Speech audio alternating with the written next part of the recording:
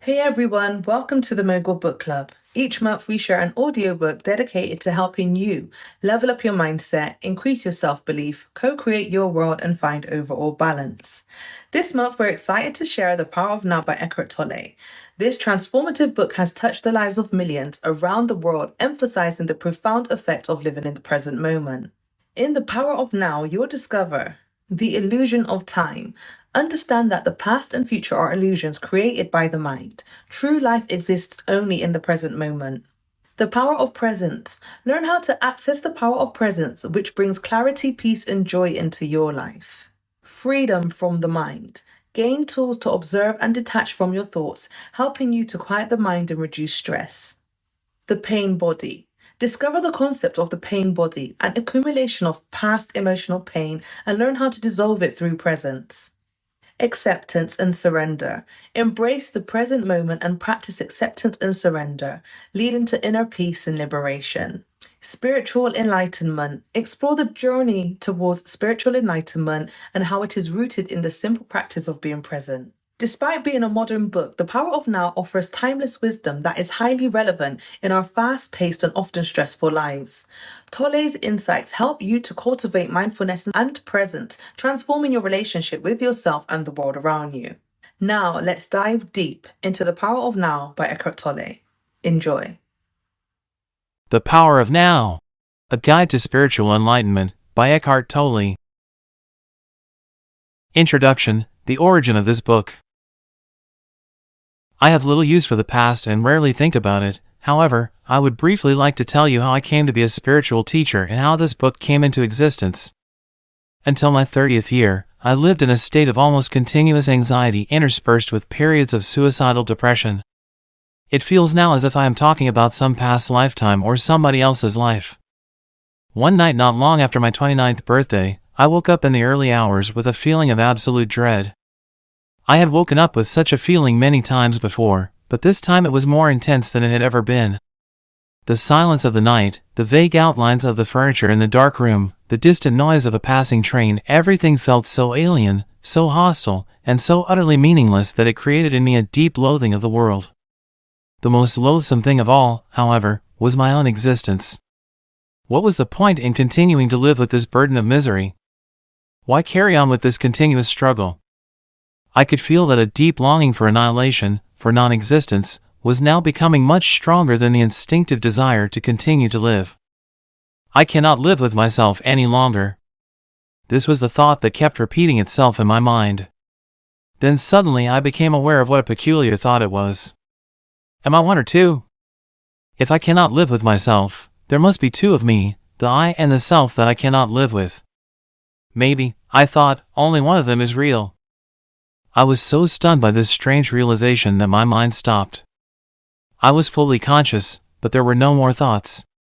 Then I felt drawn into what seemed like a vortex of energy. It was a slow movement at first and then accelerated.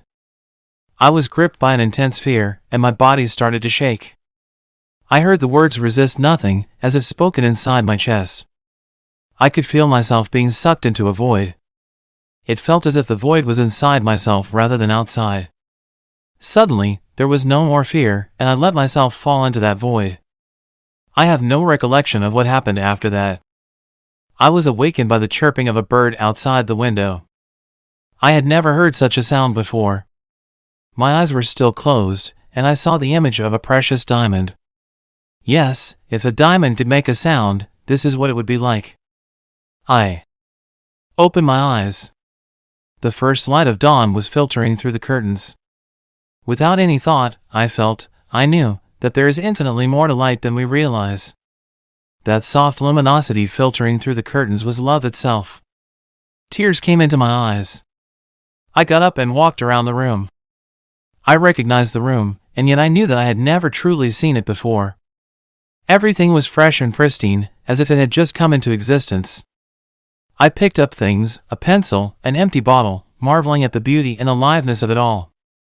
That day I walked around the city in utter amazement at the miracle of life on earth, as if I had just been born into this world. For the next 5 months, I lived in a state of uninterrupted deep peace and bliss. After that, it diminished somewhat in intensity, or perhaps it just seemed to because it became my natural state. I could still function in the world, although I realized that nothing I ever did could possibly add anything to what I already had. I knew, of course, that something profoundly significant had happened to me, but I didn't understand it at all. It wasn't until several years later, after I had read spiritual texts and spent time with spiritual teachers, that I realized that what everybody was looking for had already happened to me. I understood that the intense pressure of suffering that night must have forced my consciousness to withdraw from its identification with the unhappy and deeply fearful self, which is ultimately a fiction of the mind. This withdrawal must have been so complete that this false, suffering self immediately collapsed, just as if a plug had been pulled out of an inflatable toy. What was left then was my true nature as the ever-present I am, consciousness in its pure state prior to identification with form. Later I also learned to go into that inner timeless and deathless realm that I had originally perceived as a void and remain fully conscious. I dwelt in states of such indescribable bliss and sacredness that even the original experience I just described pales in comparison. A time came when, for a while, I was left with nothing on the physical plane. I had no relationships, no job, no home, no socially defined identity. I spent almost 2 years sitting on park benches in a state of the most intense joy. But even the most beautiful experiences come and go. More fundamental, perhaps, than any experience is the undercurrent of peace that has never left me since then. Sometimes it is very strong, almost palpable, and others can feel it too. At other times, it is somewhere in the background, like a distant melody. Later, people would occasionally come up to me and say, "I want what you have. Can you give it to me, or show me how to get it?" And I would say, "You have it already. You just can't feel it because your mind is malting too much noise."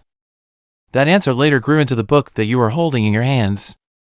Before I knew it, I had an external identity again. I had become a spiritual teacher. The truth that is within you. This book represents the essence of my work, as far as it can be conveyed in words, with individuals and small groups of spiritual seekers during the past 10 years, in Europe and in North America. In deep love and appreciation, I would like to thank those exceptional people for their courage, their willingness to embrace interchange, their challenging questions, and their readiness to listen. This book would not have come into existence without them. They belong to what is as yet a small but fortunately growing minority of spiritual pioneers, people who are reaching a point where they become capable of breaking out of inherited collective mind patterns that have kept humans in bondage to suffering for eons. I trust that this book will find its way to those who are ready for such radical inner transformation and so act as a catalyst for it. I also hope that it will reach many others who will find its content worthy of consideration, although they may not be ready to fully live or practice it. It is possible that at a later time, the seed that was sown when reading this book will merge with the seed of enlightenment that each human being carries within, and suddenly that seed will sprout and come alive within them. The book in its present form originated, often spontaneously, in response to questions asked by individuals in seminars, meditation classes, and private counseling sessions, and so I have kept the question and answer format. I learned and received as much in those classes and sessions as the questioners. Some of the questions and answers I wrote down almost verbatim. Others are generic, which is to say I combined certain types of questions that were frequently asked into one, and extracted the essence from different answers to form one generic answer. Sometimes, in the process of writing, an entirely new answer came that was more profound or insightful than anything I had ever uttered. Some additional questions were asked by the editor so as to provide further clarification of certain points. You will find that from the first to the last page, the dialogues continuously alternate between two different levels. On one level, I draw your attention to what is false in you. I speak of the nature of human unconsciousness and dysfunction as well as its most common behavioral manifestations, from conflict in relationships to warfare between tribes or nations. Such knowledge is vital, for unless you learn to recognize the false as not you, there can be no lasting transformation, and you would always end up being drawn back into illusion and into some form of pain. On this level, I also show you how not to make that which is false in you into a self and into a personal problem, for that is how the false perpetuates itself. On another level, I speak of a profound transformation of human consciousness not as a distant future possibility, but available now no matter who or where you are. You are shown how to free yourself from enslavement to the mind, enter into this enlightened state of consciousness and sustain it in everyday life. On this level of the book, the words are not always concerned with information, but often designed to draw you into this new consciousness as you read. Again and again, I endeavor to take you with me into that timeless state of intense conscious presence in the now, so as to give you a taste of enlightenment. Until you are able to experience what I speak of, you may find those passages somewhat repetitive. As soon as you do, however, I believe you will realize that they contain a great deal of spiritual power, and they may become for you the most rewarding parts of the book.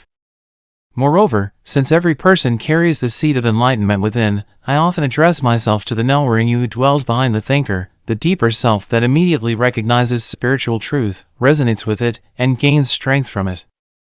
The pause symbol after certain passages is a suggestion that you may want to stop reading for a moment, become still, and feel and experience the truth of what has just been said.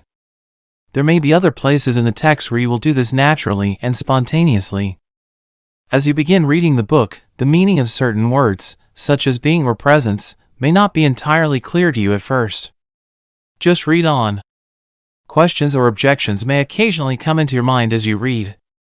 They will probably be answered later in the book, or they may turn out to be irrelevant as you go more deeply into the teaching and into yourself. Don't read with the mind only.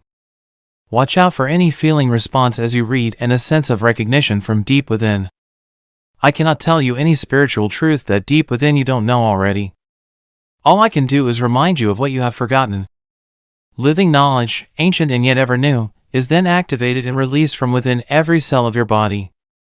The mind always wants to categorize and compare, but this book will work better for you if you do not attempt to compare its terminology with that of other teachings, otherwise, you will probably become confused. I use words such as mind, happiness, and consciousness in ways that do not necessarily correlate with other teachings. Don't get attached to any words. They are only stepping stones, to be left behind as quickly as possible. When I occasionally quote the words of Jesus or the Buddha, from A Course in Miracles or from other teachings, I do so not in order to compare, but to draw your attention to the fact that in essence there is and always has been only one spiritual teaching, although it comes in many forms. Some of these forms, such as the ancient religions, have become so overlaid with extraneous matter that their spiritual essence has become almost completely obscured by it. To a large extent, therefore, their deeper meaning is no longer recognized and their transformative power lost. When I quote from the ancient religions or other teachings, it is to reveal their deeper meaning and thereby restore their transformative power, particularly for those readers who are followers of these religions or teachings. I say to them, there is no need to go elsewhere for the truth. Let me show you how to go more deeply into what you already have. Mostly, however, I have endeavored to use terminology that is as neutral as possible in order to reach a wide range of people. This book can be seen as a restatement for our time of that one timeless spiritual teaching, the essence of all religions.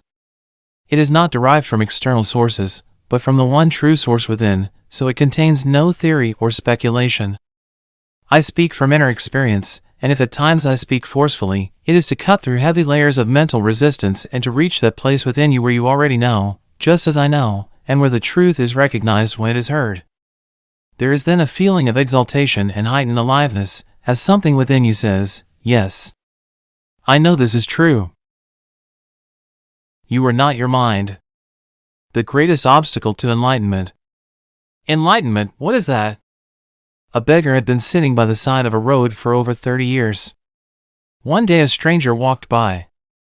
"Spare some change," mumbled the beggar, mechanically holding out his old baseball cap. "I have nothing to give you," said the stranger. Then he asked, "What's that you are sitting on?" "Nothing," replied the beggar. "Just an old box. I have been sitting on it for as long as I can remember." "Ever looked inside?" asked the stranger. "No," said the beggar. "What's the point?" "There's nothing in there." "Have a look inside," insisted the stranger.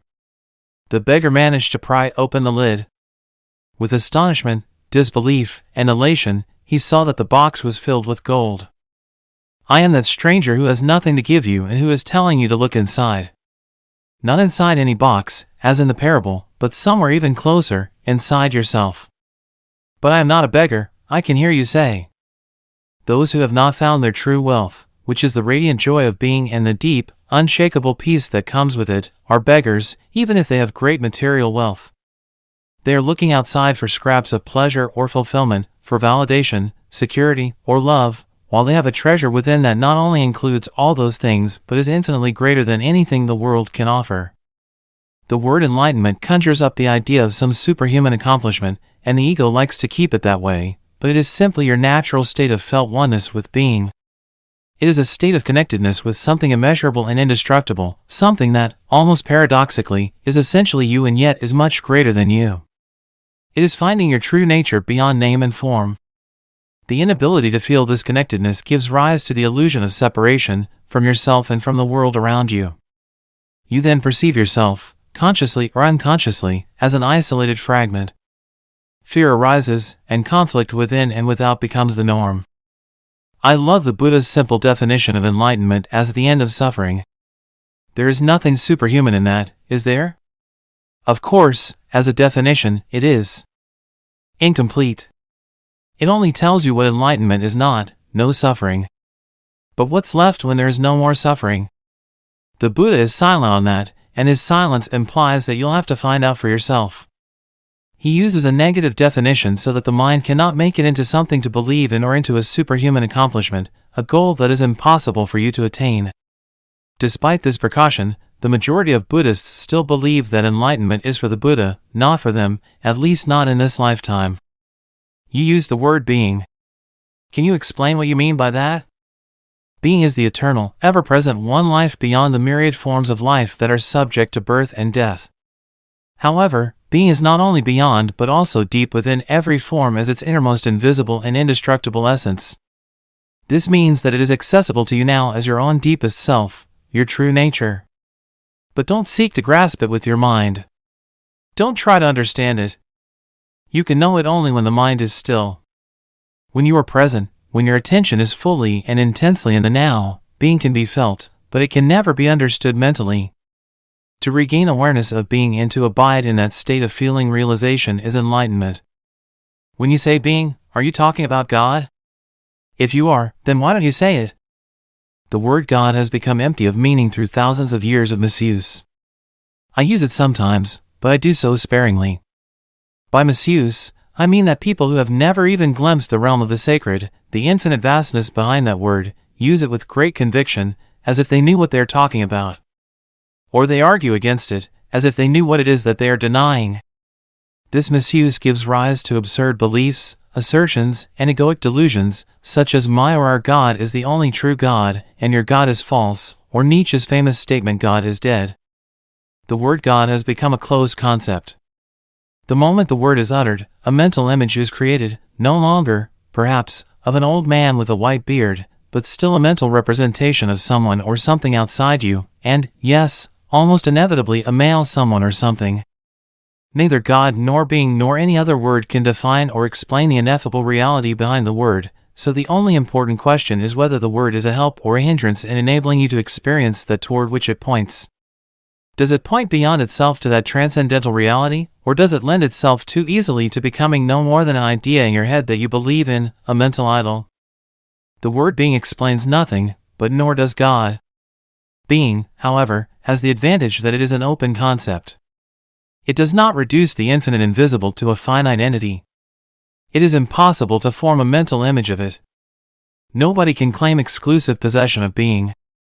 It is your very essence, and it is immediately accessible to you as the feeling of your own presence, the realization I am that is prior to I am this or I am that.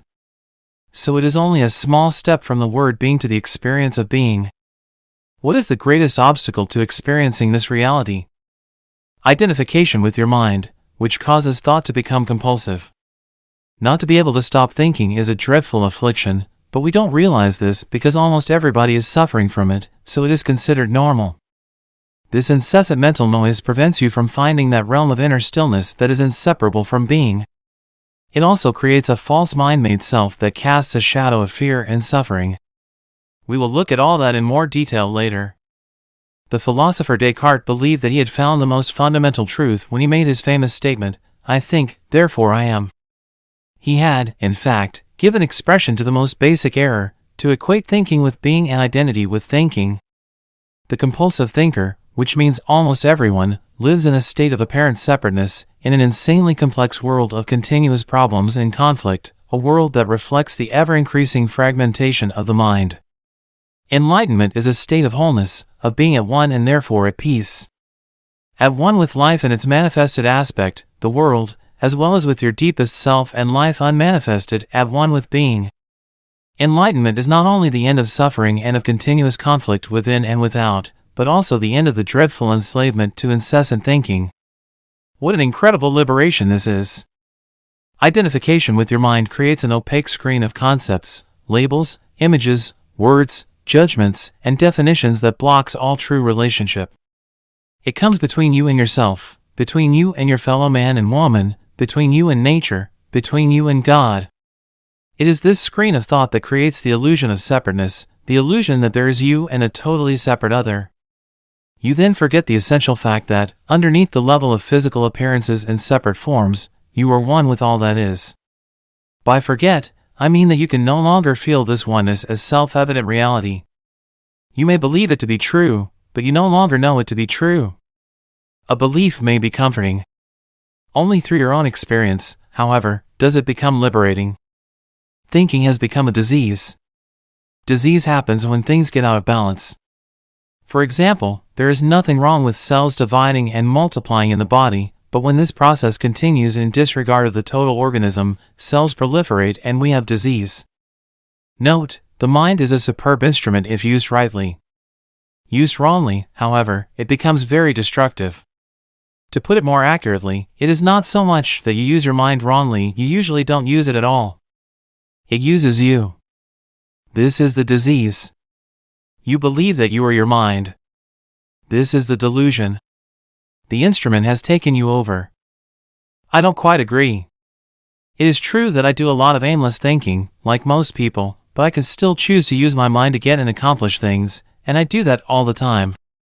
Just because you can solve a crossword puzzle or build an atom bomb doesn't mean that you use your mind. Just as dogs love to chew bones, the mind loves to get its teeth into problems. That's why it does crossword puzzles and builds atom bombs. You have no interest in either. Let me ask you this, can you be free of your mind whenever you want to? Have you found the off button? Then the mind is using you. You are unconsciously identified with it, so you don't even know that you are its slave. It's almost as if you were possessed without knowing it, and so you take the possessing entity to be yourself. The beginning of freedom is the realization that you are not the possessing entity, the thinker. Knowing this enables you to observe the entity. The moment you start watching the thinker, a higher level of consciousness becomes activated. You then begin to realize that there is a vast realm of intelligence beyond thought, that thought is only a tiny aspect of that intelligence. You also realize that all the things that truly matter, beauty, love, creativity, joy, inner peace, arise from beyond the mind. You begin to awaken, freeing yourself from your mind. What exactly do you mean by watching the thinker? When someone goes to the doctor and says, "I hear a voice in my head," he or she will most likely be sent to a psychiatrist. The fact is that, in a very similar way, virtually everyone hears a voice, or several voices, in their head all the time, the involuntary thought processes that you don't realize you have the power to stop. Continuous monologues or dialogues. You have probably come across mad people in the street incessantly talking or muttering to themselves. Well, that's not much different from what you and all other normal people do, except that you don't do it out loud. The voice comments, speculates, judges, compares, complains, likes, dislikes, and so on. The voice isn't necessarily relevant to the situation you find yourself in at the time. It may be reviving the recent or distant past or rehearsing or imagining possible future situations. Here it often imagines things going wrong and negative outcomes. This is called worry. Sometimes this soundtrack is accompanied by visual images or mental movies. Even if the voice is relevant to the situation at hand, it will interpret it in terms of the past. This is because the voice belongs to your conditioned mind, which is the result of all your past history as well as of the collective cultural mindset you inherited. So you see and judge the present through the eyes of the past and get a totally distorted view of it. It is not uncommon for the voice to be a person's own worst enemy. Many people live with a tormentor in their head that continuously attacks and punishes them and drains them of vital energy. It is the cause of untold misery and unhappiness, as well as of disease. The good news is that you can free yourself from your mind. This is the only true liberation. You can take the first step right now. Start listening to the voice in your head as often as you can. Pay particular attention to any repetitive thought patterns, those old gramophone records that have been playing in your head perhaps for many years. This is what I mean by watching the thinker, which is another way of saying, listen to the voice in your head, be there as the witnessing presence. When you listen to that voice, listen to it impartially. That is to say, do not judge. Do not judge or condemn what you hear, for doing so would mean that the same voice has come in again through the back door. You will soon realize, there is the voice, and here I am listening to it, watching it. This I am realization, this sense of your own presence, is not a thought. It arises from beyond the mind. So when you listen to a thought, you are aware not only of the thought but also of yourself as the witness of the thought. A new dimension of consciousness has come in. As you listen to the thought, you feel a conscious presence, your deeper self, behind or underneath the thought, as it were. The thought then loses its power over you and quickly subsides, because you are no longer energizing the mind through identification with it. This is the beginning of the end of involuntary and compulsive thinking. When a thought subsides, you experience a discontinuity in the mental stream, a gap of no mind. At first, the gaps will be short, a few seconds perhaps, but gradually they will become longer. When these gaps occur, you feel a certain stillness and peace inside you. This is the beginning of your natural state of felt oneness with being, which is usually obscured by the mind. With practice, the sense of stillness and peace will deepen. In fact, there is no end to its depth. You will also feel a subtle emanation of joy arising from deep within, the joy of being. It is not a trance-like state. Not at all. There is no loss of consciousness here. The opposite is the case. If the price of peace were a lowering of your consciousness, and the price of stillness a lack of vitality and alertness, then they would not be worth having. In this state of interconnectedness, you are much more alert, more awake than in the mind-identified state. You are fully present. It also raises the vibrational frequency of the energy field that gives life to the physical body. As you go more deeply into this realm of no mind, as it is sometimes called in the East, you realize the state of pure consciousness. In that state, you feel your own presence with such intensity and such joy that all thinking, all emotions, your physical body, as well as the whole external world become relatively insignificant in comparison to it. And yet this is not a selfish but a selfless state. It takes you beyond what you previously thought of as yourself. That presence is essentially you and at the same time inconceivably greater than you. What I'm trying to convey here may sound paradoxical or even contradictory, but there is no other way that I can express it. Instead of watching the thinker, you can also create a gap in the mind stream simply by directing the focus of your attention into the now. Just become intensely conscious of the present moment. This is a deeply satisfying thing to do. In this way, you draw consciousness away from mind activity and create a gap of no mind in which you are highly alert and aware but not thinking. This is the essence of meditation. In your everyday life, you can practice this by taking any routine activity that normally is only a means to an end and giving it your fullest attention, so that it becomes an end in itself. For example, every time you walk up and down the stairs in your house or place of work, pay close attention to every step, every movement, even your breathing. Be totally present.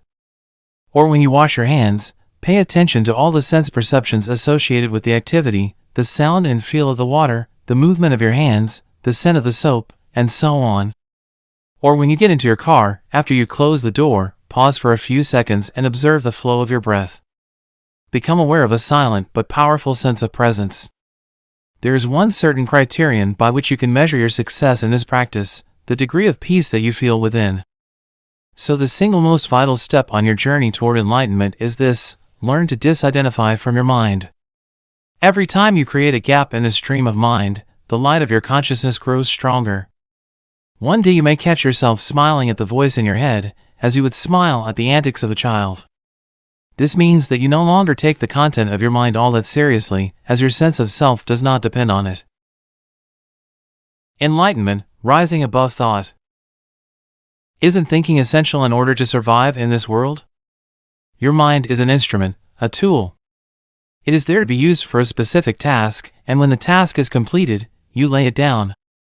As it is, I would say about 80 to 90% of most people's thinking is not only repetitive and useless, but because of its dysfunctional and often negative nature, much of it is also harmful. Observe your mind and you will find this to be true. It causes a serious leakage of vital energy. This kind of compulsive thinking is actually an addiction. What characterizes an addiction? Quite simply this: you no longer feel that you have the choice to stop. It seems stronger than you. It also gives you a false sense of pleasure that invariably turns into pain. Why should we be addicted to thinking? Because you are identified with it, which means that you derive your sense of self from the content and activity of your mind. Because you believe that you would cease to be if you stopped thinking. As you grow up, you form a mental image of who you are, based on your personal and cultural conditioning. We may call this phantom self the ego. It consists of mind activity and can only be kept going through constant thinking. The term ego means different things to different people, but when I use it here it means a false self, created by unconscious identification with the mind. To the ego, the present moment hardly exists. Only past and future are considered important. This total reversal of the truth accounts for the fact that in the ego mode the mind is so dysfunctional. It is always concerned with keeping the past alive, because without it, who are you? It constantly projects itself into the future to ensure its continued survival and to seek some kind of release or fulfillment there. It says, one day, when this, that, or the other happens, I am going to be okay, happy, at peace. Even when the ego seems to be concerned with the present, it is not the present that it sees, it misperceives it completely because it looks at it through the eyes of the past. Or it reduces the present to a means to an end that always lies in the mind-projected future. Observe your mind and you'll see that this is how it works. The present moment holds the key to liberation. But you cannot find the present moment as long as you are your mind. I don't want to lose my ability to analyze and discriminate. I wouldn't mind learning to think more clearly, in a more focused way, but I don't want to lose my mind. The gift of thought is the most precious thing we have. Without it, we would just be another species of animal. The predominance of mind is no more than a stage in the evolution of consciousness. We need to go on to the next stage now as a matter of urgency, otherwise, we will be destroyed by the mind, which has grown into a monster. I will talk about this in more detail later. Thinking and consciousness are not synonymous. Thinking is only a small aspect of consciousness. Thought cannot exist without consciousness, but consciousness does not need thought. Enlightenment means rising above thought, not falling back to a level below thought, the level of an animal or a plant. In the enlightened state, you still use your thinking mind when needed, but in a much more focused and effective way than before. You use it mostly for practical purposes, but you are free of the involuntary internal dialogue, and there is inner stillness. When you do use your mind, and particularly when a creative solution is needed, you oscillate every few minutes or so between thought and stillness, between mind and no mind. No mind is consciousness without thought. Only in that way is it possible to think creatively, because only in that way does thought have any real power.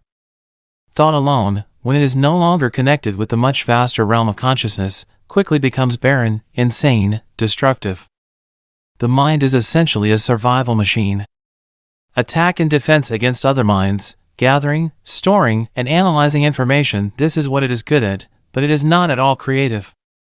All true artists, whether they know it or not, create from a place of no mind, from inner stillness. The mind then gives form to the creative impulse or insight. Even the great scientists have reported that their creative breakthroughs came at a time of mental quietude. The surprising result of a nationwide inquiry among America's most eminent mathematicians, including Einstein, to find out their working methods, was that thinking plays only a subordinate part in the brief, decisive phase of the creative act itself. So I would say that the simple reason why the majority of scientists are not creative is not because they don't know how to think, but because they don't know how to stop thinking. It wasn't through the mind, through thinking, that the miracle that is life on earth or your body were created and are being sustained. There is clearly an intelligence at work that is far greater than the mind. How can a single human cell measuring 1/1000 of an inch across contain instructions within its DNA that would fill 1,000 books of 600 pages each? The more we learn about the workings of the body, the more we realize just how vast is the intelligence at work within it and how little we know. When the mind reconnects with that, it becomes a most wonderful tool. It then serves something greater than itself. Emotion, the body's reaction to your mind. What about emotions? I get caught up in my emotions more than I do in my mind. Mind, in the way I use the word, is not just thought. It includes your emotions as well as all unconscious mental emotional reactive patterns. Emotion arises at the place where mind and body meet. It is the body's reaction to your mind, or you might say, a reflection of your mind in the body. For example, an attack thought or a hostile thought will create a buildup of energy in the body that we call anger. The body is getting ready to fight. The thought that you are being threatened, physically or psychologically, causes the body to contract, and this is the physical side of what we call fear. Research has shown that strong emotions even cause changes in the biochemistry of the body. These biochemical changes represent the physical or material aspect of the emotion. Of course, you are not usually conscious of all your thought patterns, and it is often only through watching your emotions that you can bring them into awareness.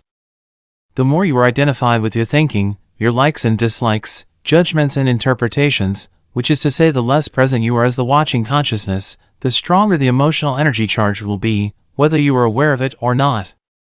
If you cannot feel your emotions, if you are cut off from them, you will eventually experience them on a purely physical level, as a physical problem or symptom. A great deal has been written about this in recent years, so we don't need to go into it here. A strong unconscious emotional pattern may even manifest as an external event that appears to just happen to you. For example, I have observed that people who carry a lot of anger inside without being aware of it and without expressing it are more likely to be attacked, verbally or even physically, by other angry people, and often for no apparent reason. They have a strong emanation of anger that certain people pick up subliminally and that triggers their own latent anger. If you have difficulty feeling your emotions, start by focusing attention on the inner energy field of your body. Feel the body from within. This will also put you in touch with your emotions. We will explore this in more detail later. You say that an emotion is the mind's reflection in the body. But sometimes there is a conflict between the two. The mind says no while the emotion says yes, or the other way around. If you really want to know your mind, the body will always give you a truthful reflection, so look at the emotion or rather feel it in your body. If there is an apparent conflict between them, the thought will be the lie, the emotion will be the truth. Not the ultimate truth of who you are, but the relative truth of your state of mind at that time. Conflict between surface thoughts and unconscious mental processes is certainly common. You may not yet be able to bring your unconscious mind activity into awareness as thoughts, but it will always be reflected in the body as an emotion, and of this you can become aware. To watch an emotion in this way is basically the same as listening to or watching a thought, which I described earlier. The only difference is that, while a thought is in your head, an emotion has a strong physical component and so is primarily felt in the body.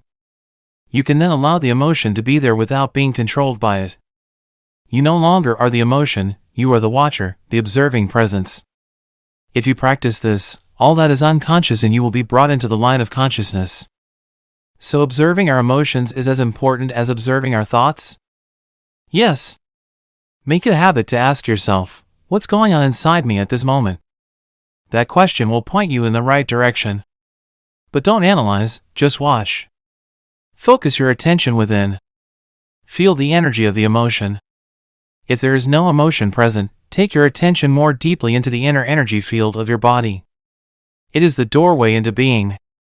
An emotion usually represents an amplified and energized thought pattern, and because of its often overpowering energetic charge, it is not easy initially to stay present enough to be able to watch it. It wants to take you over, and it usually succeeds unless there is enough presence in you. If you are pulled into unconscious identification with the emotion through lack of presence, which is normal, the emotion temporarily becomes you. Often a vicious circle builds up between your thinking and the emotion, they feed each other. The thought pattern creates a magnified reflection of itself in the form of an emotion, and the vibrational frequency of the emotion keeps feeding the original thought pattern. By dwelling mentally on the situation, event, or person that is the perceived cause of the emotion, the thought feeds energy to the emotion, which in turn energizes the thought pattern, and so on. Basically, all emotions are modifications of one primordial, undifferentiated emotion that has its origin in the loss of awareness of who you are beyond name and form. Because of its undifferentiated nature, it is hard to find a name that precisely describes this emotion. Fear comes close, but apart from a continuous sense of threat, it also includes a deep sense of abandonment and incompleteness. It may be best to use a term that is as undifferentiated as that basic emotion and simply call it pain. One of the main tasks of the mind is to fight or remove that emotional pain, which is one of the reasons for its incessant activity, but all it can ever achieve is to cover it up temporarily. In fact, the harder the mind struggles to get rid of the pain, the greater the pain. The mind can never find the solution, nor can it afford to allow you to find the solution, because it is itself an intrinsic part of the problem. Imagine a chief of police trying to find an arsonist when the arsonist is the chief of police. You will not be free of that pain until you cease to derive your sense of self from identification with the mind, which is to say from ego. The mind is then toppled from its place of power and being reveals itself as your true nature. Yes, I know what you were going to ask. I was going to ask, what about positive emotions such as love and joy? They are inseparable from your natural state of interconnectedness with being. Glimpses of love and joy or brief moments of deep peace are possible whenever a gap occurs in the stream of thought. For most people, such gaps happen rarely and only accidentally, in moments when the mind is rendered speechless, sometimes triggered by great beauty, extreme physical exertion, or even great danger. Suddenly, there is inner stillness. And within that stillness there is a subtle but intense joy, there is love, there is peace. Usually, such moments are short-lived, as the mind quickly resumes its noise-making activity that we call thinking. Love, joy, and peace cannot flourish until you have freed yourself from mind dominance. But they are not what I would call emotions. They lie beyond the emotions, on a much deeper level. So you need to become fully conscious of your emotions and be able to feel them before you can feel that which lies beyond them. Emotion literally means disturbance. The word comes from the Latin emovere, meaning to disturb. Love, joy, and peace are deep states of being, or rather three aspects of the state of interconnectedness with being. As such, they have no opposite. This is because they arise from beyond the mind. Emotions, on the other hand, being part of the dualistic mind, are subject to the law of opposites. This simply means that you cannot have good without bad. So in the unenlightened, mind-identified condition, what is sometimes wrongly called joy is the usually short-lived pleasure side of the continuously alternating pain/pleasure cycle. Pleasure is always derived from something outside you, whereas joy arises from within. The very thing that gives you pleasure today will give you pain tomorrow, or it will leave you, so its absence will give you pain. And what is often referred to as love may be pleasurable and exciting for a while, but it is an addictive clinging, an extremely needy condition that can turn into its opposite at the flick of a switch. Many love relationships, after the initial euphoria has passed, actually oscillate between love and hate, attraction and attack. Real love doesn't make you suffer. How could it? It doesn't suddenly turn into hate, nor does real joy turn into pain. As I said, even before you are enlightened, before you have freed yourself from your mind, you may get glimpses of true joy, true love, or of a deep inner peace, still but vibrantly alive. These are aspects of your true nature, which is usually obscured by the mind. Even within a normal addictive relationship, there can be moments when the presence of something more genuine, something incorruptible, can be felt. But they will only be glimpses, soon to be covered up again through mind interference. It may then seem that you had something very precious and lost it, or your mind may convince you that it was all an illusion anyway. The truth is that it wasn't an illusion, and you cannot lose it. It is part of your natural state, which can be obscured but can never be destroyed by the mind. Even when the sky is heavily overcast, the sun hasn't disappeared. It's still there on the other side of the clouds. The Buddha says that pain or suffering arises through desire or craving, and that to be free of pain we need to cut the bonds of desire. All cravings are the mind seeking salvation or fulfillment in external things and in the future as a substitute for the joy of being. As long as I am my mind, I am those cravings, those needs, wants, attachments, and aversions, and apart from them there is no I except as a mere possibility, an unfulfilled potential, a seed that has not yet sprouted. In that state, even my desire to become free or enlightened is just another craving for fulfillment or completion in the future. So don't seek to become free of desire or achieve enlightenment. Become present. Be there as the observer of the mind. Instead of quoting the Buddha, be the awakened one, which is what the word Buddha means. Humans have been in the grip of pain for eons, ever since they fell from the state of grace, entered the realm of time and mind, and lost awareness of being. At that point, they started to perceive themselves as meaningless fragments in an alien universe, unconnected to the source and to each other. Pain is inevitable as long as you are identified with your mind, which is to say as long as you are unconscious, spiritually speaking. I am talking here primarily of emotional pain, which is also the main cause of physical pain and physical disease. Resentment, hatred, self-pity, guilt, anger, depression, jealousy, and so on, even the slightest irritation, are all forms of pain. And every pleasure or emotional high contains within itself the seed of pain, its inseparable opposite, which will manifest in time.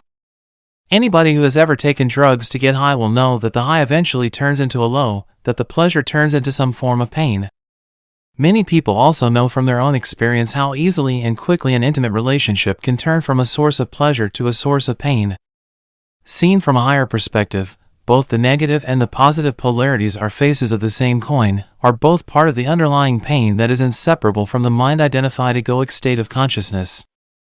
There are two levels to your pain, the pain that you create now, and the pain from the past that still lives on in your mind and body.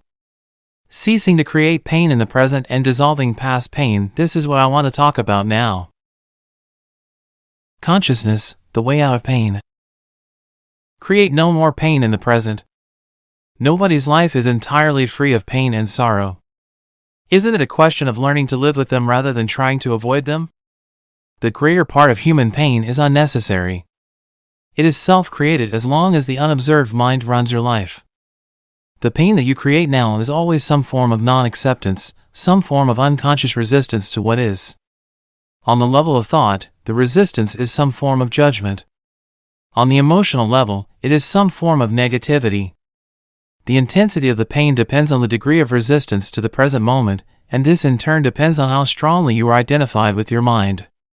The mind always seeks to deny the now and to escape from it. In other words, the more you are identified with your mind, the more you suffer. Or you may put it like this, the more you are able to honor and accept the now, the more you are free of pain, of suffering, and free of the egoic mind. Why does the mind habitually deny or resist the now? Because it cannot function and remain in control without time, which is past and future, so it perceives the timeless now as threatening. Time and mind are in fact inseparable. Imagine the earth devoid of human life, inhabited only by plants and animals. Would it still have a past and a future? Could we still speak of time in any meaningful way? The question, what time is it, or what's the date today? If anybody were there to ask it, would be quite meaningless. The oak tree or the eagle would be bemused by such a question. What time, they would ask. Well, of course, it's now. The time is now. What else is there? Yes, we need the mind as well as time to function in this world, but there comes a point where they take over our lives, and this is where dysfunction, pain, and sorrow set in. The mind, to ensure that it remains in control, seeks continuously to cover up the present moment with past and future, and so, as the vitality and infinite creative potential of being, which is inseparable from the now, becomes covered up by time, your true nature becomes obscured by the mind. An increasingly heavy burden of time has been accumulating in the human mind. All individuals are suffering under this burden, but they also keep adding to it every moment whenever they ignore or deny that precious moment or reduce it to a means of getting to some future moment, which only exists in the mind, never in actuality. The accumulation of time in the collective and individual human mind also holds a vast amount of residual pain from the past. If you no longer want to create pain for yourself and others, if you no longer want to add to the residue of past pain that still lives on in you, then don't create any more time, or at least no more than is necessary to deal with the practical aspects of your life. How to stop creating time? Realize deeply that the present moment is all you ever have. Make the now the primary focus of your life. Whereas before you dwelt in time and paid brief visits to the now, Have your dwelling place in the now and pay brief visits to past and future when required to deal with the practical aspects of your life situation. Always say yes to the present moment. What could be more futile, more insane, than to create inner resistance to something that already is? What could be more insane than to oppose life itself, which is now and always now? Surrender to what is. Say yes to life and see how life suddenly starts working for you rather than against you. The present moment is sometimes unacceptable, unpleasant, or awful. It is as it is. Observe how the mind labels it and how this labeling process, this continuous sitting in judgment, creates pain and unhappiness. By watching the mechanics of the mind, you step out of its resistance patterns, and you can then allow the present moment to be. This will give you a taste of the state of inner freedom from external conditions, the state of true inner peace. Then see what happens, and take action if necessary or possible. Accept, then act. Whatever the present moment contains, accept it as if you had chosen it. Always work with it, not against it. Make it your friend and ally, not your enemy. This will miraculously transform your whole life. Past pain, dissolving the pain body. As long as you are unable to access the power of the now, every emotional pain that you experience leaves behind a residue of pain that lives on in you. It merges with the pain from the past, which was already there, and becomes lodged in your mind and body. This, of course, includes the pain you suffered as a child, caused by the unconsciousness of the world into which you were born. This accumulated pain is a negative energy field that occupies your body and mind. If you look on it as an invisible entity in its own right, you are getting quite close to the truth. It's the emotional pain body. It has two modes of being, dormant and active. A pain body may be dormant 90% of the time in a deeply unhappy person, though it may be active up to 100% of the time. Some people live almost entirely through their pain body, while others may experience it only in certain situations, such as intimate relationships, or situations linked with past loss or abandonment, physical or emotional hurt, and so on. Anything can trigger it, particularly if it resonates with a pain pattern from your past. When it is ready to awaken from its dormant stage, even a thought or an innocent remark made by someone close to you can activate it. Some pain bodies are obnoxious but relatively harmless, for example like a child who won't stop whining. Others are vicious and destructive monsters, true demons. Some are physically violent, many more are emotionally violent. Some will attack people around you or close to you, while others may attack you, their host. Thoughts and feelings you have about your life then become deeply negative and self-destructive. Illnesses and accidents are often created in this way. Some pain bodies drive their hosts to suicide. When you thought you knew a person and then you were suddenly confronted with this alien, nasty creature for the first time, you were in for quite a shock. However, it's more important to observe it in yourself than in someone else. Watch out for any sign of unhappiness in yourself, in whatever form it may be the awakening pain body. This can take the form of irritation, impatience, a somber mood, a desire to hurt, anger, rage, depression, a need to have some drama in your relationship, and so on. Catch it the moment it awakens from its dormant state. The pain body wants to survive, just like every other entity in existence, and it can only survive if it gets you to unconsciously identify with it. It can then rise up, take you over, become you, and live through you. It needs to get its food through you. It will feed on any experience that resonates with its own kind of energy, anything that creates further pain in whatever form, anger, destructiveness, hatred, grief, emotional drama, violence, and even illness. So the pain body, when it has taken you over, will create a situation in your life that reflects back its own energy frequency for it to feed on. Pain can only feed on pain. Pain cannot feed on joy. It finds it quite indigestible. Once the pain body has taken you over, you want more pain. You become a victim or a perpetrator. You want to inflict pain, or you want to suffer pain, or both. There isn't really much difference between the two. You are not conscious of this, of course, and will vehemently claim that you do not want pain. But look closely and you will find that your thinking and behavior are designed to keep the pain going, for yourself and others. If you were truly conscious of it, the pattern would dissolve, for to want more pain is insanity, and nobody is consciously insane. The pain body, which is the dark shadow cast by the ego, is actually afraid of the light of your consciousness. It is afraid of being found out. Its survival depends on your unconscious identification with it, as well as on your unconscious fear of facing the pain that lives in you. But if you don't face it, if you don't bring the light of your consciousness into the pain, you will be forced to relive it again and again. The pain body may seem to you like a dangerous monster that you cannot bear to look at, but I assure you that it is an insubstantial phantom that cannot prevail against the power of your presence. Some spiritual teachings state that all pain is ultimately an illusion, and this is true. The question is it true for you? A mere belief doesn't make it true. Do you want to experience pain for the rest of your life and keep saying that it is an illusion? Does that free you from the pain? What we are concerned with here is how you can realize this truth, that is, make it real in your own experience. So the pain body doesn't want you to observe it directly and see it for what it is. The moment you observe it, feel its energy field within you, and take your attention into it, the identification is broken. A higher dimension of consciousness has come in. I call it presence. You are now the witness or the watcher of the pain body.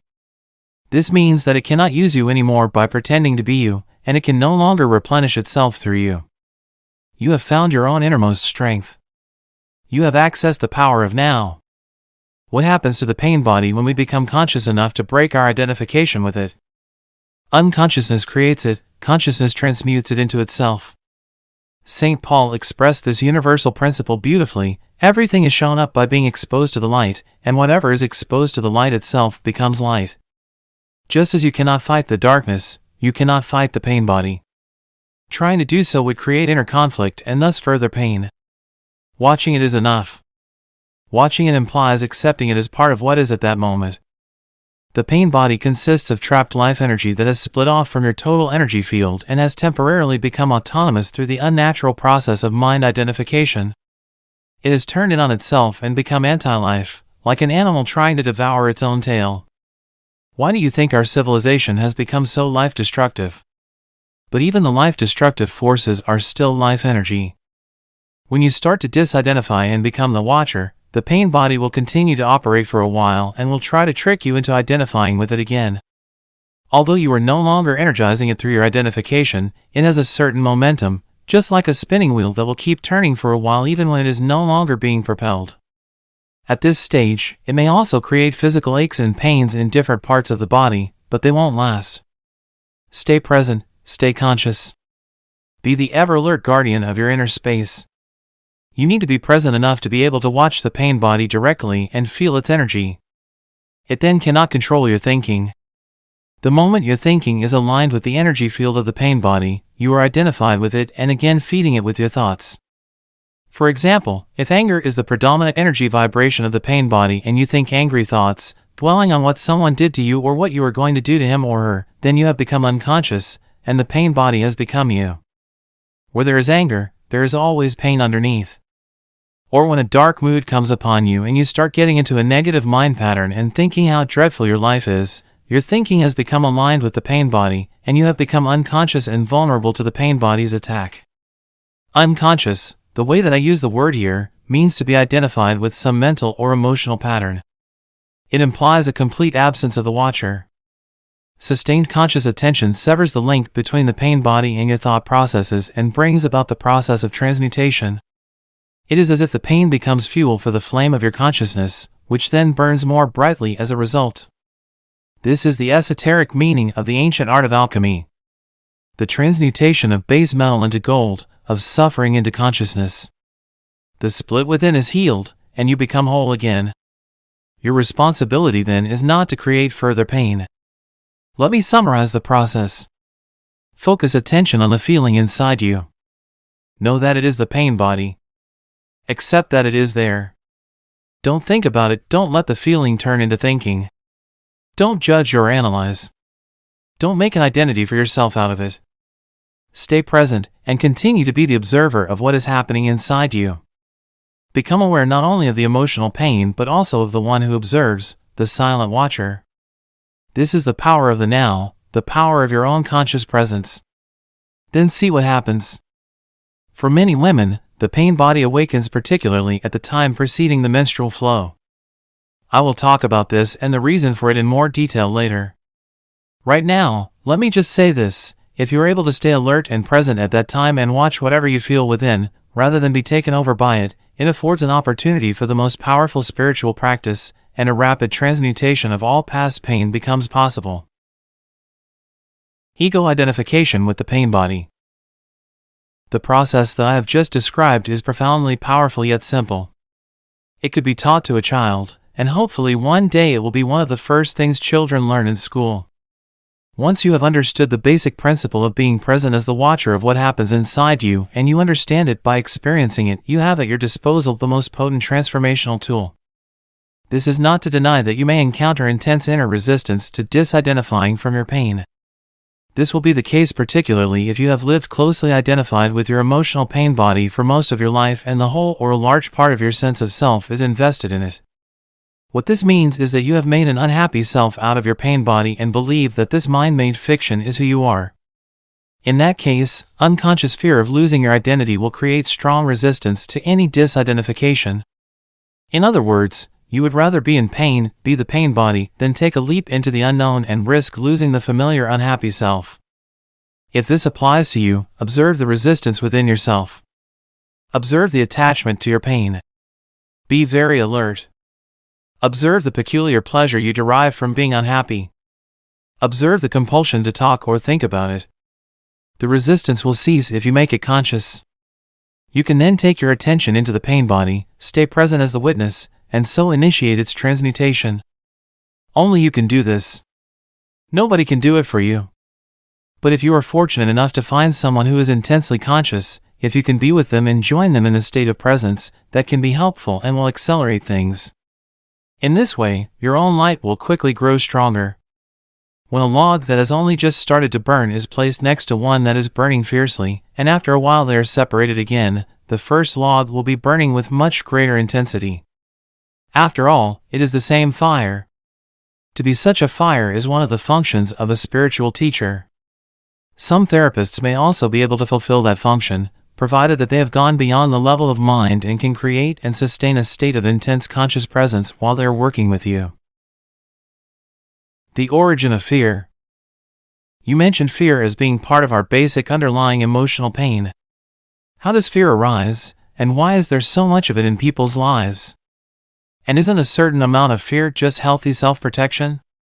If I didn't have a fear of fire, I might put my hand in it and get burned. The reason why you don't put your hand in the fire is not because of fear, it's because you know that you'll get burned. You don't need fear to avoid unnecessary danger, just a minimum of intelligence and common sense. For such practical matters, it is useful to apply the lessons learned in the past. Now, if someone threatened you with fire or with physical violence, you might experience something like fear. This is an instinctive shrinking back from danger, but not the psychological condition of fear that we are talking about here. The psychological condition of fear is divorced from any concrete and true immediate danger. It comes in many forms: unease, worry, anxiety, nervousness, tension, dread, phobia, and so on. This kind of psychological fear is always of something that might happen, not of something that is happening now.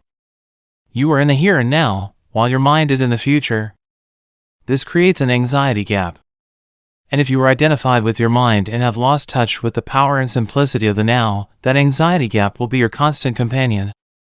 You can always cope with the present moment, but you cannot cope with something that is only a mind projection. You cannot cope with the future. Moreover, as long as you are identified with your mind, the ego runs your life, as I pointed out earlier. Because of its phantom nature, and despite elaborate defense mechanisms, the ego is very vulnerable and insecure, and it sees itself as constantly under threat. This, by the way, is the case even if the ego is outwardly very confident. Now remember that an emotion is the body's reaction to your mind.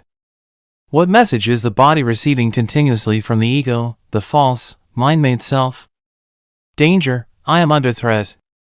And what is the emotion generated by this continuous message? Fear, of course. Fear seems to have many causes. Fear of loss, fear of failure, fear of being hurt, and so on, but ultimately all fear is the ego's fear of death, of annihilation. To the ego, death is always just around the corner. In this mind-identified state, fear of death affects every aspect of your life. For example, even such a seemingly trivial and normal thing as the compulsive need to be right in an argument and make the other person wrong, defending the mental position with which you have identified, is due to the fear of death. If you identify with a mental position, then if you are wrong, your mind-based sense of self is seriously threatened with annihilation. So you as the ego cannot afford to be wrong. To be wrong is to die. Wars have been fought over this, and countless relationships have broken down.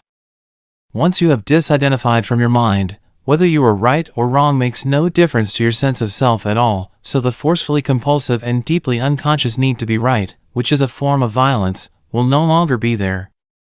You can state clearly and firmly how you feel or what you think, but there will be no aggressiveness or defensiveness about it. Your sense of self is then derived from a deeper and truer place within yourself, not from the mind. Watch out for any kind of defensiveness within yourself. What are you defending? An illusory identity, an image in your mind, a fictitious entity. By making this pattern conscious, by witnessing it, you disidentify from it. In the light of your consciousness, the unconscious pattern will then quickly dissolve. This is the end of all arguments and power games, which are so corrosive to relationships. Power over others is weakness disguised as strength. True power is within, and it is available to you now. So anyone who is identified with their mind and, therefore, disconnected from their true power, their deeper self rooted in being, will have fear as their constant companion. The number of people who have gone beyond mind is as yet extremely small, so you can assume that virtually everyone you meet or know lives in a state of fear. Only the intensity of it varies. It fluctuates between anxiety and dread at one end of the scale and a vague unease and distant sense of threat at the other. Most people become conscious of it only when it takes on one of its more acute forms. The ego's search for wholeness. Another aspect of the emotional pain that is an intrinsic part of the egoic mind is a deep-seated sense of lack or incompleteness, of not being whole. In some people, this is conscious, in others unconscious. If it is conscious, it manifests as the unsettling and constant feeling of not being worthy or good enough. If it is unconscious, it will only be felt indirectly as an intense craving, wanting and needing. In either case, people will often enter into a compulsive pursuit of ego gratification and things to identify with in order to fill this hole they feel within. So they strive after possessions, money, success, power, recognition, or a special relationship, basically so that they can feel better about themselves, feel more complete. But even when they attain all these things, they soon find that the hole is still there, that it is bottomless. Then they are really in trouble, because they cannot delude themselves anymore. Well, they can and do, but it gets more difficult. As long as the egoic mind is running your life, you cannot truly be at ease, you cannot be at peace or fulfilled except for brief intervals when you obtained what you wanted, when a craving has just been fulfilled. Since the ego is a derived sense of self, it needs to identify with external things. It needs to be both defended and fed constantly. The most common ego identifications have to do with possessions, the work you do, social status and recognition, knowledge and education, physical appearance, special abilities, relationships, personal and family history, belief systems, and often also political, nationalistic, racial, religious, and other collective identifications. None of these is you. Do you find this frightening? Or is it a relief to know this? All of these things you will have to relinquish sooner or later. Perhaps you find it as yet hard to believe, and I am certainly not asking you to believe that your identity cannot be found in any of those things. You will know the truth of it for yourself. You will know it at the latest when you feel death approaching. Death is a stripping away of all that is not you. The secret of life is to die before you die and find that there is no death. Moving deeply into the now. Don't seek yourself in the mind. I feel that there is still a great deal I need to learn about the workings of my mind before I can get anywhere near full consciousness or spiritual enlightenment. No, you don't. The problems of the mind cannot be solved on the level of the mind. Once you have understood the basic dysfunction, there isn't really much else that you need to learn or understand. Studying the complexities of the mind may make you a good psychologist, but doing so won't take you beyond the mind, just as the study of madness isn't enough to create sanity. you have already understood the basic mechanics of the unconscious state, identification with the mind, which creates a false self, the ego, as a substitute for your true self rooted in being. You become as a branch cut off from the vine, as Jesus puts it. The ego's needs are endless. It feels vulnerable and threatened and so lives in a state of fear and want. Once you know how the basic dysfunction operates, there is no need to explore all its countless manifestations, no need to make it into a complex personal problem. The ego, of course, loves that. It is always seeking for something to attach itself to in order to uphold and strengthen its illusory sense of self, and it will readily attach itself to your problems. This is why, for so many people, a large part of their sense of self is intimately connected with their problems. Once this has happened, the last thing they want is to become free of them. That would mean loss of self. There can be a great deal of unconscious ego investment in pain and suffering. So once you recognize the root of unconsciousness as identification with the mind, which of course includes the emotions, you step out of it. You become present. When you are present, you can allow the mind to be as it is without getting entangled in it. The mind in itself is not dysfunctional. It is a wonderful tool. Dysfunction sets in when you seek yourself in it and mistake it for who you are. It then becomes the egoic mind and takes over your whole life. In the delusion of time, it seems almost impossible to disidentify from the mind. We are all immersed in it. How do you teach a fish to fly? Here is the key, in the delusion of time. Time and mind are inseparable. Remove time from the mind and it stops unless you choose to use it. To be identified with your mind is to be trapped in time, the compulsion to live almost exclusively through memory and anticipation. This creates an endless preoccupation with past and future and an unwillingness to honor and acknowledge the present moment and allow it to be. The compulsion arises because the past gives you an identity and the future holds the promise of salvation, of fulfillment in whatever form. Both are illusions. But without a sense of time, how would we function in this world? There would be no goals to strive toward anymore. I wouldn't even know who I am, because my past makes me who I am today. I think time is something very precious, and we need to learn to use it wisely rather than waste it. Time isn't precious at all, because it is an illusion. What you perceive as precious is not time but the one point that is out of time, the now. That is precious indeed. The more you are focused on time past and future, the more you miss the now, the most precious thing there is. Why is it the most precious thing? Firstly, because it is the only thing. It's all there is. The eternal present is the space within which your whole life unfolds, the one factor that remains constant. Life is now. There was never a time when your life was not now, nor will there ever be. Secondly, the now is the only point that can take you beyond the limited confines of the mind. It is your only point of access into the timeless and formless realm of being. Nothing exists outside the now. Are past and future just as real, sometimes even more real, than the present? After all, the past determines who we are, as well as how we perceive and behave in the present. And our future goals determine which actions we take in the present. You haven't yet grasped the essence of what I'm saying because you are trying to understand it mentally. The mind cannot understand this. Only you can. Please just listen. Have you ever experienced, done, thought, or felt anything outside the now? Do you think you ever will? Is it possible for anything to happen or be outside the now? The answer is obvious, is it not? Nothing ever happened in the past, it happened in the now. Nothing will ever happen in the future, it will happen in the now. What you think of as the past is a memory trace, stored in the mind, of a former now. When you remember the past, you reactivate a memory trace and you do so now. The future is an imagined now, a projection of the mind. When the future comes, it comes as the now. When you think about the future, you do it now.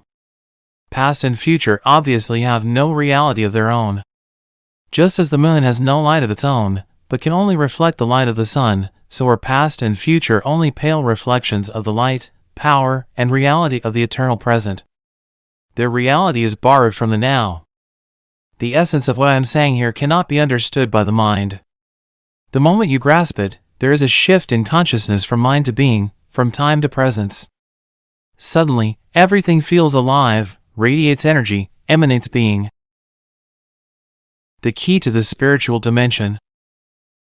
In life-threatening emergency situations, the shift in consciousness from time to presence sometimes happens naturally. The personality that has a past and a future momentarily recedes and is replaced by an intense conscious presence, very still but very alert at the same time. Whatever response is needed then arises out of that state of consciousness.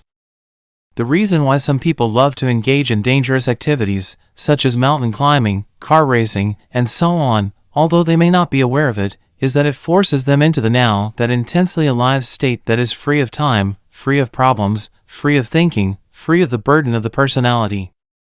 Slipping away from the present moment even for a second may mean death. Unfortunately, they come to depend on a particular activity to be in that state. But you don't need to climb the north face of the Eiger. You can enter that state now. Since ancient times, spiritual masters of all traditions have pointed to the now as the key to the spiritual dimension. Despite this, it seems to have remained a secret. It is certainly not taught in churches and temples. If you go to a church, you may hear readings from the Gospels such as "Take no thought for the morrow shall take thought for the things of itself," or "Nobody who puts his hands to the plow and looks back is fit for the kingdom of God." Or you might hear the passage about the beautiful flowers that are not anxious about tomorrow but live with ease in the timeless now and are provided for abundantly by God. The depth and radical nature of these teachings are not recognized. No one seems to realize that they are meant to be lived and so bring about a profound inner transformation. The whole essence of Zen consists in walking along the razor's edge of now, to be so utterly, so completely present that no problem, no suffering, nothing that is not who you are in your essence, can survive in you. In the now, in the absence of time, all your problems dissolve. Suffering needs time, it cannot survive in the now.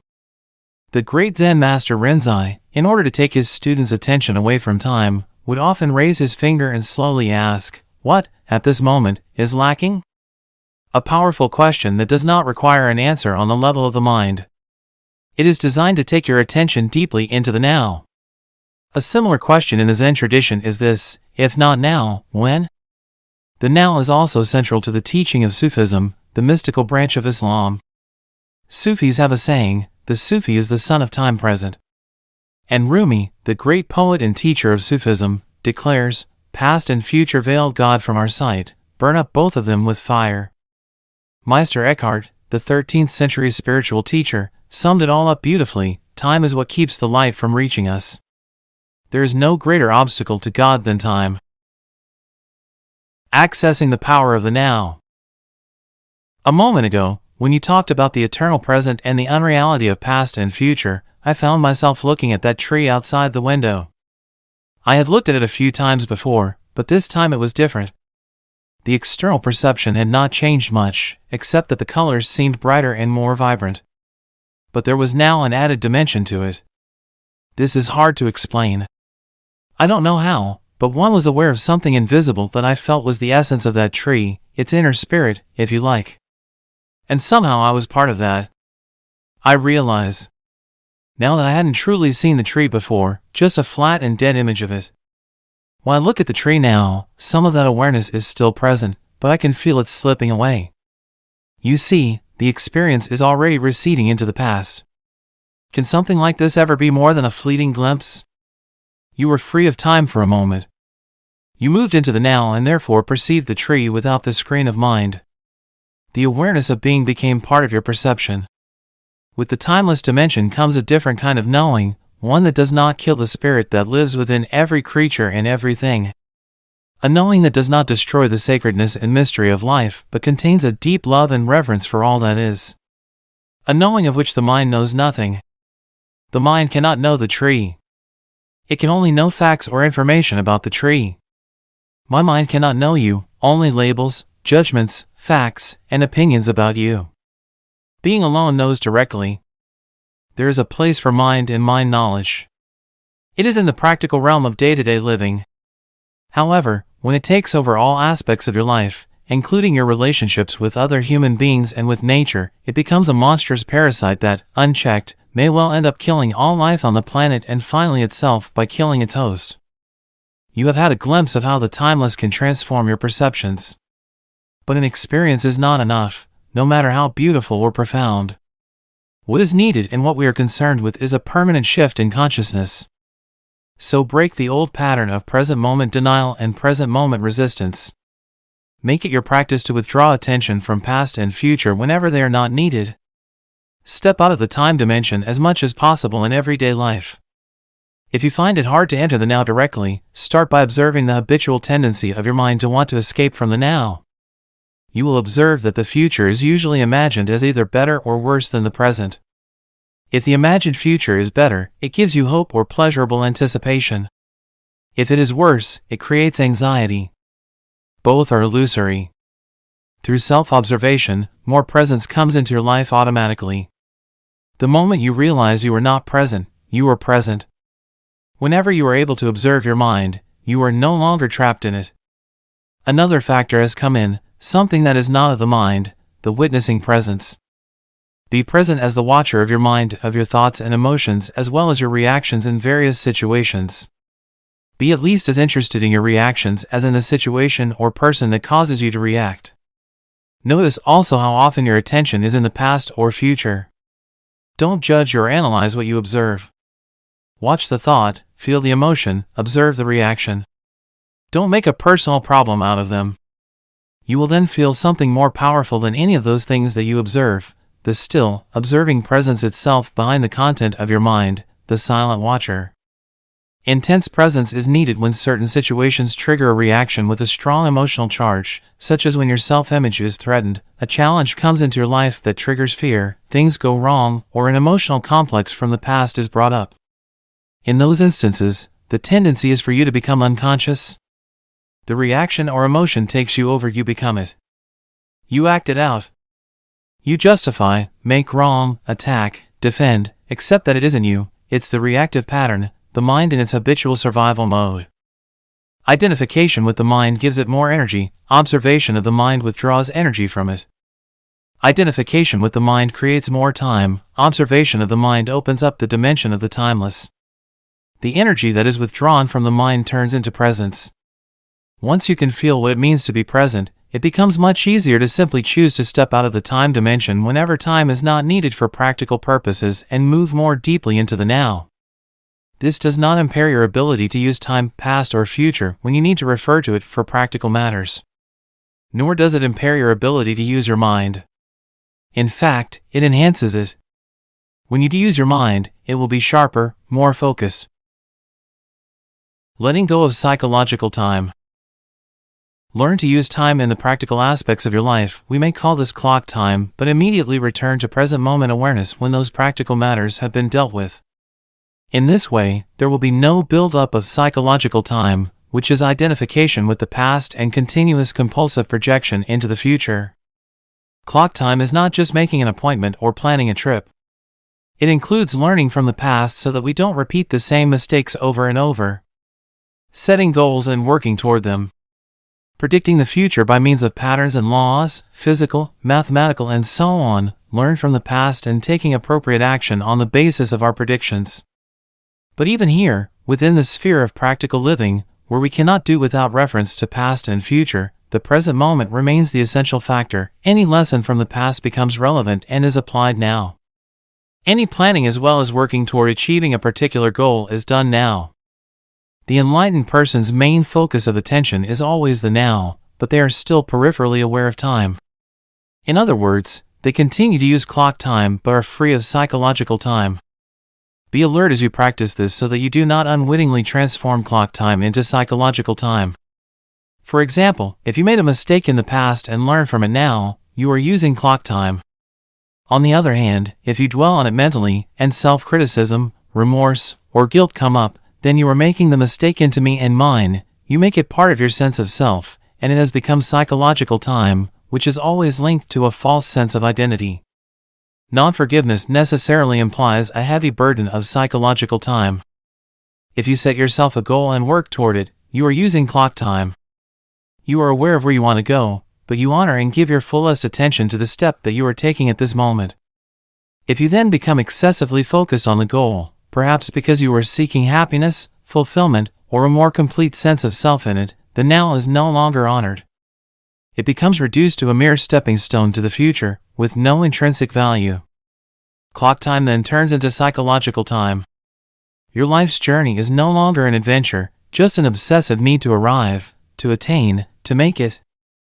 You no longer see or smell the flowers by the wayside either, nor are you aware of the beauty and the miracle of life that unfolds all around you when you are present in the now. I can see the supreme importance of the now, but I cannot quite go along with you when you say that time is a complete illusion. When I say time is an illusion, my intention is not to make a philosophical statement.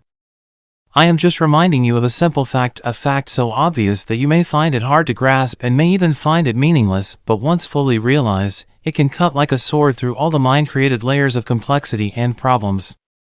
Let me say it again, the present moment is all you ever have. There is never a time when your life is not this moment. Is this not a fact? The insanity of psychological time. You will not have any doubt that psychological time is a mental disease if you look at its collective manifestations. They occur, for example, in the form of ideologies such as communism, National Socialism or any nationalism, or rigid religious belief systems, which operate under the implicit assumption that the highest good lies in the future and that therefore the end justifies the means. The end is an idea, a point in the mind-projected future, when salvation in whatever form, happiness, fulfillment, equality, liberation, and so on will be attained. Not infrequently, the means of getting there are the enslavement, torture, and murder of people in the present. For example, it is estimated that as many as 50 million people were murdered to further the cause of communism, to bring about a better world in Russia, China, and other countries. This is a chilling example of how belief in a future heaven creates a present hell. Can there be any doubt that psychological time is a serious and dangerous mental illness? How does this mind pattern operate in your life? Are you always trying to get somewhere other than where you are? Is most of your doing just a means to an end?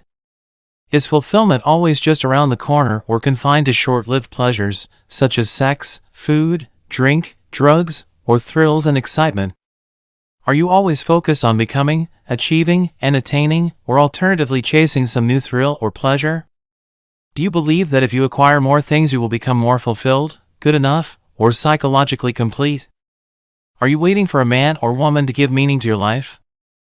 In the normal, mind-identified or unenlightened state of consciousness, the power and infinite creative potential that lie concealed in the now are completely obscured by psychological time. Your life then loses its vibrancy, its freshness, its sense of wonder. The old patterns of thought, emotion, behavior, reaction, and desire are acted out in endless repeat performances, a script in your mind that gives you an identity of sorts but distorts or covers up the reality of the now. The mind then creates an obsession with the future as an escape from the unsatisfactory present. Negativity and suffering have their roots in time. But the belief that the future will be better than the present is not always an illusion. The present can be dreadful, and things can get better in the future, and often they do. Usually, the future is a replica of the past. Superficial changes are possible, but real transformation is rare and depends upon whether you can become present enough to dissolve the past by accessing the power of the now. What you perceive as future is an intrinsic part of your state of consciousness now. If your mind carries a heavy burden of past, you will experience more of the same. The past perpetuates itself through lack of presence. The quality of your consciousness at this moment is what shapes the future, which, of course, can only be experienced as the now. You may win $10 million, but that kind of change is no more than skin deep. You would simply continue to act out the same conditioned patterns in more luxurious surroundings. Humans have learned to split the atom. Instead of killing 10 or 20 people with a wooden club, one person can now kill 1,000,000 just by pushing a button. Is that real change? If it is the quality of your consciousness at this moment that determines the future, then what is it that determines the quality of your consciousness? Your degree of presence. So the only place where true change can occur and where the past can be dissolved is the now. All negativity is caused by an accumulation of psychological time and denial of the present. Unease, anxiety, tension, stress, worry, all forms of fear are caused by too much future and not enough presence. Guilt, regret, resentment, grievances, sadness, bitterness, and all forms of non-forgiveness are caused by too much past and not enough presence. Most people find it difficult to believe that a state of consciousness totally free of all negativity is possible. And yet this is the liberated state to which all spiritual teachings point. It is the promise of salvation, not in an illusory future but right here and now. You may find it hard to recognize that time is the cause of your suffering or your problems. You believe that they are caused by specific situations in your life, and seen from a conventional viewpoint, this is true. But until you have dealt with the basic problem-making dysfunction of the mind, its attachment to past and future and denial of the now, problems are actually interchangeable. If all your problems or perceived causes of suffering or unhappiness were miraculously removed for you today, but you had not become more present, more conscious, you would soon find yourself with a similar set of problems or causes of suffering, like a shadow that follows you wherever you go. Ultimately, there is only one problem, the time-bound mind itself. I cannot believe that I could ever reach a point where I am completely free of my problems. You are right. You can never reach that point because you are at that point now. There is no salvation in time. You cannot be free in the future. Presence is the key to freedom, so you can only be free now. Finding the life underneath your life situation. I don't see how I can be free now. As it happens, I am extremely unhappy with my life at the moment. This is a fact, and I would be deluding myself if I tried to convince myself that all is well when it definitely isn't. To me, the present moment is very unhappy, it is not liberating at all. What keeps me going is the hope or possibility of some improvement in the future. You think that your attention is in the present moment when it's actually taken up completely by time. You cannot be both unhappy and fully present in the now. What you refer to as your life should more accurately be called your life situation. It is psychological time, past and future. Certain things in the past didn't go the way you wanted them to go. You are still resisting what happened in the past, and now you are resisting what is. Hope is what keeps you going, but hope keeps you focused on the future, and this continued focus perpetuates your denial of the now and therefore your unhappiness. It is true that my present life situation is the result of things that happened in the past, but it is still my present situation, and being stuck in it is what makes me unhappy. Forget about your life situation for a while and pay attention to your life. What is the difference? Your life situation exists in time. Your life is now. Your life situation is mind stuff. Your life is real. Find the narrow gate that leads to life. It is called the now. Narrow your life down to this moment. Your life situation may be full of problems, most life situations are, but find out if you have any problem at this moment. Not tomorrow or in 10 minutes, but now. Do you have a problem now? When you are full of problems, there is no room for anything new to enter, no room for a solution.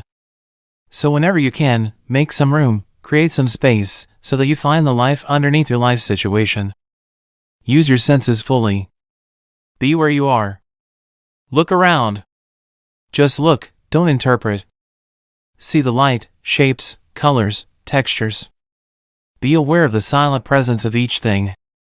Be aware of the space that allows everything to be. Listen to the sounds, don't judge them. Listen to the silence underneath the sounds. Touch something, anything, and feel and acknowledge its being. Observe the rhythm of your breathing, feel the air flowing in and out, feel the life energy inside your body. Allow everything to be, within and without. Allow the isness of all things. Move deeply into the now. You are leaving behind the deadening world of mental abstraction, of time. You are getting out of the insane mind that is draining you of life energy, just as it is slowly poisoning and destroying the earth. You are awakening out of the dream of time into the present. All problems are illusions of the mind. It feels as if a heavy burden has been lifted. A sense of lightness. I feel clear, but my problems are still there waiting for me, aren't they? They haven't been solved. Am I not just temporarily evading them? If you found yourself in paradise, it wouldn't be long before your mind would say yes, but ultimately, this is not about solving your problems. It's about realizing that there are no problems. Only situations to be dealt with now, or to be left alone and accepted as part of the isness of the present moment until they change or can be dealt with. Problems are mind-made and need time to survive. They cannot survive in the actuality of the now. Focus your attention on the now and tell me what problem you have at this moment. I am not getting any answer because it is impossible to have a problem when your attention is fully in the now. A situation that needs to be either dealt with or accepted, yes. Why make it into a problem? Why make anything into a problem? Isn't life challenging enough as it is? What do you need problems for? The mind unconsciously loves problems because they give you an identity of sorts.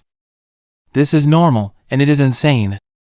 Problem means that you are dwelling on a situation mentally without there being a true intention or possibility of taking action now, and that you are unconsciously making it part of your sense of self. You become so overwhelmed by your life situation that you lose your sense of life, of being. Or you are carrying in your mind the insane burden of 100 things that you will or may have to do in the future instead of focusing your attention on the one thing that you can do now. When you create a problem, you create pain. All it takes is a simple choice, a simple decision. No matter what happens, I will create no more pain for myself.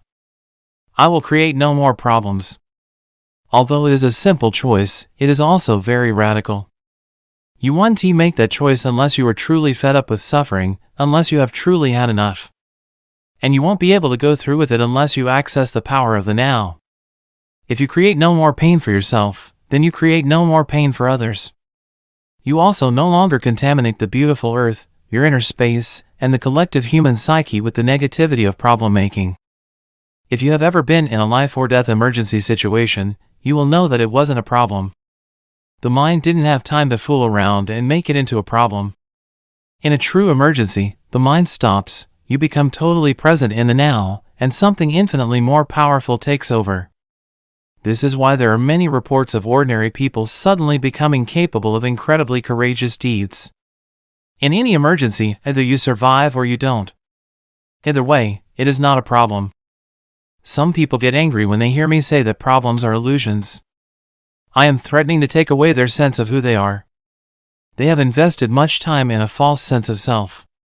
For many years, they have unconsciously defined their whole identity in terms of their problems or their suffering. Who would they be without it? A great deal of what people say, think, or do is actually motivated by fear, which of course is always linked with having your focus on the future and being out of touch with the now. As there are no problems in the now, there is no fear either. Should a situation arise that you need to deal with now, your action will be clear and incisive if it arises out of present moment awareness. It is also more likely to be effective. It will not be a reaction coming from the past conditioning of your mind, but an intuitive response to the situation. In other instances, when the time-bound mind would have reacted, you will find it more effective to do nothing, just stay centered in the now. A quantum leap in the evolution of consciousness. I have had glimpses of this state of freedom from mind and time that you describe, but past and future are so overwhelmingly strong that I cannot keep them out for long.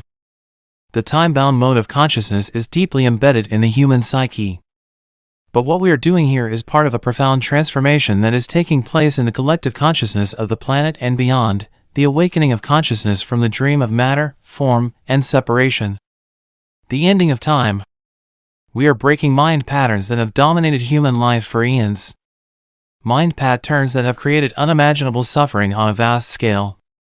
I am not using the word evil. It is more helpful to call it unconsciousness or insanity. This breaking up of the old mode of consciousness, or rather unconsciousness, is it something we have to do or will it happen anyway? I mean, is this change inevitable? That's a question of perspective. The doing and the happening is in fact a single process, because you are one with the totality of consciousness, you cannot separate the two. But there is no absolute guarantee that humans will make it. The process isn't inevitable or automatic. Your cooperation is an essential part of it. However you look at it, it is a quantum leap in the evolution of consciousness, as well as our only chance of survival as a race. The joy of being. To alert you that you have allowed yourself to be taken over by psychological time, you can use a simple criterion. Ask yourself, is there joy, ease, and lightness in what I am doing? If there isn't, then time is covering up the present moment, and life is perceived as a burden or a struggle. If there is no joy, ease, or lightness in what you are doing, it does not necessarily mean that you need to change what you are doing. It may be sufficient to change the how. How is always more important than what. See if you can give much more attention to the doing than to the result that you want to achieve through it. Give your fullest attention to whatever the moment presents. This implies that you also completely accept what is, because you cannot give your full attention to something and at the same time resist it. As soon as you honor the present moment, all unhappiness and struggle dissolve, and life begins to flow with joy and ease.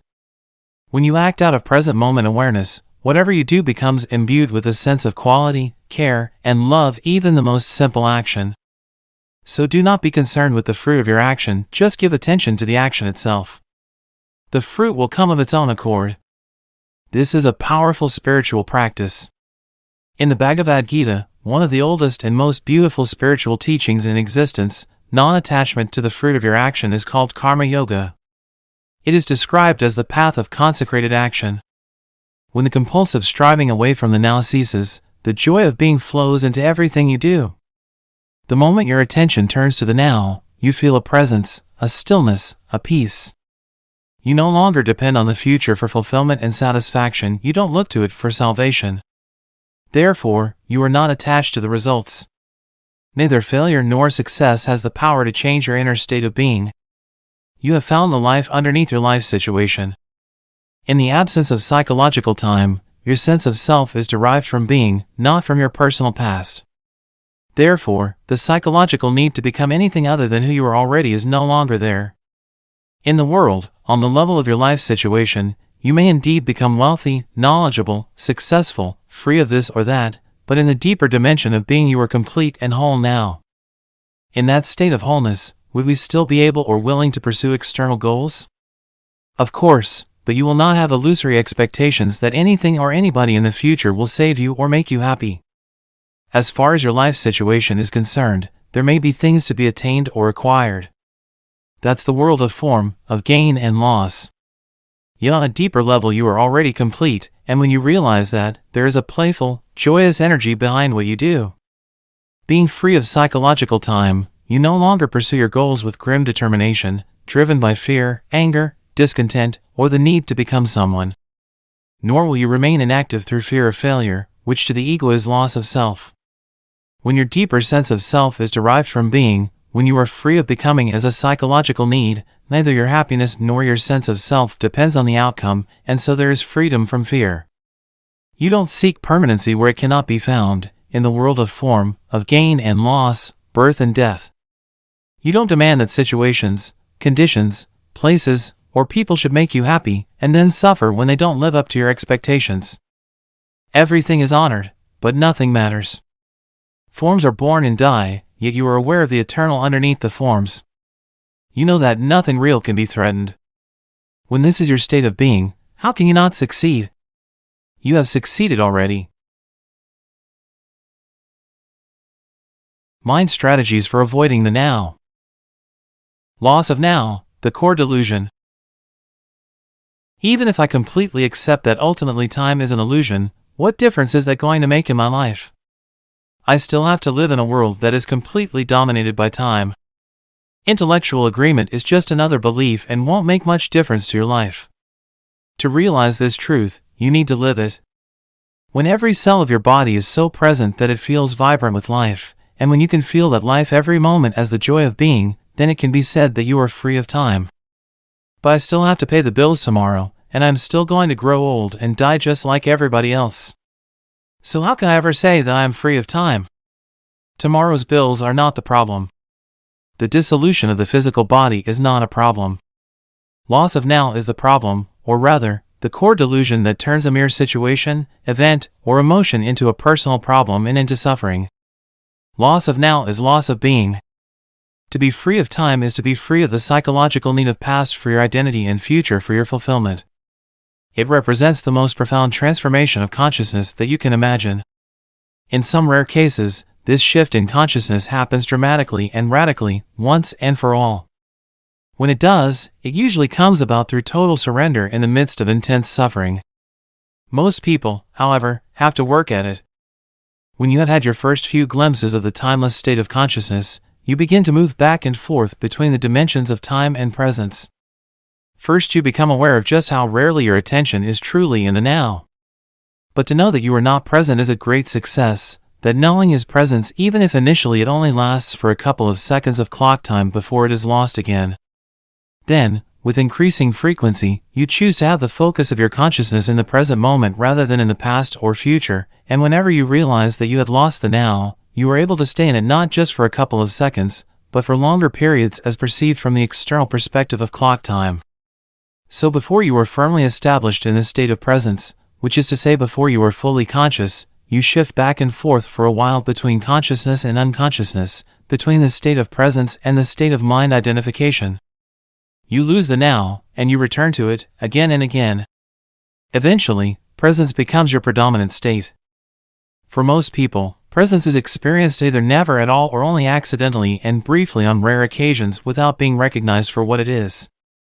Most humans alternate not between consciousness and unconsciousness, but only between different levels of unconsciousness. Ordinary unconsciousness and deep unconsciousness. What do you mean by different levels of unconsciousness? As you probably know, in sleep you constantly move between the phases of dreamless sleep and the dream state. Similarly, in wakefulness most people only shift between ordinary unconsciousness and deep unconsciousness. What I call ordinary unconsciousness means being identified with your thought processes and emotions, your reactions, desires, and aversions. It is most people's normal state. In that state, you are run by the egoic mind, and you are unaware of being. It is a state not of acute pain or unhappiness but of an almost continuous low level of unease, discontent, boredom, or nervousness, a kind of background static. You may not realize this because it is so much a part of normal living, just as you are not aware of a continuous low background noise, such as the hum of an air conditioner, until it stops. When it suddenly does stop, there is a sense of relief. Many people use alcohol, drugs, sex, food, work, television, or even shopping as anesthetics in an unconscious attempt to remove the basic unease. When this happens, an activity that might be very enjoyable if used in moderation becomes imbued with a compulsive or addictive quality, and all that is ever achieved through it is extremely short-lived symptom relief. The unease of ordinary unconsciousness turns into the pain of deep unconsciousness, a state of more acute and more obvious suffering or unhappiness when things go wrong, when the ego is threatened or there is a major challenge, threat, or loss, real or imagined, in your life situation or conflict in a relationship. It is an intensified version of ordinary unconsciousness, different from it not in kind but in degree. In ordinary unconsciousness, habitual resistance to or denial of what is creates the unease and discontent that most people accept as normal living. When this resistance becomes intensified through some challenge or threat to the ego, it brings up intense negativity such as anger, acute fear, aggression, depression, and so on. Deep unconsciousness often means that the pain body has been triggered and that you have become identified with it. Physical violence would be impossible without deep unconsciousness. It can also occur easily whenever and wherever a crowd of people or even an entire nation generates a negative collective energy field. The best indicator of your level of consciousness is how you deal with life's challenges when they come. Through those challenges, an already unconscious person tends to become more deeply unconscious, and a conscious person more intensely conscious. You can use a challenge to awaken you, or you can allow it to pull you into even deeper sleep. The dream of ordinary unconsciousness then turns into a nightmare. If you cannot be present even in normal circumstances, such as when you are sitting alone in a room, walking in the woods, or listening to someone, then you certainly won't be able to stay conscious when something goes wrong or you are faced with difficult people or situations, with loss or the threat of loss. You will be taken over by a reaction, which ultimately is always some form of fear, and pulled into deep unconsciousness. Those challenges are your tests. Only the way in which you deal with them will show you and others where you are at as far as your state of consciousness is concerned, not how long you can sit with your eyes closed or what visions you see. So it is essential to bring more consciousness into your life in ordinary situations when everything is going relatively smoothly. In this way, you grow in presence power. It generates an energy field in you and around you of a high vibrational frequency. No unconsciousness, no negativity, no discord or violence can enter that field and survive, just as darkness cannot survive in the presence of light. When you learn to be the witness of your thoughts and emotions, which is an essential part of being present, you may be surprised when you first become aware of the background static of ordinary unconsciousness and realize how rarely, if ever, you are truly at ease within yourself. On the level of your thinking, you will find a great deal of resistance in the form of judgment, discontent, and mental projection away from the now. On the emotional level, there will be an undercurrent of unease, tension, boredom, or nervousness. Both are aspects of the mind in its habitual resistance mode. What are they seeking? Carl Jung tells in one of his books of a conversation he had with a Native American chief who pointed out to him that in his perception most white people have tense faces, staring eyes, and a cruel demeanor. He said, "They are always seeking something." What are they seeking? The whites always want something. They are always uneasy and restless. We don't know what they want. We think they are mad. The undercurrent of constant unease started long before the rise of Western industrial civilization, of course, but in Western civilization, which now covers almost the entire globe, including most of the East, it manifests in an unprecedentedly acute form.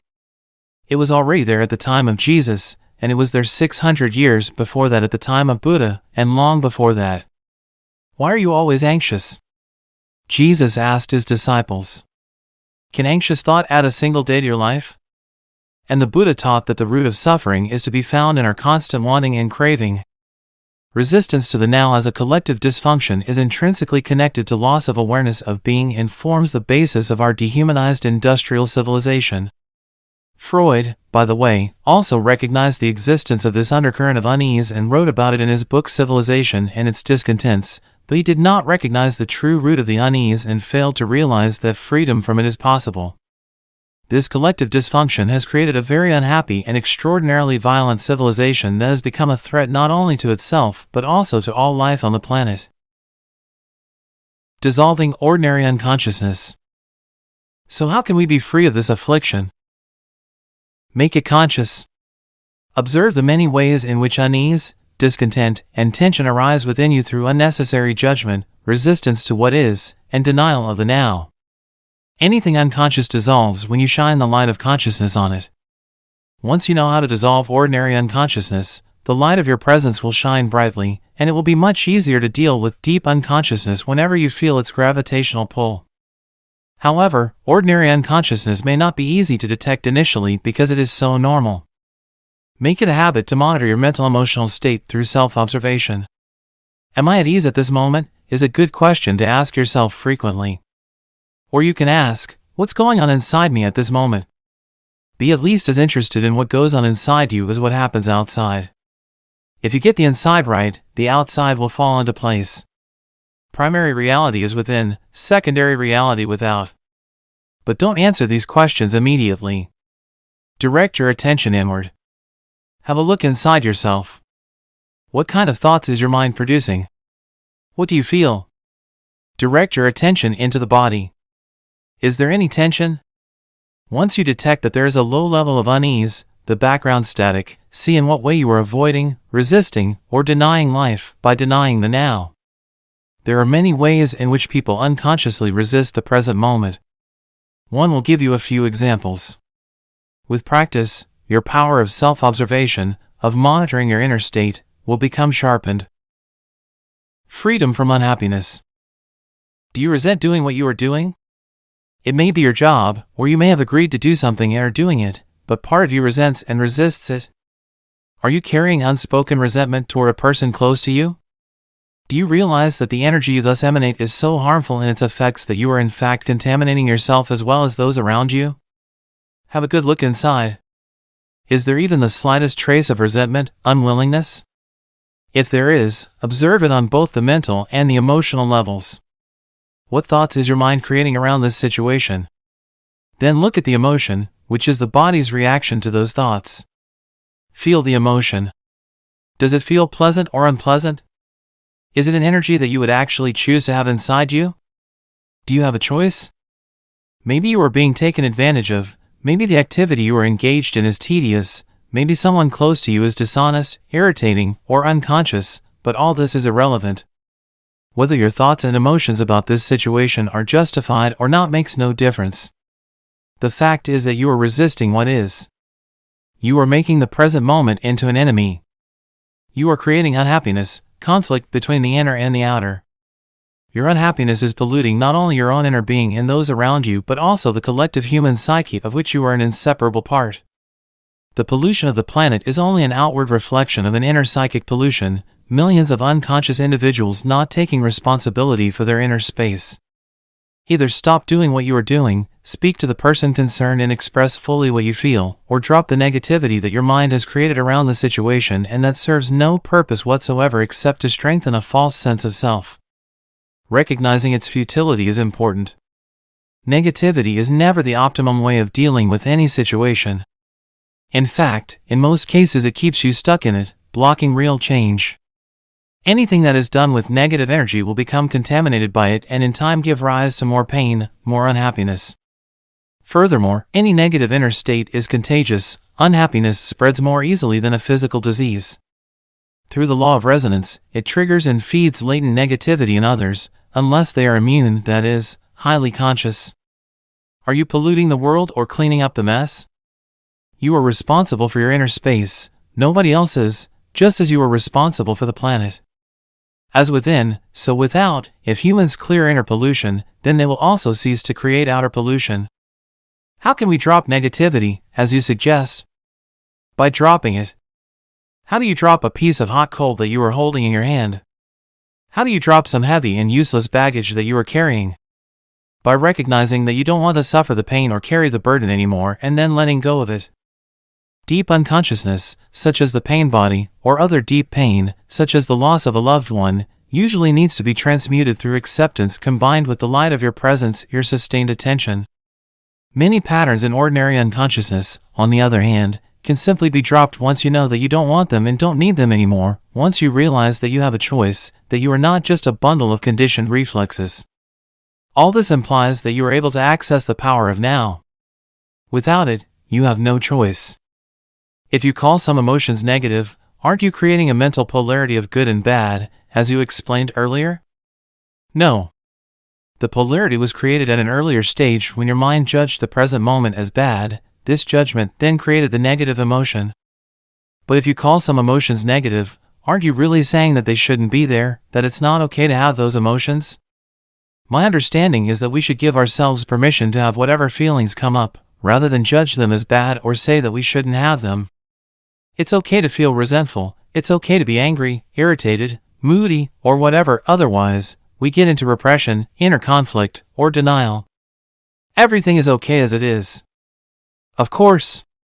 Once a mind pattern, an emotion, or a reaction is there, accept it. You were not conscious enough to have a choice in the matter. That's not a judgment, just a fact.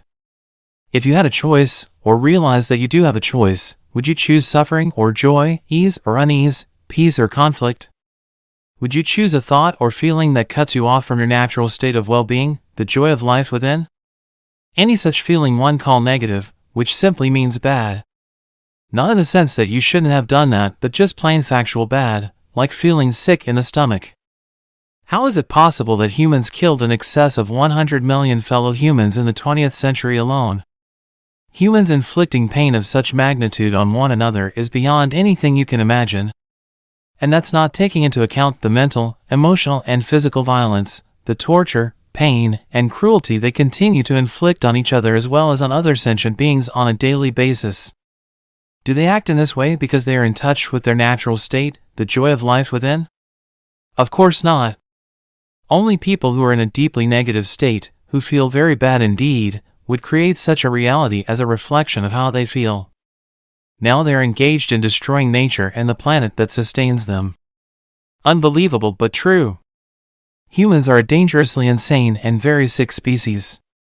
That's not a judgment. It's a fact. It is also a fact that the sanity is there underneath the madness. Healing and redemption are available right now. Coming back specifically to what you said, it is certainly true that, when you accept your resentment, moodiness, anger, and so on, you are no longer forced to act them out blindly, and you are less likely to project them onto others. But I wonder if you are not deceiving yourself. When you have been practicing acceptance for a while, as you have, there comes a point when you need to go on to the next stage, where those negative emotions are not created anymore. If you don't, your acceptance just becomes a mental label that allows your ego to continue to indulge in unhappiness and so strengthen its sense of separation from other people, your surroundings, your here and now. As you know, separation is the basis for the ego's sense of identity. True acceptance would transmute those feelings at once. And if you really knew deeply that everything is okay, as you put it, and which of course is true, then would you have those negative feelings in the first place? Without judgment, without resistance to what is, they would not arise. You have an idea in your mind that everything is okay, but deep down you don't really believe it, and so the old mental emotional patterns of resistance are still in place. That's what makes you feel bad. That's okay, too. Are you defending your right to be unconscious, your right to suffer? Don't worry, nobody is going to take that away from you. Once you realize that a certain kind of food makes you sick, would you carry on eating that food and keep asserting that it is okay to be sick? Wherever you are, be there totally. Can you give some more examples of ordinary unconsciousness? See if you can catch yourself complaining, in either speech or thought, about a situation you find yourself in, what other people do or say, your surroundings, your life situation, even the weather. To complain is always non-acceptance of what is. It invariably carries an unconscious negative charge. When you complain, you make yourself into a victim. When you speak out, you are in your power. So change the situation by taking action or by speaking out if necessary or possible, leave the situation or accept it. All else is madness. Ordinary unconsciousness is always linked in some way with denial of the now. The now, of course, also implies the here. Are you resisting your here and now? Some people would always rather be somewhere else. Their here is never good enough. Through self-observation, find out if that is the case in your life. Wherever you are, be there totally. If you find your here and now intolerable and it makes you unhappy, you have 3 options: remove yourself from the situation, change it, or accept it totally. If you want to take responsibility for your life, you must choose one of those 3 options, and you must choose now.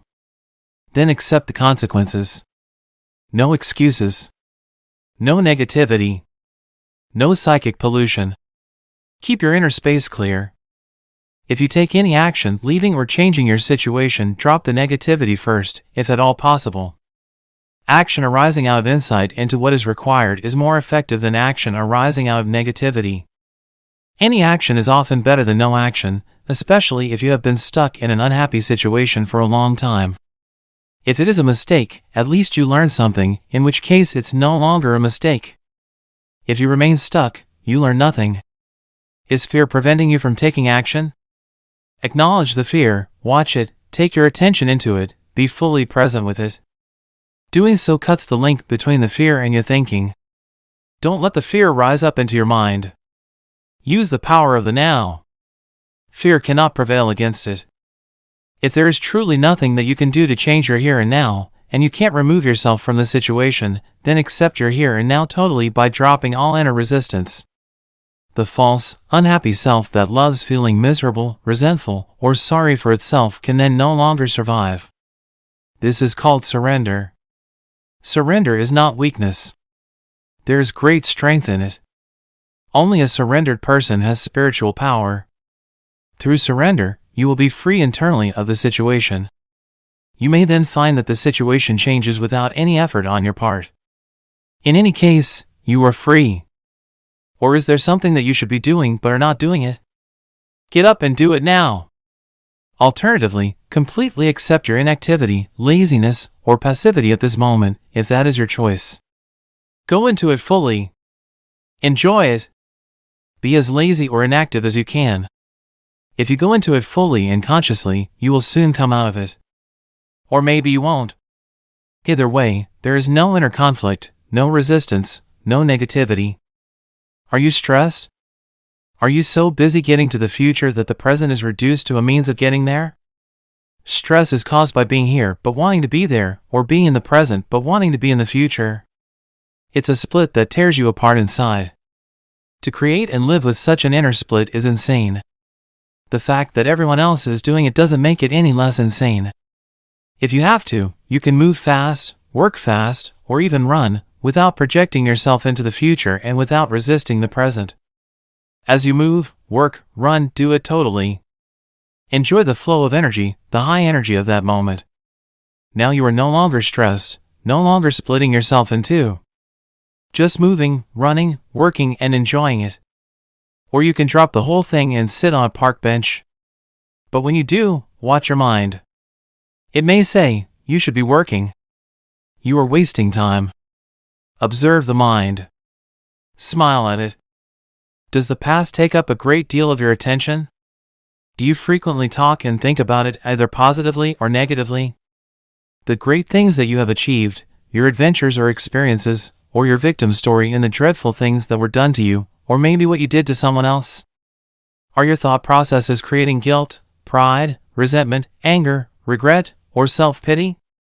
Then you are not only reinforcing a false sense of self but also helping to accelerate your body's aging process by creating an accumulation of past in your psyche.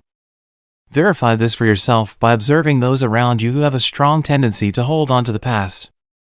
Die to the past every moment. You don't need it. Only refer to it when it is absolutely relevant to the present. Feel the power of this moment and the fullness of being. Feel your presence. Are you worried? Do you have many what-if thoughts? You are identified with your mind, which is projecting itself into an imaginary future situation and creating fear. There is no way that you can cope with such a situation, because it doesn't exist. It's a mental phantom. You can stop this health and life-corroding insanity simply by acknowledging the present moment. Become aware of your breathing. Feel the air flowing in and out of your body. Feel your inner energy field. All that you ever have to deal with, cope with, in real life as opposed to imaginary mind projections, is this moment. Ask yourself what problem you have right now, not next year, tomorrow, or 5 minutes from now. What is wrong with this moment? You can always cope with the now, but you can never cope with the future, nor do you have to. The answer, the strength, the right action, or the resource will be there when you need it, not before, not after. One day I'll make it. Is your goal taking up so much of your attention that you reduce the present moment to a means to an end? Is it taking the joy out of your doing? Are you waiting to start living? If you develop such a mind pattern, no matter what you achieve or get, the present will never be good enough, the future will always seem better. A perfect recipe for permanent dissatisfaction and non-fulfillment, don't you agree? Are you a habitual waiter? How much of your life do you spend waiting? What I call small-scale waiting is waiting in line at the post office, in a traffic jam, at the airport, or waiting for someone to arrive, to finish work, and so on.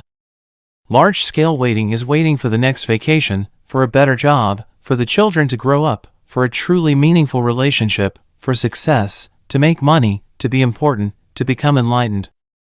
It is not uncommon for people to spend their whole life waiting to start living. Waiting is a state of mind.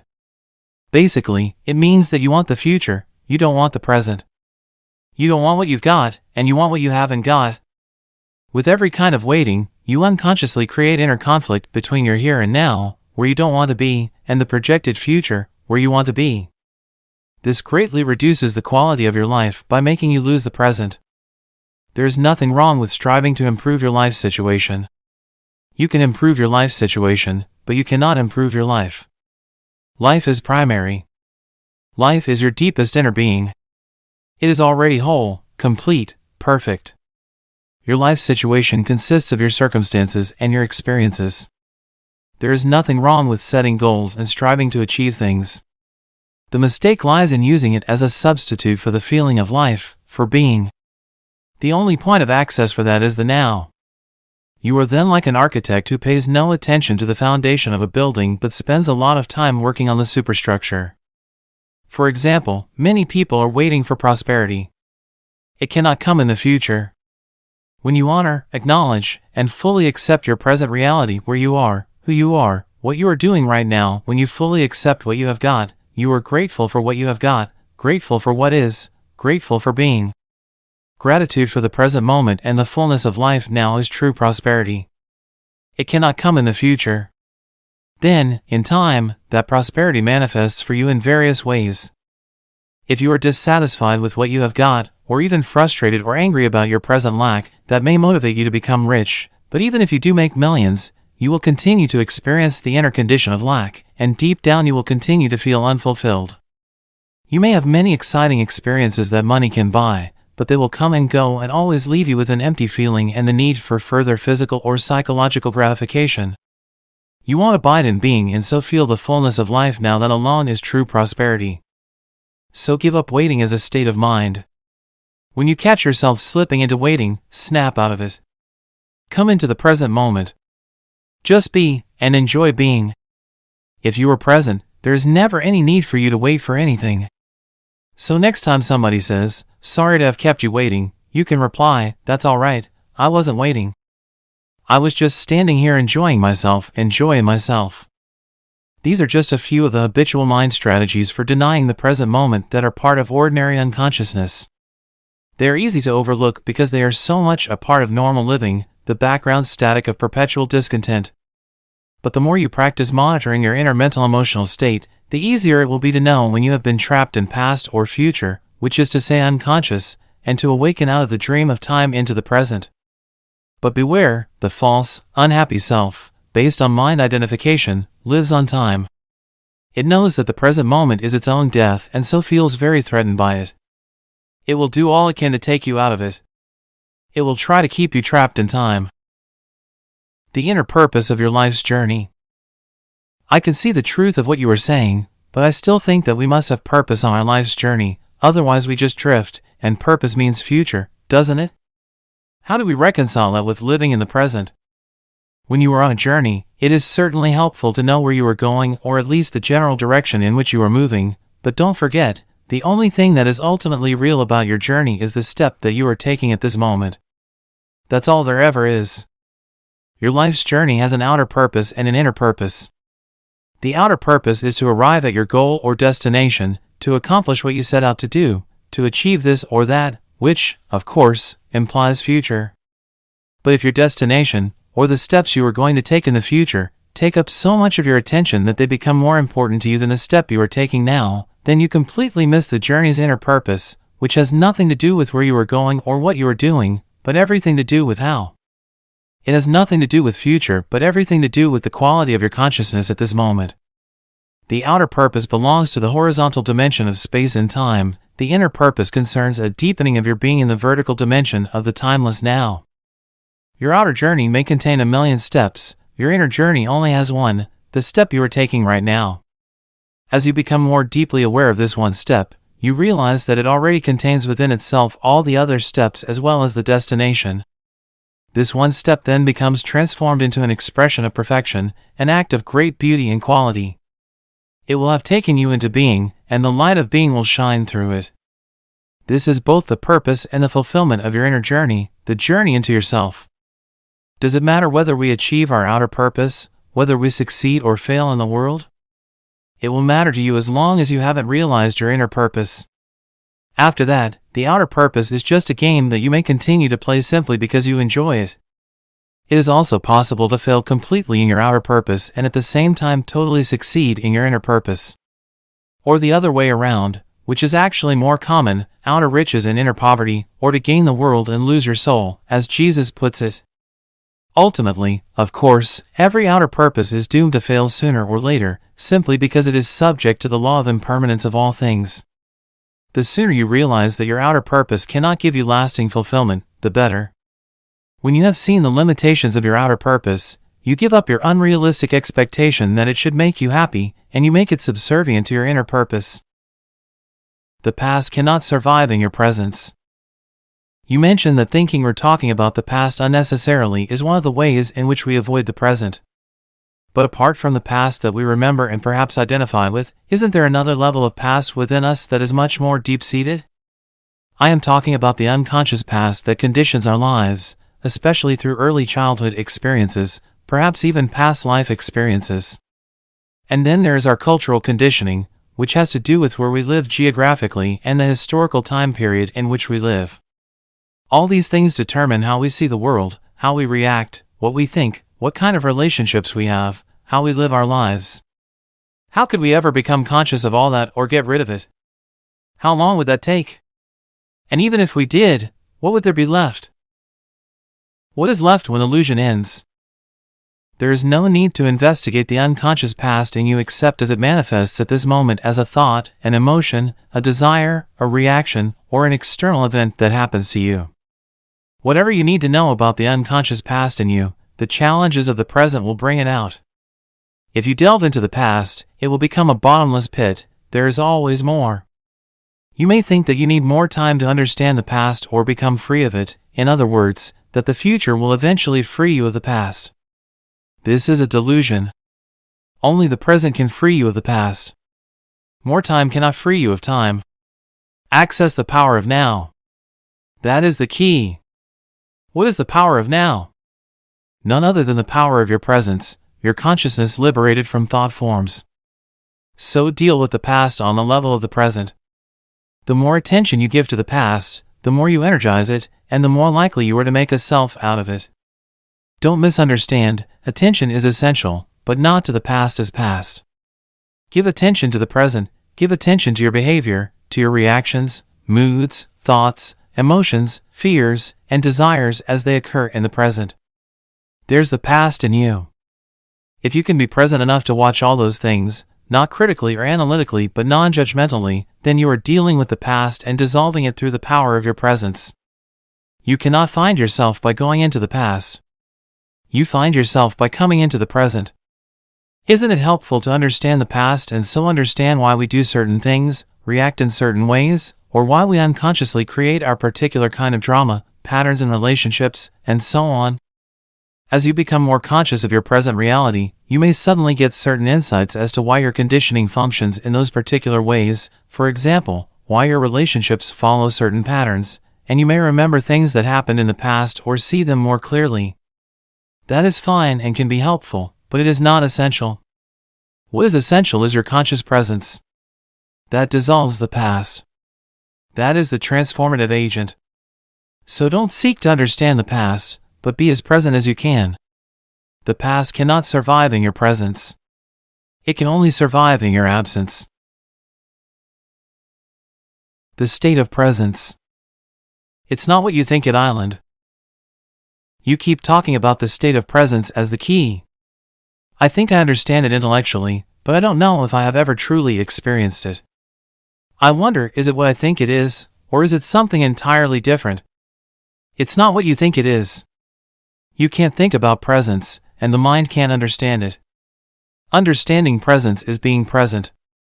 Try a little experiment. Close your eyes and say to yourself, I wonder what my next thought is going to be. Then become very alert and wait for the next thought. Be like a cat watching a mouse hole. What thought is going to come out of the mouse hole? Try it now. Well, I had to wait for quite a long time before a thought came in. Exactly. As long as you are in a state of intense presence, you are free of thought. You are still, yet highly alert. The instant your conscious attention sinks below a certain level, thought rushes in. The mental noise returns, the stillness is lost. You are back in time. To test their degree of presence, some Zen masters have been known to creep up on their students from behind and suddenly hit them with a stick. Quite a shock. If the student had been fully present and in a state of alertness, if he had kept his loin girded and his lamp burning, which is one of the analogies that Jesus uses for presence, he would have noticed the master coming up from behind and stopped him or stepped aside. But if he were hit, that would mean he was immersed in thought, which is to say absent, unconscious. To stay present in everyday life, it helps to be deeply rooted within yourself, otherwise, the mind, which has incredible momentum, will drag you along like a wild river. What do you mean by rooted within yourself? It means to inhabit your body fully. To always have some of your attention in the inner energy field of your body. To feel the body from within, so to speak. Body awareness keeps you present. It anchors you in the now. The esoteric meaning of waiting. In a sense, the state of presence could be compared to waiting. Jesus used the analogy of waiting in some of his parables. This is not the usual bored or restless kind of waiting that is a denial of the present and that I spoke about already. It is not a waiting in which your attention is focused on some point in the future and the present is perceived as an undesirable obstacle that prevents you from having what you want. There is a qualitatively different kind of waiting, one that requires your total alertness. Something could happen at any moment, and if you are not absolutely awake, absolutely still, you will miss it. This is the kind of waiting Jesus talks about. In that state, all your attention is in the now. There is none left for daydreaming, thinking, remembering, anticipating. There is no tension in it, no fear, just alert presence. You are present with your whole being, with every cell of your body. In that state, the you that has a past and a future, the personality if you like, is hardly there anymore. And yet nothing of value is lost. You are still essentially yourself. In fact, you are more fully yourself than you ever were before, or rather it is only now that you are truly yourself. Be like a servant waiting for the return of the master, says Jesus. The servant does not know at what hour the master is going to come. So he stays awake, alert, poised, still, lest he miss the master's arrival. In another parable, Jesus speaks of the 5 careless, unconscious, women who do not have enough oil, consciousness, to keep their lamps burning, stay present, and so miss the bridegroom, the now, and don't get to the wedding feast, enlightenment. These 5 stand in contrast to the 5 wise women who have enough oil, stay conscious. Even the men who wrote the Gospels did not understand the meaning of these parables, so the first misinterpretations and distortions crept in as they were written down. With subsequent erroneous interpretations, the real meaning was completely lost. These are parables not about the end of the world but about the end of psychological time. They point to the transcendence of the egoic mind and the possibility of living in an entirely new state of consciousness. Beauty arises in the stillness of your presence. What you have just described is something that I occasionally experience for brief moments when I am alone and surrounded by nature. Yes. Zen masters use the word satori to describe a flash of insight, a moment of no mind in total presence. Although satori is not a lasting transformation, be grateful when it comes, for it gives you a taste of enlightenment. You may, indeed, have experienced it many times without knowing what. It is in realizing its importance. Presence is needed to become aware of the beauty, the majesty, the sacredness of nature. Have you ever gazed up into the infinity of space on a clear night? Yes, but only as seen from the limited perspective of the manifested universe. In the Bible, God declares, "I am the Alpha and the Omega, and I am the living one." In the timeless realm where God dwells, which is also your home, the beginning and the end, the Alpha and the Omega, are one, and the essence of everything that ever has been and ever will be is eternally present in an unmanifested state of oneness and perfection totally beyond anything the human mind can ever imagine or comprehend. In our world of seemingly separate forms, however, timeless perfection is an inconceivable concept. Here even consciousness, which is the light emanating from the eternal source, seems to be subject to a process of development, but this is due to our limited perception. It is not so in absolute terms. Nevertheless, let me continue to speak for a moment about the evolution of consciousness in this world. Everything that exists as being, has God essence, has some degree of consciousness. Even a stone has rudimentary consciousness, otherwise, it would not be, and its atoms and molecules would disperse. Everything is alive. The sun, the earth, plants, animals, humans, all are expressions of consciousness in varying degrees, consciousness manifesting as form. The world arises when consciousness takes on shapes and forms, thought forms, and material forms. Look at the millions of life forms on this planet alone. In the sea, on land, in the air, and then each life form is replicated millions of times. To what end? Is someone or something playing a game with form? This is what the ancient seers of India asked themselves. They saw the world as Lila, a kind of divine game that God is playing. The individual life forms are obviously not very important in this game. In the sea, most life forms don't survive for more than a few minutes after being born. The human form turns to dust pretty quickly too, and when it is gone it is as if it had never been. Is that tragic or cruel? Only if you create a separate identity for each form, if you forget that its consciousness is God essence expressing itself in form. But you don't truly know that until you realize your own God essence as pure consciousness. Awestruck by the absolute stillness and inconceivable vastness of it? Have you listened, truly listened, to the sound of a mountain stream in the forest? Or to the song of a blackbird at dusk on a quiet summer evening? To become aware of such things, the mind needs to be still. You have to put down for a moment your personal baggage of problems, of past and future, as well as all your knowledge. Otherwise, you will see but not see, hear but not hear. Your total presence is required. Beyond the beauty of the external forms, there is more here, something that cannot be named, something ineffable, some deep, inner, holy essence. Whenever and wherever there is beauty, this inner essence shines through somehow. It only reveals itself to you when you are present. Could it be that this nameless essence and your presence are one and the same? Would it be there without your presence? Go deeply into it. Find out for yourself. When you experienced those moments of presence, you likely didn't realize that you were briefly in a state of no mind. This is because the gap between that state and the influx of thought was too narrow. Your satori may only have lasted for a few seconds before the mind came in, but it was there. Otherwise, you would not have experienced the beauty. Mind can neither recognize nor create beauty.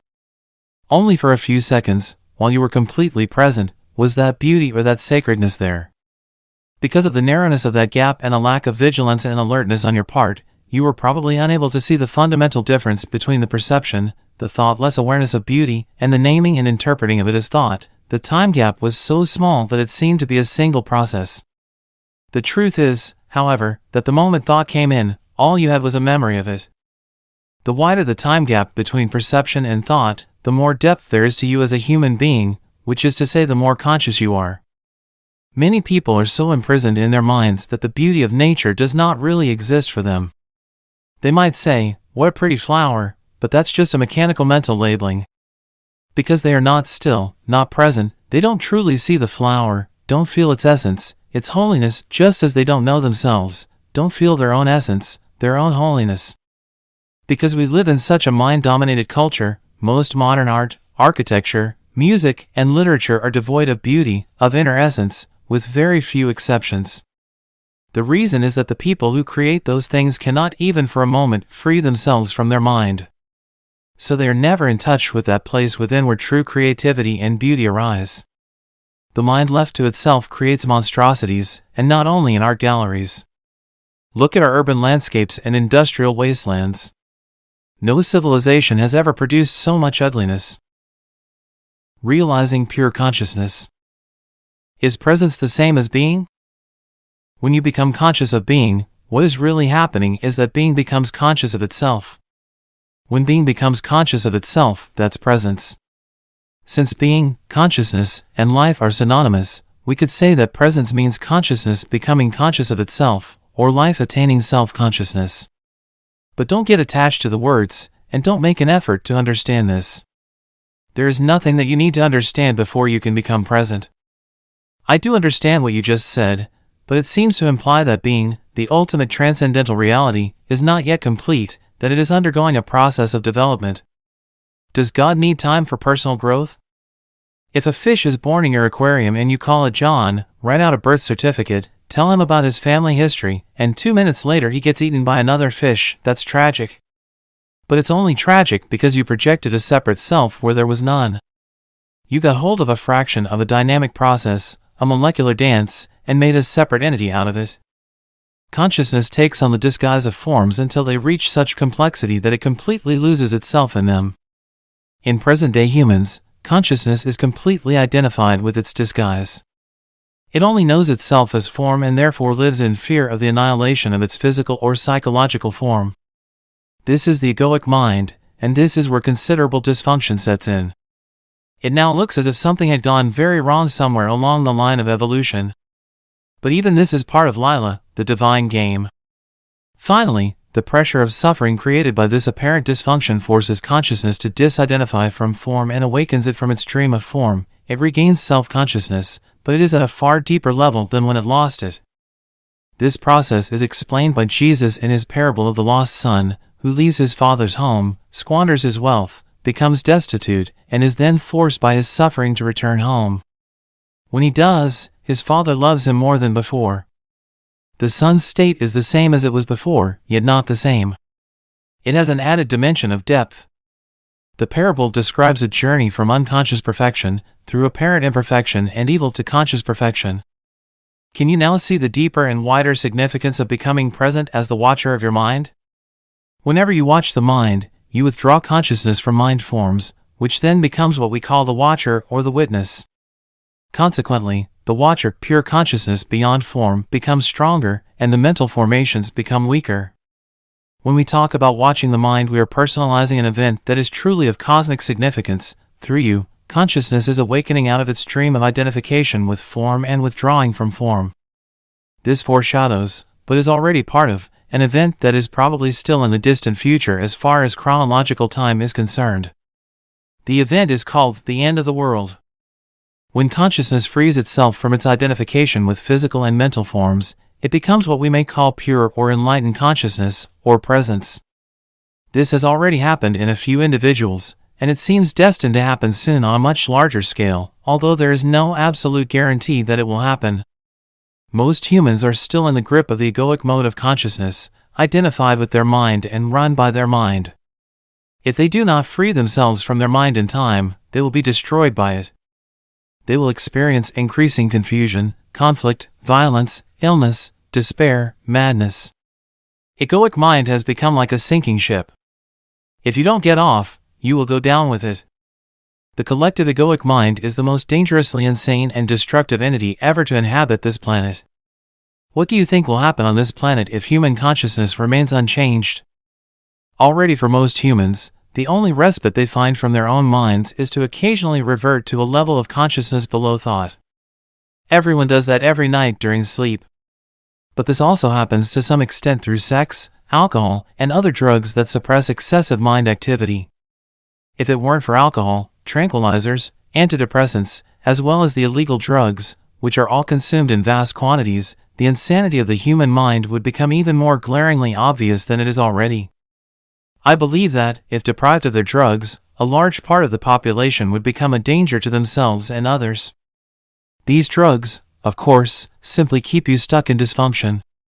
Their widespread use only delays the breakdown of the old mind structures and the emergence of higher consciousness. While individual users may get some relief from the daily torture inflicted on them by their minds, they are prevented from generating enough conscious presence to rise above thought and so find true liberation. Falling back to a level of consciousness below mind, which is the pre-thinking level of our distant ancestors and of animals and plants, is not an option for us. There is no way back. If the human race is to survive, it will have to go on to the next stage.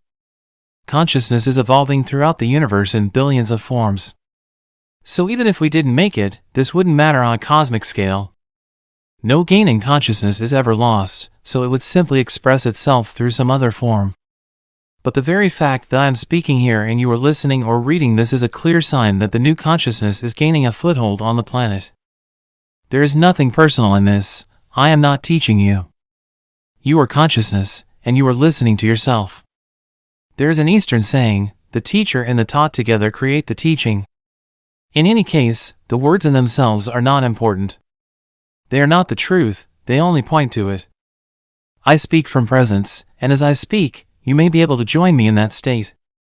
Although every word that I use has a history, of course, and comes from the past, as all language does, the words that I speak to you now are carriers of the high energy frequency of presence, quite apart from the meaning they convey as words. Silence is an even more potent carrier of presence, so when you read this or listen to me speak, be aware of the silence between and underneath the words. Be aware of the gaps. To listen to the silence, wherever you are, is an easy and direct way of becoming present. Even if there is noise, there is always some silence underneath and in between the sounds. Listening to the silence immediately creates stillness inside you. Only the stillness in you can perceive the silence outside. And what is stillness other than presence, consciousness freed from thought forms? Here is the living realization of what we have been talking about. Christ, the reality of your divine presence. Don't get attached to any one word. You can substitute Christ for presence, if that is more meaningful to you. Christ is your God essence or the self, as it is sometimes called in the East.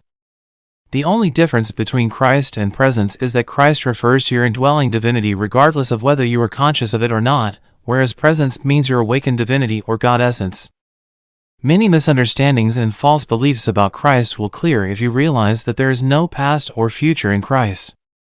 To say that Christ was or will be is a contradiction in terms. Jesus was. He was a man who lived 2,000 years ago and realized divine presence, his true nature. And so he said, "Before Abraham was, I am." He did not say, "I already existed before Abraham was born." That would have meant that he was still within the dimension of time and form identity. The words "I am" used in a sentence that starts in the past tense indicate a radical shift, a discontinuity in the temporal dimension. It is a Zen-like statement of great profundity. Jesus attempted to convey directly, not through discursive thought, the meaning of presence, of self-realization. He had gone beyond the consciousness dimension governed by time, into the realm of the timeless. The dimension of eternity had come into this world.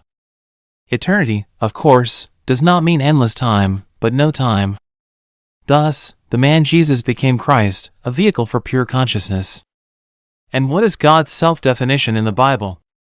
Did God say, "I have always been, and I always will be"? Of course not. That would have given reality to past and future. God said, "I am that I am."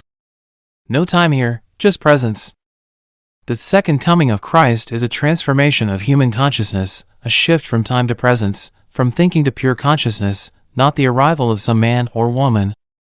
If Christ were to return tomorrow in some externalized form, what could he or she possibly say to you other than this: "I am the truth. I am divine presence. I am eternal life. I am within you. I am here. I am now"? Never personalize Christ. Don't make Christ into a form identity. Avatars, divine mothers, enlightened masters, the very few that are real, are not special as persons.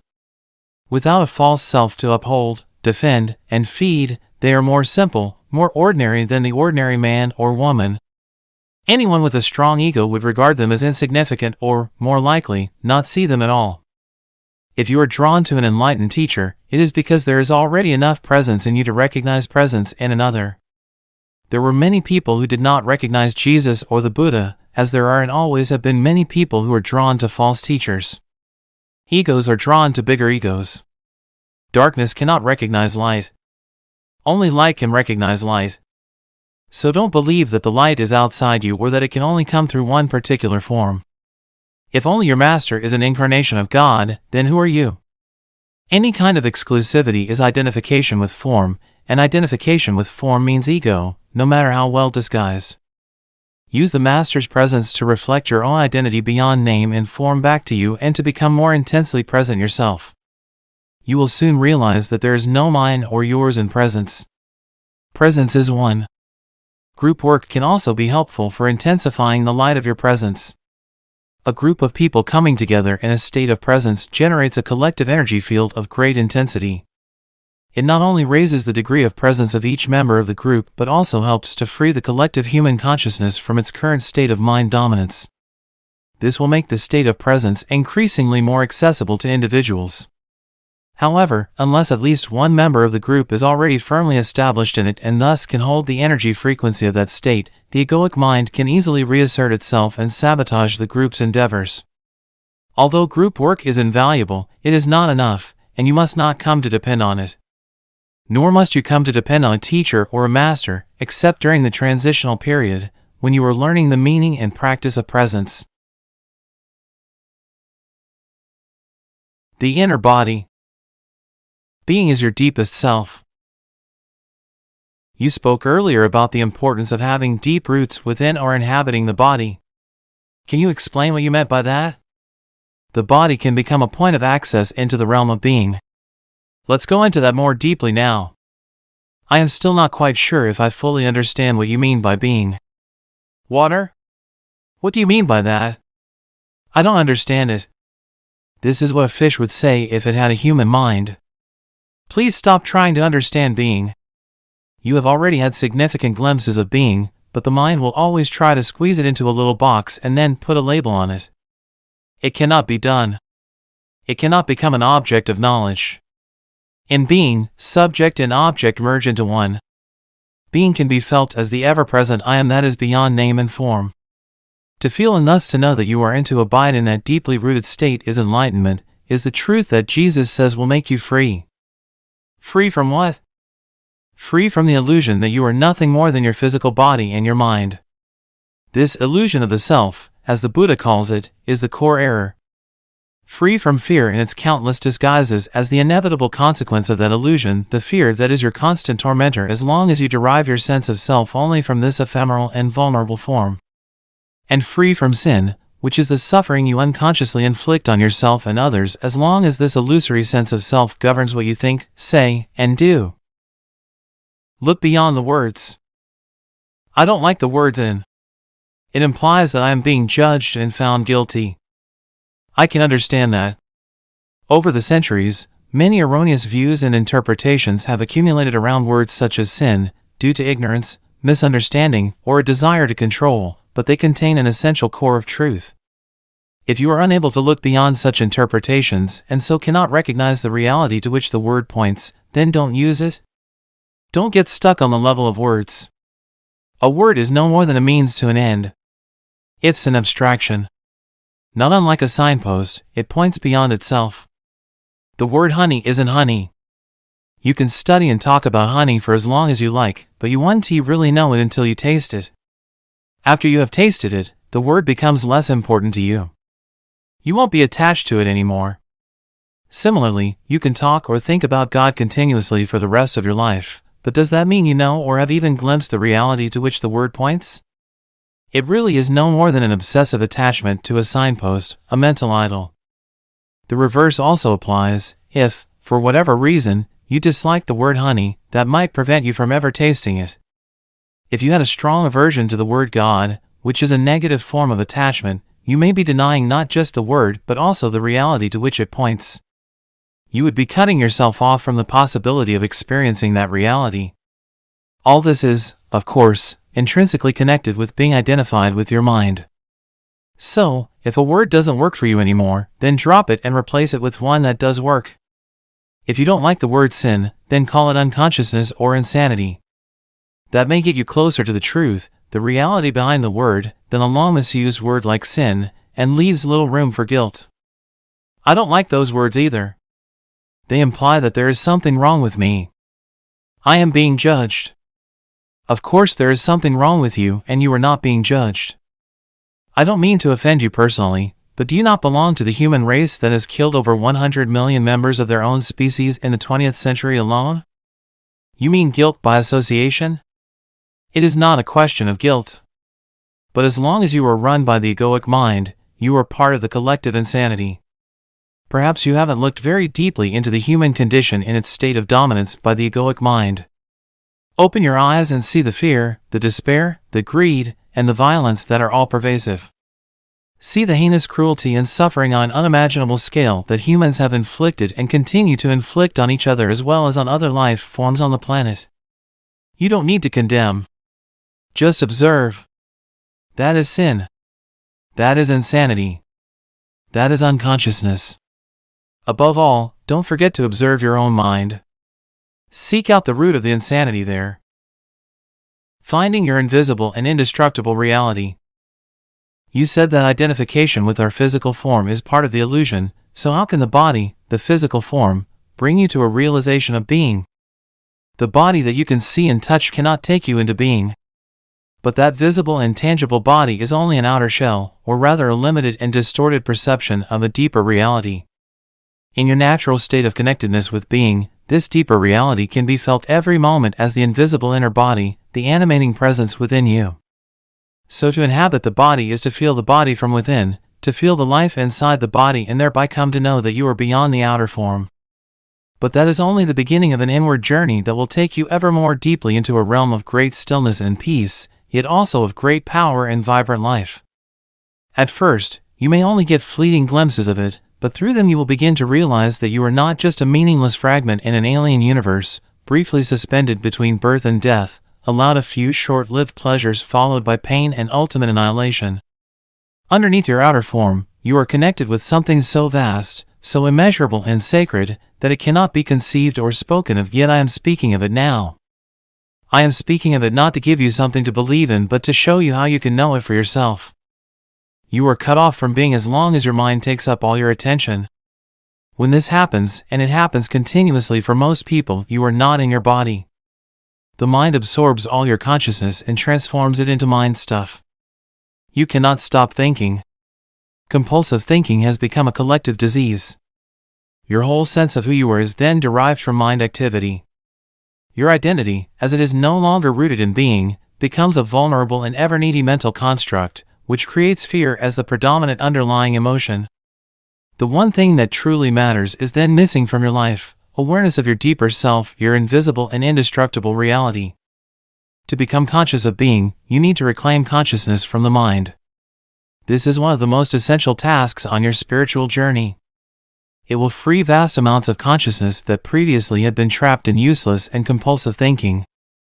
A very effective way of doing this is simply to take the focus of your attention away from thinking and direct it into the body, where being can be felt in the first instance as the invisible energy field that gives life to what you perceive as the physical body.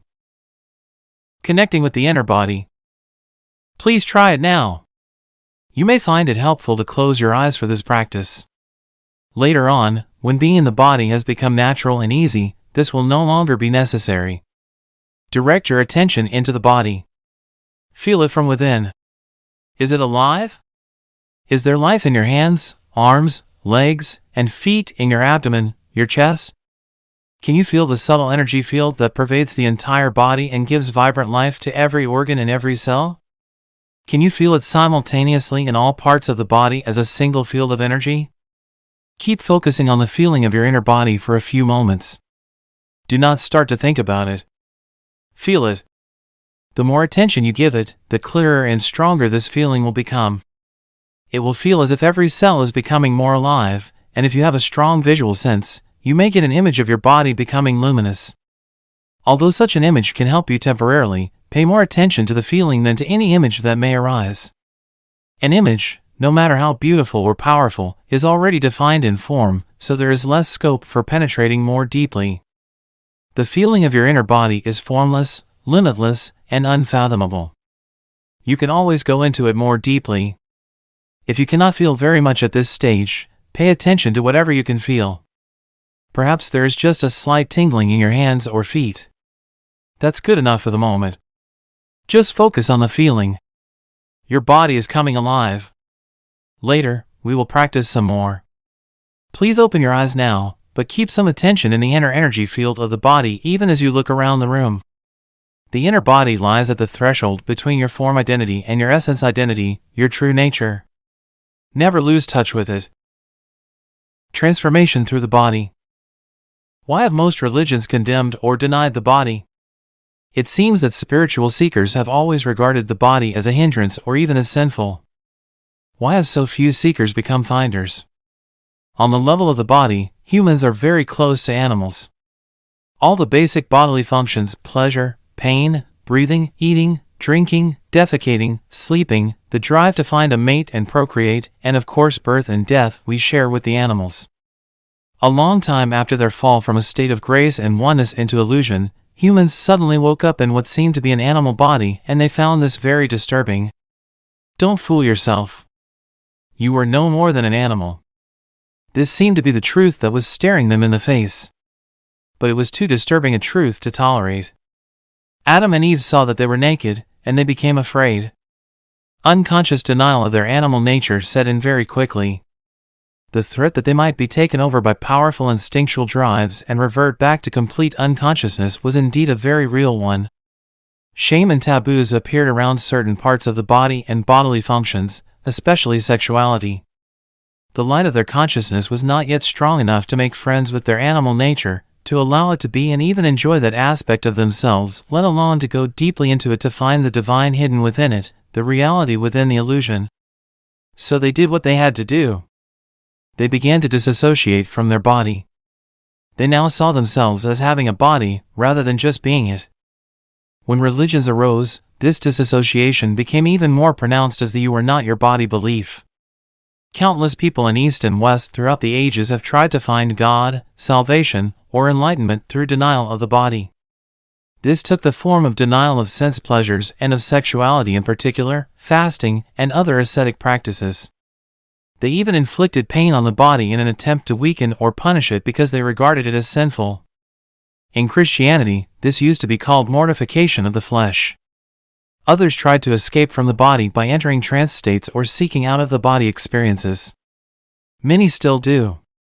Even the Buddha is said to have practiced body denial through fasting and extreme forms of asceticism for 6 years, but he did not attain enlightenment until after he had given up this practice. The fact is that no one has ever become enlightened through denying or fighting the body or through an out-of-the-body experience. Although such an experience can be fascinating and can give you a glimpse of this state of liberation from the material form, in the end you will always have to return to the body, where the essential work of transformation takes place. Transformation is through the body, not away from it. This is why no true master has ever advocated fighting or leaving the body, although their mind-based followers often have. Of the ancient teachings concerning the body, only certain fragments survive, such as Jesus' statement that your whole body will be filled with light, or they survive as myths, such as the belief that Jesus never relinquished his body but remained one with it and ascended into heaven with it. Almost no one to this day has understood those fragments or the hidden meaning of certain myths, and the you are not your body belief has prevailed universally, leading to body denial and attempts to escape from the body. Countless seekers have thus been prevented from attaining spiritual realization for themselves and becoming finders. Is it possible to recover the lost teachings on the significance of the body or to reconstruct them from the existing fragments? There is no need for that. All spiritual teachings originate from the same source. In that sense, there is and always has been only one master, who manifests in many different forms. I am that master, and so are you, once you are able to access the source within. And the way to it is through the inner body. Although all spiritual teachings originate from the same source, once they become verbalized and written down, they are obviously no more than collections of words, and a word is nothing but a signpost, as we talked about earlier. All such teachings are signposts pointing the way back to the source. I have already spoken of the truth that is hidden within your body, but I will summarize for you again the lost teachings of the masters, so here is another signpost. Please endeavor to feel your inner body as you read or listen. Sermon on the Body. What you perceive as a dense physical structure called the body, which is subject to disease, old age, and death, is not ultimately real, is not you. It is a misperception of your essential reality that is beyond birth and death, and is due to the limitations of your mind, which, having lost touch with being, creates the body as evidence of its illusory belief in separation and to justify its state of fear. But do not turn away from the body, for within that symbol of impermanence, limitation, and death that you perceive as the illusory creation of your mind is concealed the splendor of your essential and immortal reality. Do not turn your attention elsewhere in your search for the truth, for it is nowhere else to be found but within your body. Do not fight against the body, for in doing so you are fighting against your own reality. You are your body. The body that you can see and touch is only a thin illusory veil. Underneath it lies the invisible inner body, the doorway into being, into life unmanifested. Through the inner body, you are inseparably connected to this unmanifested one life, birthless, deathless, eternally present. Through the inner body, you are forever one with God. Have deep roots within. The key is to be in a state of permanent connectedness with your inner body, to feel it at all times. This will rapidly deepen and transform your life. The more consciousness you direct into the inner body, the higher its vibrational frequency becomes, much like a light that grows brighter as you turn up the dimmer switch and so increase the flow of electricity. At this higher energy level, negativity cannot affect you anymore, and you tend to attract new circumstances that reflect this higher frequency. If you keep your attention in the body as much as possible, you will be anchored in the now. You won't lose yourself in the external world, and you won't lose yourself in your mind. Thoughts and emotions, fears and desires, may still be there to some extent, but they won't take you over. Please examine where your attention is at this moment. You are listening to me, or you are reading these words in a book. That is the focus of your attention. You are also peripherally aware of your surroundings, other people, and so on. Furthermore, there may be some mind activity around what you are hearing or reading, some mental commentary. Yet there is no need for any of this to absorb all your attention. See if you can be in touch with your inner body at the same time. Keep some of your attention within. Don't let it all flow out. Feel your whole body from within, as a single field of energy. It is almost as if you were listening or reading with your whole body. Let this be your practice in the days and weeks to come. Do not give all your attention away to the mind and the external world. By all means focus on what you are doing, but feel the inner body at the same time whenever possible. Stay rooted within. Then observe how this changes your state of consciousness and the quality of what you are doing. Whenever you are waiting, wherever it may be, use that time to feel the inner body. In this way, traffic jams and lineups become very enjoyable. Instead of mentally projecting yourself away from the now, go more deeply into the now by going more deeply into the body. The art of inner body awareness will develop into a completely new way of living, a state of permanent connectedness with being, and will add a depth to your life that you have never known before. It is easy to stay present as the observer of your mind when you are deeply rooted within your body. No matter what happens on the outside, nothing can shake you anymore. Unless you stay present and inhabiting your body is always an essential aspect of it, you will continue to be run by your mind. The script in your head that you learned a long time ago, the conditioning of your mind, will dictate your thinking and your behavior. You may be free of it for brief intervals, but rarely for long. This is especially true when something goes wrong or there is some loss or upset. Your conditioned reaction will then be involuntary, automatic, and predictable, fueled by the one basic emotion that underlies the mind-identified state of consciousness, fear. So when such challenges come, as they always do, make it a habit to go within at once and focus as much as you can on the inner energy field of your body. This need not take long, just a few seconds. But you need to do it the moment that the challenge presents itself. Any delay will allow a conditioned mental-emotional reaction to arise and take you over. When you focus within and feel the inner body, you immediately become still and present as you are withdrawing consciousness from the mind.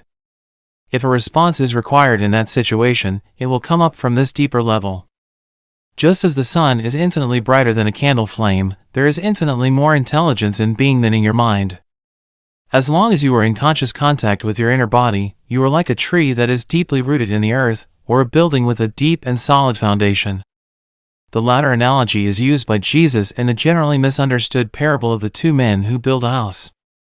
One man builds it on the sand, without a foundation, and when the storms and floods come, the house is swept away. The other man digs deep until he reaches the rock, then builds his house, which is not swept away by the floods. Before you enter the body, forgive. I felt very uncomfortable when I tried to put my attention on the inner body. There was a feeling of agitation and some nausea. So I haven't been able to experience what you were talking about. What you felt was a lingering emotion that you were probably unaware of, until you started putting some attention into the body. Unless you first give it some attention, the emotion will prevent you from gaining access to the inner body, which ties at a deeper level underneath it. Attention does not mean that you start thinking about it. It means to just observe the emotion, to feel it fully, and so to acknowledge and accept it as it is. Some emotions are easily identified: anger, fear, grief, and so on. Others may be much harder to label. They may just be vague feelings of unease, heaviness, or constriction, halfway between an emotion and a physical sensation. In any case, what matters is not whether you can attach a mental label to it, but whether you can bring the feeling of it into awareness as much as possible. Attention is the key to transformation, and full attention also implies acceptance. Attention is like a beam of light, the focus power of your consciousness that transmutes everything into itself. In a fully functional organism, an emotion has a very short lifespan. It is like a momentary ripple or wave on the surface of your being. When you are not in your body, however, an emotion can survive inside you for days or weeks, or join with other emotions of a similar frequency that have merged and become the pain body, a parasite that can live inside you for years, feed on your energy, lead to physical illness, and make your life miserable. Place your attention on feeling the emotion, and check whether your mind is holding onto a grievance pattern such as blame, self-pity, or resentment that is feeding the emotion. If that is the case, it means that you haven't forgiven.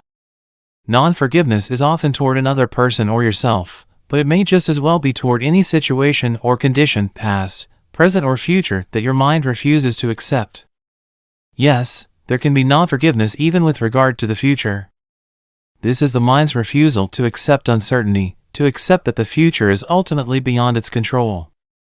Forgiveness is to relinquish your grievance and so to let go of grief.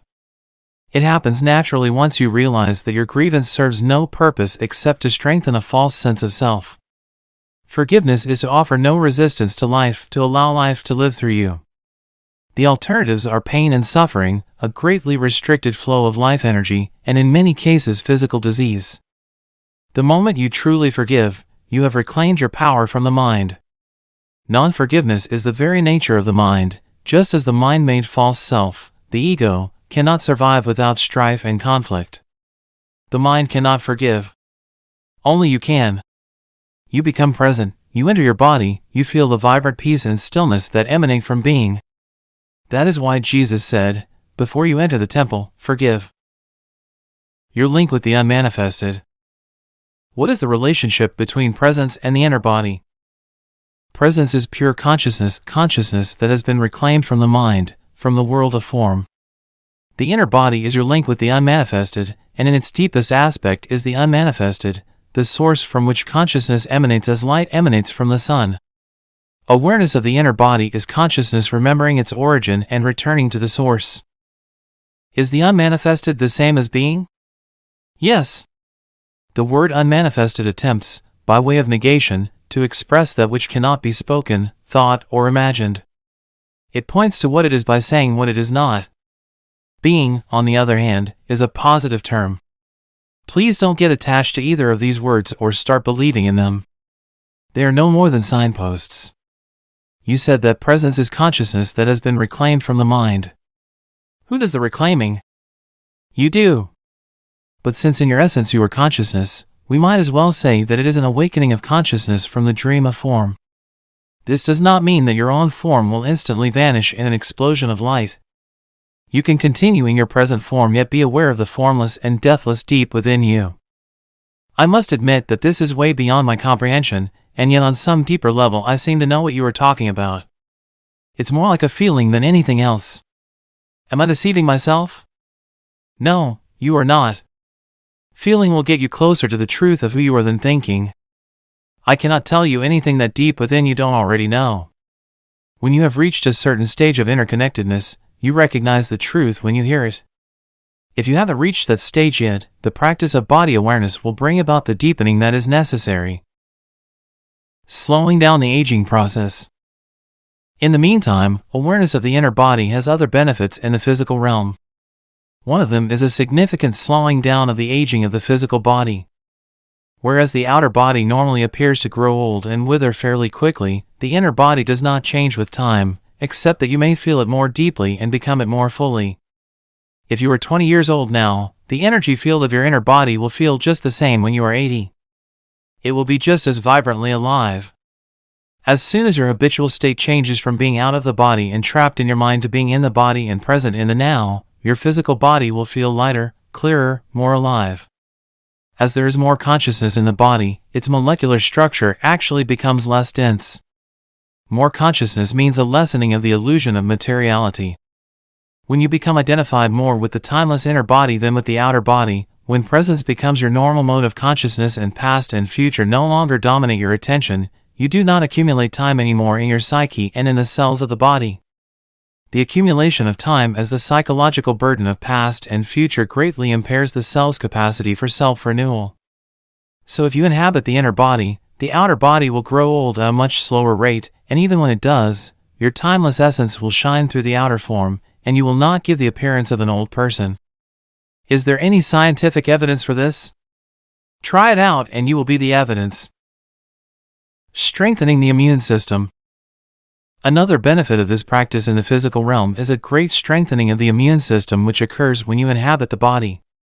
The more consciousness you bring into the body, the stronger the immune system becomes. It is as if every cell awakens and rejoices. The body loves your attention. It is also a potent form of self-healing. Most illnesses creep in when you are not present in the body. If the master is not present in the house, all kinds of shady characters will take up residence there. When you inhabit your body, it will be hard for unwanted guests to enter. It is not only your physical immune system that becomes strengthened, your psychic immune system is greatly enhanced as well.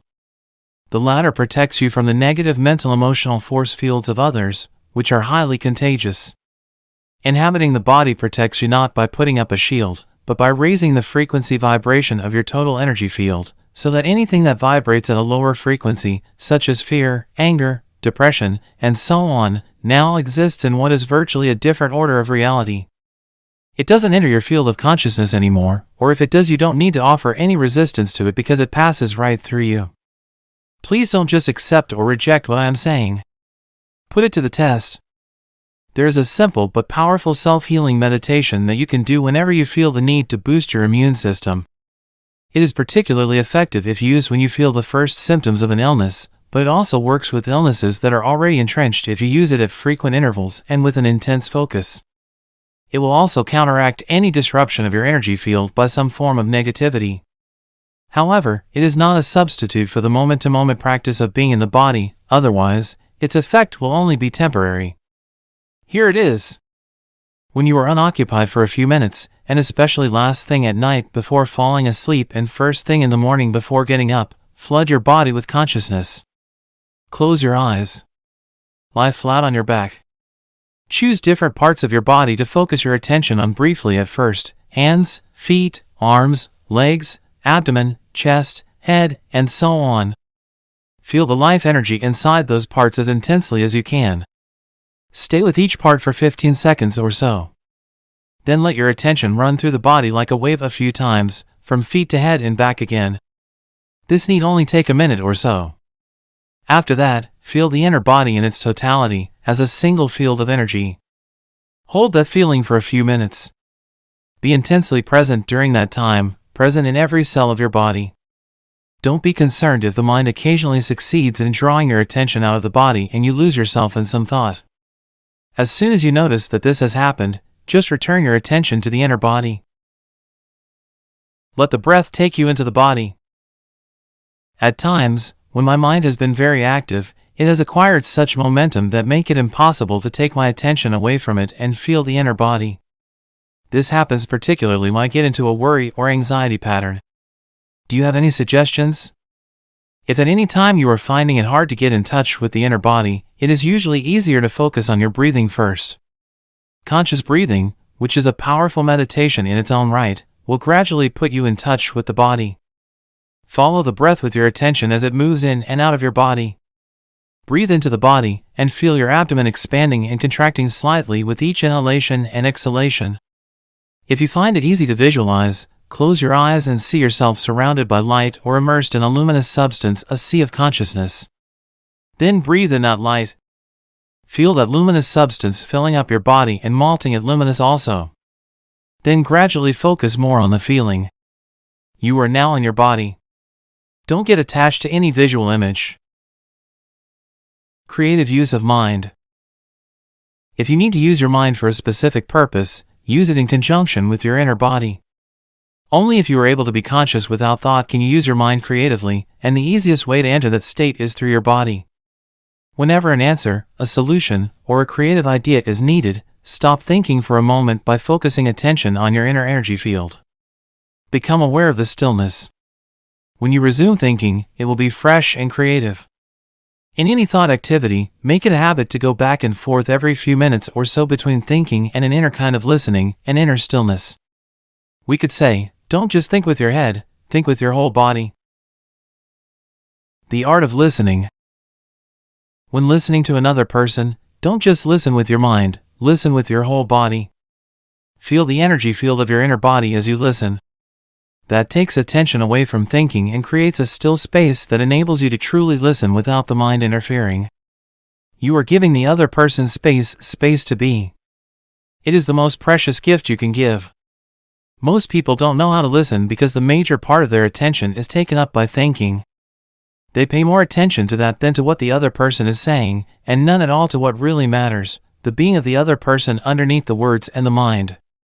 Of course, you cannot feel someone else's being except through your own. This is the beginning of the realization of oneness, which is love. At the deepest level of being, you are one with all that is. Most human relationships consist mainly of minds interacting with each other, not of human beings communicating, being in communion. No relationship can thrive in that way, and that is why there is so much conflict in relationships. When the mind is running your life, conflict, strife, and problems are inevitable. Being in touch with your inner body creates a clear space of no mind within which the relationship can flower. Portals into the unmanifested. Going deeply into the body. I can feel the energy inside my body, especially in my arms and legs, but I don't seem to be able to go more deeply, as you suggested earlier. Make it into a meditation. It needn't take long. 10 to 15 minutes of clock time should be sufficient. Make sure first that there are no external distractions such as telephones or people who are likely to interrupt you. Sit on a chair, but don't lean back. Keep the spine erect. Doing so will help you to stay alert. Alternatively, choose your own favorite position for meditation. Make sure the body is relaxed. Close your eyes. Take a few deep breaths. Feel yourself breathing into the lower abdomen, as it were. Observe how it expands and contracts slightly with each in and out breath. Then become aware of the entire inner energy field of the body. Don't think about it, feel it. By doing this, you reclaim consciousness from the mind. If you find it helpful, use the light visualization I described earlier.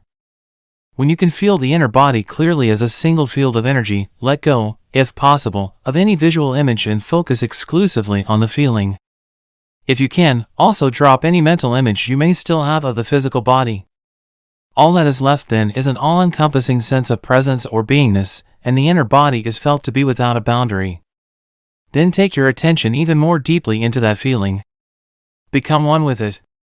Merge with the energy field, so that there is no longer a perceived duality of the observer and the observed, of you and your body. The distinction between inner and outer also dissolves now, so there is no inner body anymore. By going deeply into the body, you have transcended the body. Stay in this realm of pure being for as long as feels comfortable, then become aware again of the physical body, your breathing and physical senses, and open your eyes. Look at your surroundings for a few minutes in a meditative way, that is, without labeling them mentally, and continue to feel the inner body as you do so. Having access to that formless realm is truly liberating. It frees you from bondage to form and identification with form. It is life in its undifferentiated state prior to its fragmentation into multiplicity. We may call it the unmanifested, the invisible source of all things, the being within all beings. It is a realm of deep stillness and peace, but also of joy and intense aliveness. Whenever you are present, you become transparent to some extent to the light, the pure consciousness that emanates from this source. You also realize that the light is not separate from who you are but constitutes your very essence. The source of Qi. Is the unmanifested what in the East is called Qi, a kind of universal life energy? No, it isn't. The unmanifested is the source of Qi. Qi is the inner energy field of your body. It is the bridge between the outer you and the source. It lies halfway between the manifested, the world of form, and the unmanifested. Qi can be likened to a river or an energy stream. If you take the focus of your consciousness deeply into the inner body, you are tracing the course of this river back to its source. Qi is movement, the unmanifested is stillness. When you reach a point of absolute stillness, which is nevertheless vibrant with life, you have gone beyond the inner body and beyond Qi to the source itself, the unmanifested. Qi is the link between the unmanifested and the physical universe. So if you take your attention deeply into the inner body, you may reach this point, this singularity, where the world dissolves into the unmanifested and the unmanifested takes on form as the energy stream of Qi, which then becomes the world. This is the point of birth and death. When your consciousness is directed outward, mind and world arise. When it is directed inward, it realizes its own source and returns home into the unmanifested. Then, when your consciousness comes back to the manifested world, you reassume the form identity that you temporarily relinquished. You have a name, a past, a life situation, a future. But in one essential respect, you are not the same person you were before. You will have glimpsed a reality within yourself that is not of this world, although it isn't separate from it, just as it isn't separate from you. Now let your spiritual practice be this: as you go about your life, don't give 100% of your attention to the external world and to your mind. Keep some within. I have spoken about this already. Feel the inner body even when engaged in everyday activities, especially when engaged in relationships or when you are relating with nature. Feel the stillness deep inside it. Keep the portal open. It is quite possible to be conscious of the unmanifested throughout your life. You feel it as a deep sense of peace somewhere in the background, a stillness that never leaves you, no matter what happens out here. You become a bridge between the unmanifested and the manifested, between God and the world. This is the state of connectedness with the source that we call enlightenment. Don't get the impression that the unmanifested is separate from the manifested. How could it be? It is the life within every form, the inner essence of all that exists. It pervades this world. Let me explain. Dreamless sleep. You take a journey into the unmanifested every night when you enter the phase of deep dreamless sleep. You merge with the source. You draw from it the vital energy that sustains you for a while when you return to the manifested, the world of separate forms. This energy is much more vital than food. Man does not live by bread alone. But in dreamless sleep, you don't go into it consciously. Although the bodily functions are still operating, you no longer exist in that state. Can you imagine what it would be like to go into dreamless sleep with full consciousness?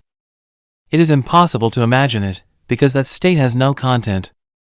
The unmanifested does not liberate you until you enter it consciously. That's why Jesus did not say the truth will make you free, but rather, you will know the truth, and the truth will make you free. This is not a conceptual truth. It is the truth of eternal life beyond form, which is known directly or not at all. But don't attempt to stay conscious in dreamless sleep. It is highly unlikely that you will succeed. At most, you may remain conscious during the dream phase, but not beyond that. This is called lucid dreaming, which may be interesting and fascinating, but it is not liberating. So use your inner body as a portal through which you enter the unmanifested, and keep that portal open so that you stay connected with the source at all times. It makes no difference, as far as the inner body is concerned, whether your outer physical body is old or young, frail or strong. The inner body is timeless. If you are not yet able to feel the inner body, use one of the other portals, although ultimately they are all one. Some I have spoken about at length already, but I'll mention them again briefly here. Other portals. The now can be seen as the main portal. It is an essential aspect of every other portal, including the inner body. You cannot be in your body without being intensely present in the now. Time and the manifested are as inextricably linked as are the timeless now and the unmanifested. When you dissolve psychological time through intense present moment awareness, you become conscious of the unmanifested both directly and indirectly. Directly, you feel it as the radiance and power of your conscious presence, no content, just presence. Indirectly, you are aware of the unmanifested in and through the sensory realm. In other words, you feel the God essence in every creature, every flower, every stone, and you realize, all that is holy. This is why Jesus, speaking entirely from his essence or Christ's identity, says in the Gospel of Thomas, "Split a piece of wood, I am there. Lift up a stone, and you will find me there." Another portal into the unmanifested is created through the cessation of thinking. This can start with a very simple thing, such as taking one conscious breath or looking, in a state of intense alertness, at a flower, so that there is no mental commentary running at the same time. There are many ways to create a gap in the incessant stream of thought. This is what meditation is all about. Thought is part of the realm of the manifested. Continuous mind activity keeps you imprisoned in the world of form and becomes an opaque screen that prevents you from becoming conscious of the unmanifested, conscious of the formless and timeless God essence in yourself and in all things and all creatures. When you are intensely present, you don't need to be concerned about the cessation of thinking, of course, because the mind then stops automatically. That's why I said the now is an essential aspect of every other portal. Surrender the letting go of mental emotional resistance to what is also becomes a portal into the unmanifested. The reason for this is simple: inner resistance cuts you off from other people, from yourself, from the world around you. It strengthens the feeling of separateness on which the ego depends for its survival. The stronger the feeling of separateness, the more you are bound to the manifested, to the world of separate forms. The more you are bound to the world of form, the harder and more impenetrable your form identity becomes. The portal is closed, and you are cut off from the inner dimension, the dimension of depth. In the state of surrender, your form identity softens and becomes somewhat transparent, as it were, so the unmanifested can shine through you. It's up to you to open a portal in your life that gives you conscious access to the unmanifested. Get in touch with the energy field of the inner body, be intensely present, disidentify from the mind, surrender to what is. These are all portals you can use, but you only need to use one. Surely love must also be one of those portals? No, it isn't. As soon as one of the portals is open, love is present in you as the feeling realization of oneness. Love isn't a portal, it's what comes through the portal into this world. As long as you are completely trapped in your form identity, there can be no love. Your task is not to search for love, but to find a portal through which love can enter. Silence. Are there any other portals apart from those you just mentioned? Yes, there are. The unmanifested is not separate from the manifested. It pervades this world, but it is so well disguised that almost everybody misses it completely. If you know where to look, you'll find it everywhere. A portal opens up every moment. Do you hear that dog barking in the distance? Or that car passing by? Listen carefully. Can you feel the presence of the unmanifested in that? You can too? Look for it in the silence out of which the sounds come and into which they return. Pay more attention to the silence than to the sounds. Paying attention to outer silence creates inner silence, the mind becomes still. A portal is opening up. Every sound is born out of silence, dies back into silence, and during its lifespan is surrounded by silence. Silence enables the sound tobe. It is an intrinsic but unmanifested part of every sound, every musical note, every song, every word. The unmanifested is present in this world as silence. This is why it has been said that nothing in this world is so like God as silence. All you have to do is pay attention to it. Even during a conversation, become conscious of the gaps between words, the brief silent intervals between sentences. As you do that, the dimension of stillness grows within you. You cannot pay attention to silence without simultaneously becoming still within. Silence without, stillness within. You have entered the unmanifested. Space. Just as no sound can exist without silence, nothing can exist without nothing, without the empty space that enables it to be. Every physical object or body has come out of nothing, is surrounded by nothing, and will eventually return to nothing. Not only that, but even inside every physical body there is far more nothing than something. Physicists tell us that the solidity of matter is an illusion. Even seemingly solid matter, including your physical body, is nearly 100% empty space, so vast are the distances between the atoms compared to their size. What is more, even inside every atom there is mostly empty space. What is left is more like a vibrational frequency than particles of solid matter, more like a musical note. Buddhists have known that for over 2,500 years. Form is emptiness, emptiness is form, states the Heart Sutra, one of the best-known ancient Buddhist texts. The essence of all things is emptiness. The unmanifested is not only present in this world as silence, it also pervades the entire physical universe as space, from within and without. This is just as easy to miss as silence. Everybody pays attention to the things in space, but who pays attention to space itself? You seem to be implying that emptiness or nothing is not just nothing, that there is some mysterious quality to it. What is this nothing? You cannot ask such a question. Your mind is trying to make nothing into something. The moment you make it into something, you have missed it. Nothingness space is the appearance of the unmanifested as an externalized phenomenon in a sense-perceived world. That's about as much as one can say about it, and even that is a kind of paradox. It cannot become an object of knowledge. You can't do a PhD on nothing. When scientists study space, they usually make it into something and thereby miss its essence entirely. Not surprisingly, the latest theory is that space isn't empty at all, that it is filled with some substance.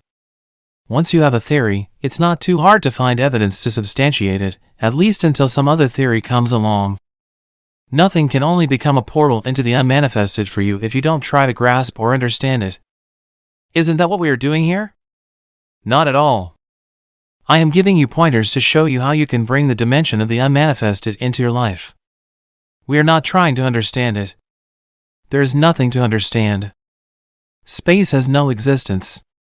To exist literally means to stand out. You cannot understand space because it doesn't stand out. Although in itself it has no existence, it enables everything else to exist. Silence has no existence either, nor does the unmanifested. So what happens if you withdraw attention from the objects in space and become aware of space itself? What is the essence of this room? The furniture, pictures, and so on are in the room, but they are not the room. The floor, walls, and ceiling define the boundary of the room, but they are not the room either. So what is the essence of the room? Space, of course, empty space. There would be no room without it. Since space is nothing, we can say that what is not there is more important than what is there. So become aware of the space that is all around you. Don't think about it. Feel it, as it were. Pay attention to nothing. As you do that, a shift in consciousness takes place inside you. Here is why. The inner equivalent to objects in space such as furniture, walls, and so on are your mind objects, thoughts, emotions, and the objects of the senses. And the inner equivalent of space is the consciousness that enables your mind objects to be, just as space allows all things to be. So if you withdraw attention from things objects in space, you automatically withdraw attention from your mind objects as well. In other words, you cannot think and be aware of space or of silence, for that matter. By becoming aware of the empty space around you, you simultaneously become aware of the space of no mind, of pure consciousness, the unmanifested. This is how the contemplation of space can become a portal for you. Space and silence are two aspects of the same thing, the same nothing. They are an externalization of inner space and inner silence, which is stillness, the infinitely creative womb of all existence. Most humans are completely unconscious of this dimension. There is no inner space, no stillness. They are out of balance. In other words, they know the world, or think they do, but they don't know God. They identify exclusively with their own physical and psychological form, unconscious of essence. And because every form is highly unstable, they live in fear. This fear causes a deep misperception of themselves and of other humans, a distortion in their vision of the world. If some cosmic convulsion brought about the end of our world, the unmanifested would remain totally unaffected by this. A Course in Miracles expresses this truth poignantly: nothing real can be threatened. Nothing unreal exists.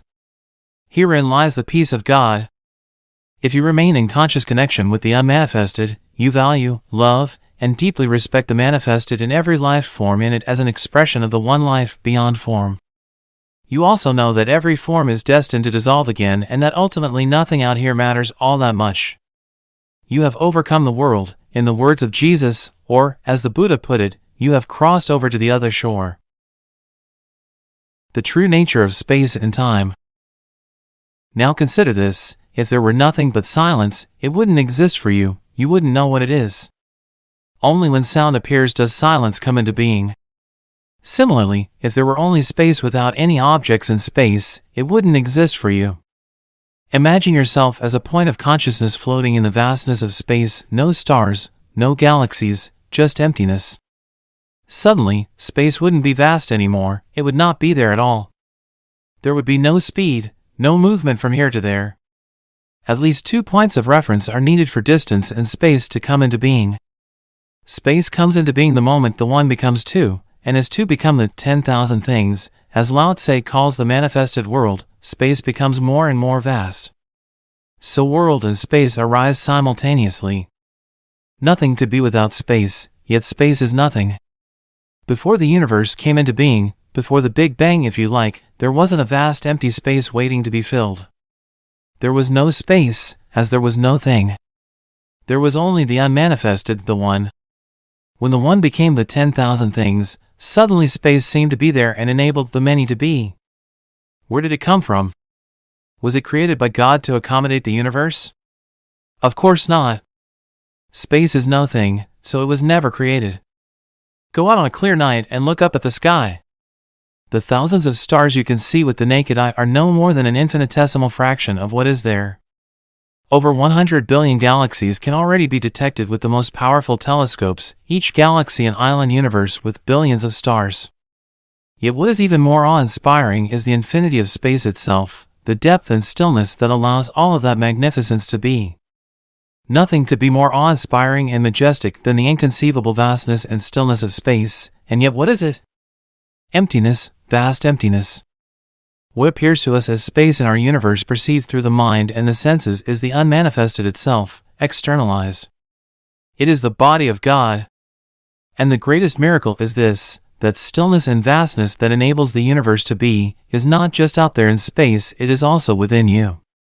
When you are utterly and totally present, you encounter it as the still inner space of no mind. Within you, it is vast in depth, not an extension. Spatial extension is ultimately a misperception of infinite depth, an attribute of the one transcendental reality. According to Einstein, space and time are not separate. I don't really understand it, but I think he is saying that time is the fourth dimension of space. He calls it the space-time continuum. Yes. What you perceive externally as space and time are ultimately illusory, but they contain a core of truth. They are the two essential attributes of God, infinity and eternity, perceived as if they had an external existence outside you. Within you, both space and time have an inner equivalent that reveals their true nature, as well as your own. Whereas space is the still, infinitely deep realm of no mind, the inner equivalent of time is presence, awareness of the eternal now. Remember that there is no distinction between them. When space and time are realized within as the unmanifested no mind and presence, external space and time continue to exist for you, but they become much less important. The world, too, continues to exist for you, but it will not bind you anymore. Hence, the ultimate purpose of the world lies not within the world but in transcendence of the world. Just as you would not be conscious of space if there were no objects in space, the world is needed for the unmanifested to be realized. You may have heard the Buddhist saying, if there were no illusion, there would be no enlightenment. It is through the world and ultimately through you that the unmanifested knows itself. You are here to enable the divine purpose of the universe to unfold. That is how important you are. Conscious death. Apart from dreamless sleep, which I mentioned already, there is one other involuntary portal. It opens up briefly at the time of physical death. Even if you have missed all the other opportunities for spiritual realization during your lifetime, one last portal will open up for you immediately after the body has died. There are countless accounts by people who had a visual impression of this portal as radiant light and then returned from what is commonly known as a near-death experience. Many of them also spoke of a sense of blissful serenity and deep peace. In the Tibetan Book of the Dead, it is described as the luminous splendor of the colorless light of emptiness, which it says is your own true self. This portal opens up only very briefly, and unless you have already encountered the dimension of the unmanifested in your lifetime, you will likely miss it. Most people carry too much residual resistance, too much fear, too much attachment to sensory experience, too much identification with the manifested world. So they see the portal, turn away in fear, and then lose consciousness. Most of what happens after that is involuntary and automatic. Eventually, there will be another round of birth and death. Their presence wasn't strong enough yet for conscious immortality. So going through this portal does not mean annihilation. As with all the other portals, your radiant true nature remains, but not the personality. In any case, whatever is real or of true value in your personality is your true nature shining through. This is never lost. Nothing that is of value, nothing that is real, is ever lost. Approaching death and death itself, the dissolution of the physical form, is always a great opportunity for spiritual realization. This opportunity is tragically missed most of the time, since we live in a culture that is almost totally ignorant of death, as it is almost totally ignorant of anything that truly matters. Every portal is a portal of death, the death of the false self. When you go through it, you cease to derive your identity from your psychological, mind-made form.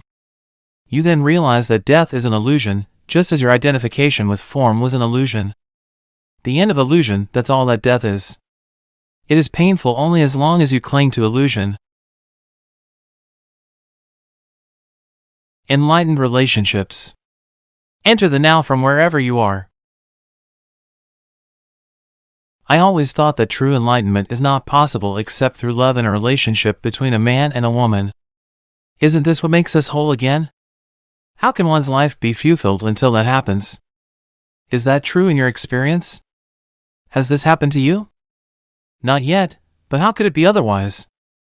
I know that it will happen. In other words, you are waiting for an event in time to save you. Is this not the core error that we have been talking about? Salvation is not elsewhere in place or time. It is here and now. What does that statement mean? Salvation is here and now. I don't understand it. I don't even know what salvation means. Most people pursue physical pleasures or various forms of psychological gratification because they believe that those things will make them happy or free them from a feeling of fear or lack. Happiness may be perceived as a heightened sense of aliveness attained through physical pleasure, or a more secure and more complete sense of self attained through some form of psychological gratification. This is the search for salvation from a state of unsatisfactoriness or insufficiency.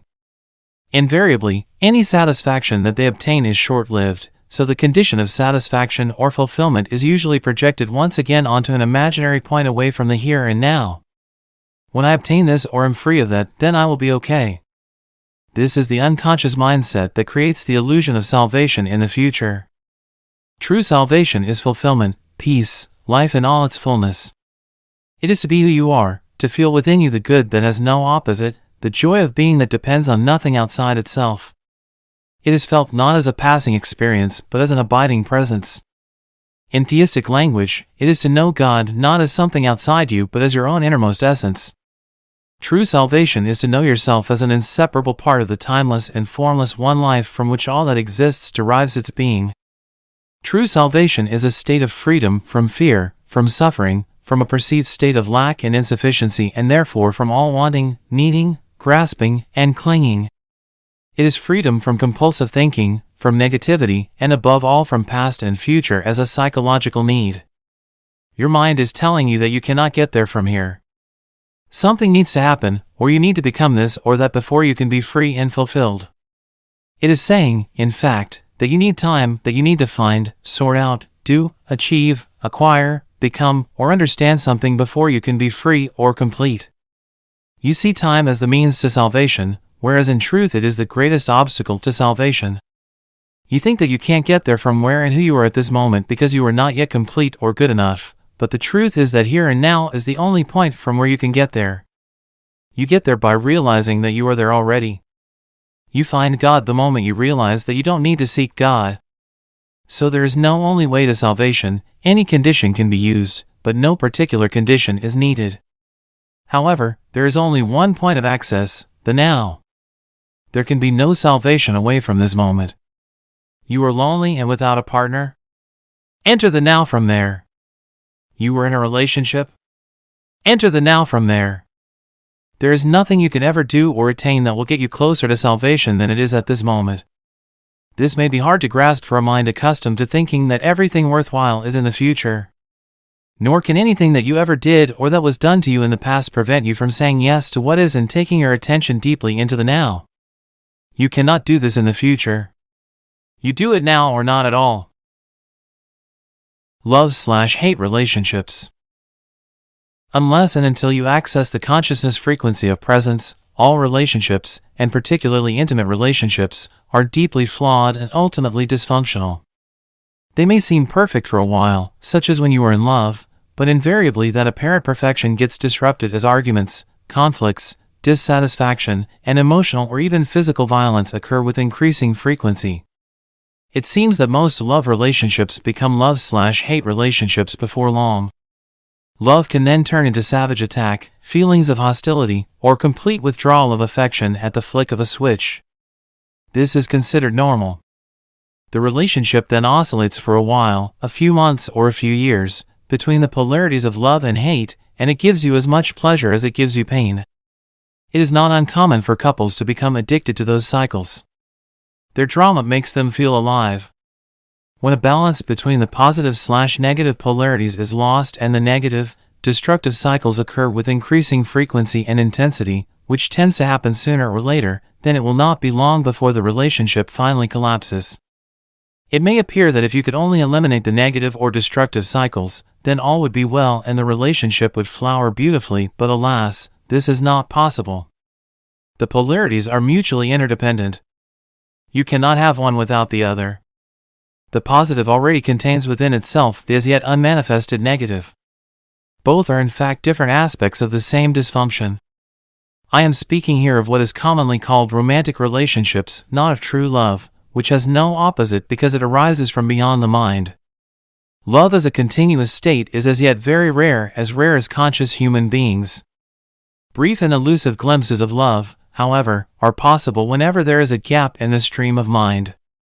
The negative side of a relationship is, of course, more easily recognizable as dysfunctional than the positive one.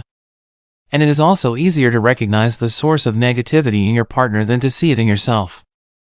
It can manifest in many forms: possessiveness, jealousy, control, withdrawal and unspoken resentment, the need to be right, insensitivity and self-absorption, emotional demands and manipulation, the urge to argue, criticize, judge, blame, or attack, anger, unconscious revenge for past pain inflicted by a parent, rage and physical violence. On the positive side, you are in love with your partner. This is at first a deeply satisfying state. You feel intensely alive. Your existence has suddenly become meaningful because someone needs you, wants you, and makes you feel special, and you do the same for him or her. When you are together, you feel whole. The feeling can become so intense that the rest of the world fades into insignificance. However, you may also have noticed that there is a neediness and a clinging quality to that intensity. You become addicted to the other person. He or she acts on you like a drug. You are on a high when the drug is available, but even the possibility or the thought that he or she might no longer be there for you can lead to jealousy, possessiveness, attempts at manipulation through emotional blackmail, blaming and accusing, fear of loss. If the other person does leave you, this can give rise to the most intense hostility or the most profound grief and despair. In an instant, loving tenderness can turn into a savage attack or dreadful grief. Where is the love now? Can love change into its opposite in an instant? Was it love in the first place, or just an addictive grasping and clinging? Addiction and the search for wholeness.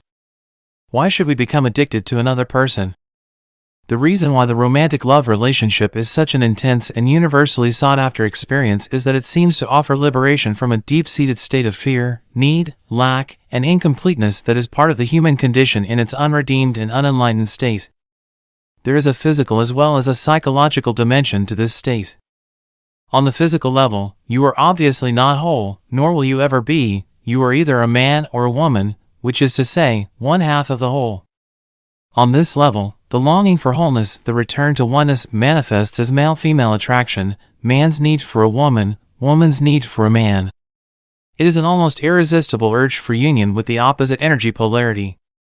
The root of this physical urge is a spiritual one, the longing for an end to duality, a return to the state of wholeness. Sexual union is the closest you can get to this state on the physical level. This is why it is the most deeply satisfying experience the physical realm can offer. But sexual union is no more than a fleeting glimpse of wholeness, an instant of bliss. As long as it is unconsciously sought as a means of salvation, you are seeking the end of duality on the level of form, where it cannot be found. You are given a tantalizing glimpse of heaven, but you are not allowed to dwell there and find yourself again in a separate body. On the psychological level, the sense of lack and incompleteness is, if anything, even greater than on the physical level. As long as you are identified with the mind, you have an externally derived sense of self. That is to say, you get your sense of who you are from things that ultimately have nothing to do with who you are: your social role, possessions, external appearance, successes and failures, belief systems, and so on. This false, mind-made self, the ego, feels vulnerable, insecure, and is always seeking new things to identify with to give it a feeling that it exists. But nothing is ever enough to give it lasting fulfillment. Its fear remains, its sense of lack and neediness remains. But then that special relationship comes along. It seems to be the answer to all the ego's problems and to meet all its needs. At least this is how it appears at first. All the other things that you derived your sense of self from before now become relatively insignificant. You now have a single focal point that replaces them all, gives meaning to your life, and through which you define your identity. The person you are in love with. You are no longer a disconnected fragment in an uncaring universe, or so it seems. Your world now has a center, the loved one. The fact that the center is outside you and that, therefore, you still have an externally derived sense of self does not seem to matter at first. What matters is that the underlying feelings of incompleteness, of fear, lack, and unfulfillment so characteristic of the egoic state are no longer there, or are they? Have they dissolved, or do they continue to exist underneath the happy surface reality? If in your relationships you experience both love and the opposite of love, attack, emotional violence, and so on, then it is likely that you are confusing ego attachment and addictive clinging with love. You cannot love your partner one moment and attack him or her the next. True love has no opposite. If your love has an opposite, then it is not love but a strong ego need for a more complete and deeper sense of self, a need that the other person temporarily meets. It is the ego's substitute for salvation, and for a short time it almost does feel like salvation. But there comes a point when your partner behaves in ways that fail to meet your needs, or rather those of your ego. The feelings of fear, pain, and lack that are an intrinsic part of egoic consciousness but have been covered up by the love relationship now resurface. Just as with every other addiction, you are on a high when the drug is available, but invariably there comes a time when the drug no longer works for you. When those painful feelings reappear, you feel them even more strongly than before, and what is more, you now perceive your partner as the cause of those feelings. This means that you project them outward and attack the other with all the savage violence that is part of your pain. This attack may awaken the partner's own pain, and he or she may counter your attack. At this point, the ego is still unconsciously hoping that its attack or its attempts at manipulation will be sufficient punishment to induce your partner to change their behavior, so that it can use them again as a cover-up for your pain. Every addiction arises from an unconscious refusal to face and move through your own pain. Every addiction starts with pain and ends with pain. Whatever the substance you are addicted to, alcohol, food, legal or illegal drugs, or a person, you are using something or somebody to cover up your pain.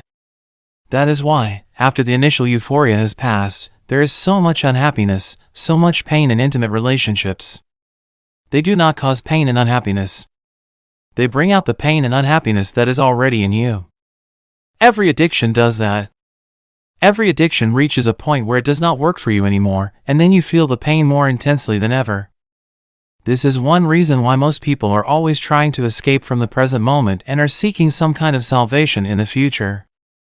The first thing that they might encounter if they focus their attention on the now is their own pain, and this is what they fear. If they only knew how easy it is to access in the now the power of presence that dissolves the past and its pain, the reality that dissolves the illusion. If they only knew how close they are to their own reality, how close to God. Avoidance of relationships in an attempt to avoid pain is not the answer either. The pain is there anyway. 3 failed relationships in as many years are more likely to force you into awakening than 3 years on a desert island or shut away in your room. But if you could bring intense presence into your aloneness, that would work for you too. From addictive to enlightened relationships.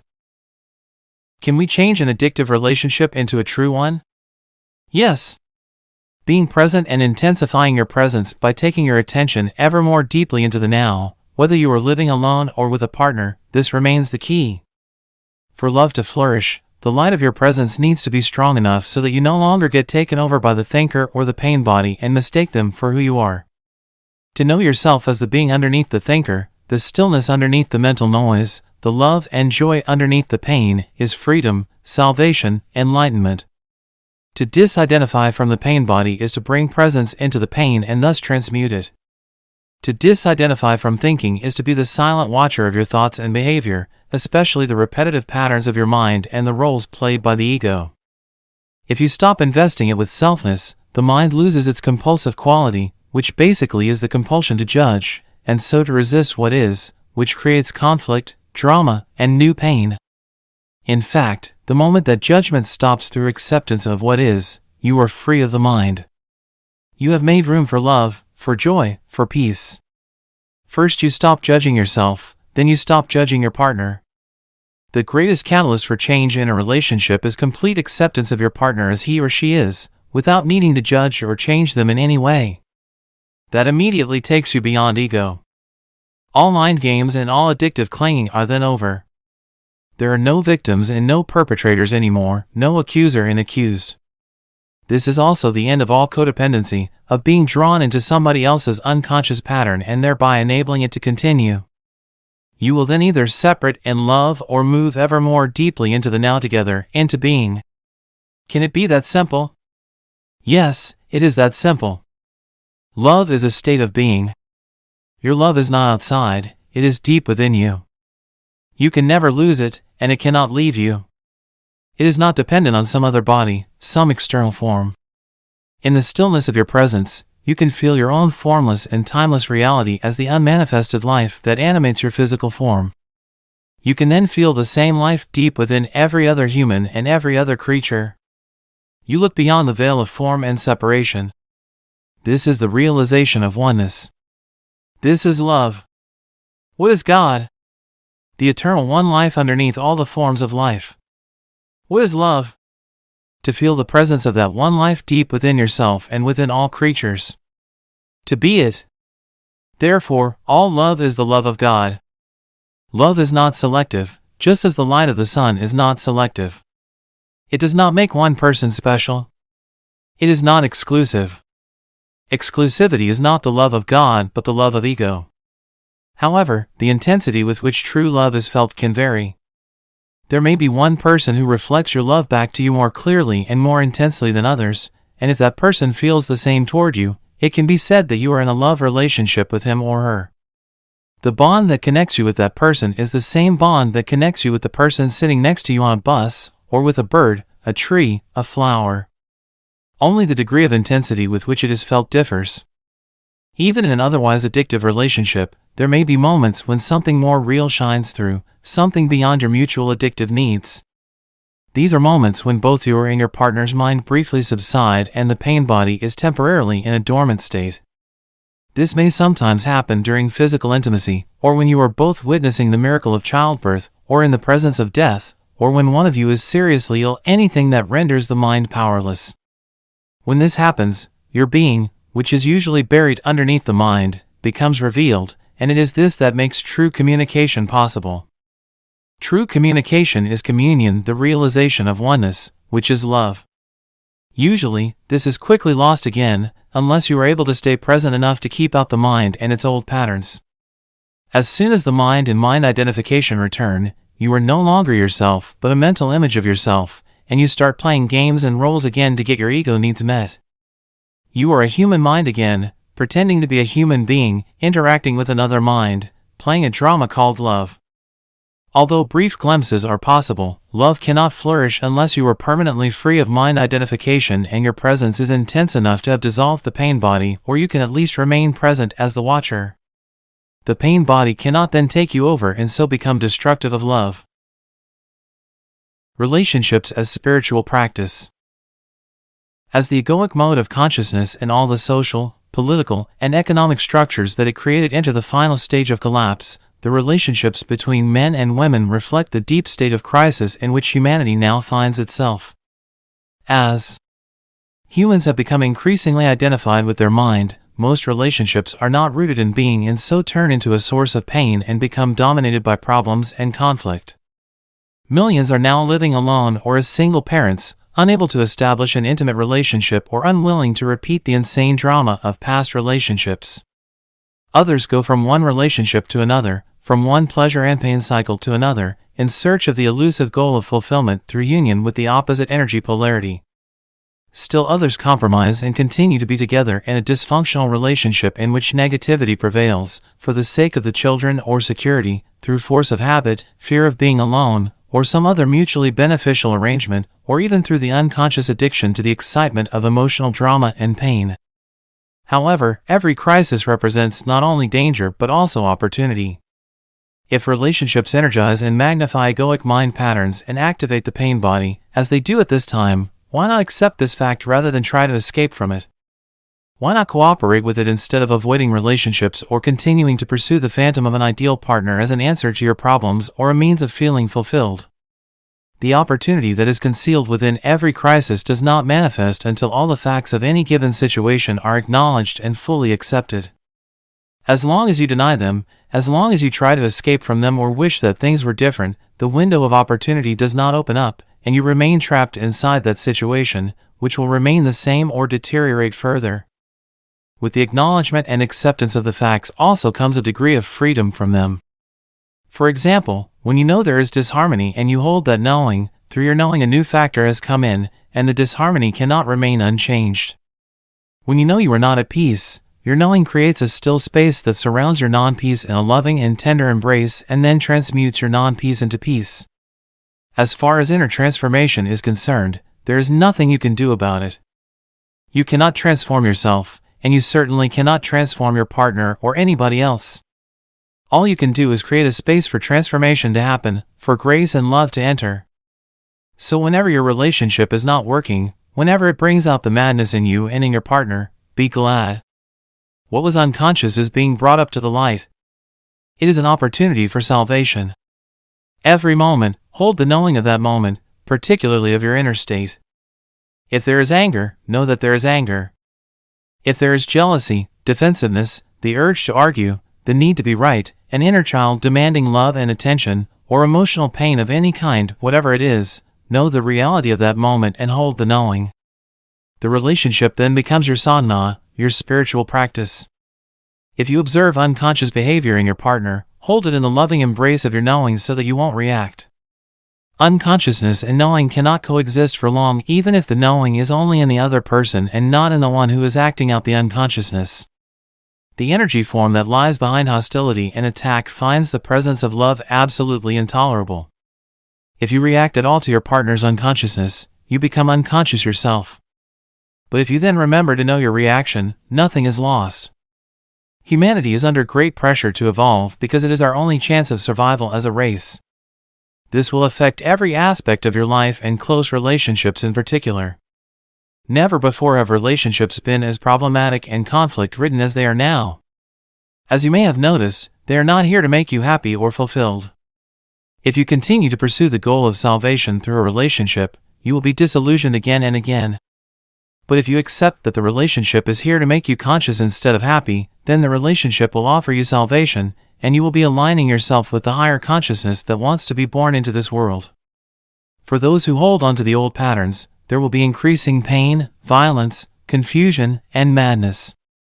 I suppose that it takes two to make a relationship into a spiritual practice, as you suggest. For example, my partner is still acting out his old patterns of jealousy and control. I have pointed this out many times, but he is unable to see it. How many people does it take to make your life into a spiritual practice? Never mind if your partner will not cooperate. Sanity, consciousness, can only come into this world through you. You do not need to wait for the world to become sane, or for somebody else to become conscious, before you can be enlightened. You may wait forever. Do not accuse each other of being unconscious. The moment you start to argue, you have identified with a mental position and are now defending not only that position but also your sense of self. The ego is in charge. You have become unconscious. At times, it may be appropriate to point out certain aspects of your partner's behavior. If you are very alert, very present, you can do so without ego involvement, without blaming, accusing, or making the other wrong. When your partner behaves unconsciously, relinquish all judgment. Judgment is either to confuse someone's unconscious behavior with who they are or to project your own unconsciousness onto another person and mistake that for who they are. To relinquish judgment does not mean that you do not recognize dysfunction and unconsciousness when you see it.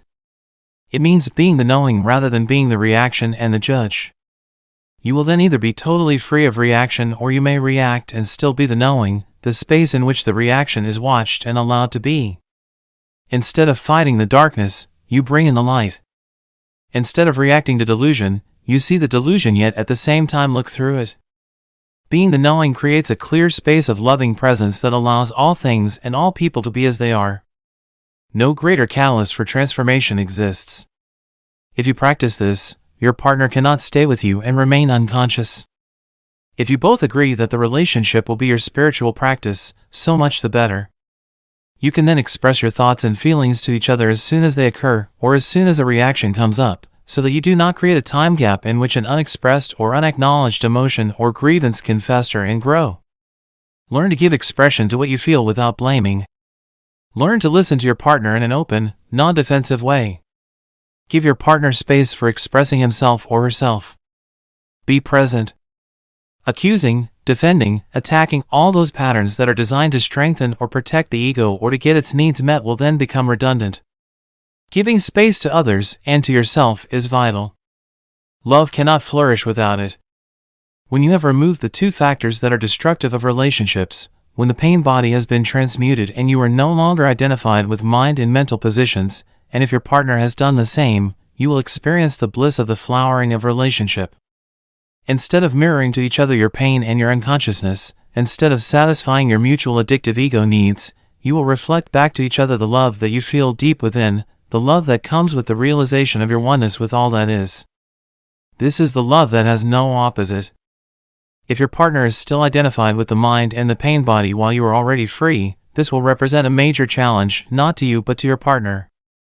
It is not easy to live with an enlightened person, or rather it is so easy that the ego finds it extremely threatening. Remember that the ego needs problems, conflict, and enemies to strengthen the sense of separateness on which its identity depends.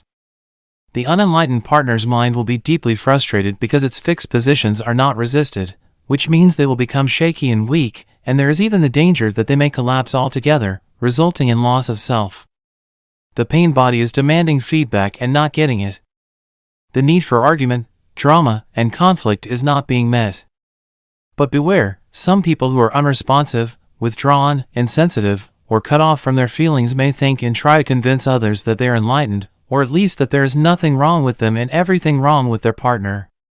Men tend to do that more than women. They may see their female partners as irrational or emotional. But if you can feel your emotions, you are not far from the radiant inner body just underneath. If you are mainly in your head, the distance is much greater, and you need to bring consciousness into the emotional body before you can reach the inner body. If there isn't an emanation of love and joy, complete presence and openness toward all beings, then it is not enlightenment. Another indicator is how a person behaves in difficult or challenging situations or when things go wrong.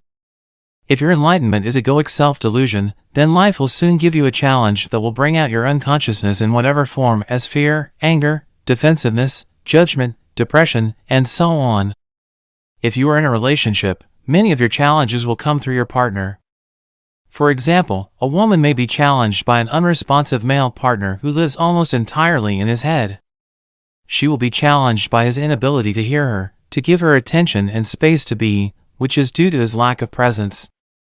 The absence of love in the relationship, which is usually more keenly felt by a woman than a man, will trigger the woman's pain body, and through it she will attack her partner, blame, criticize, make wrong, and so on.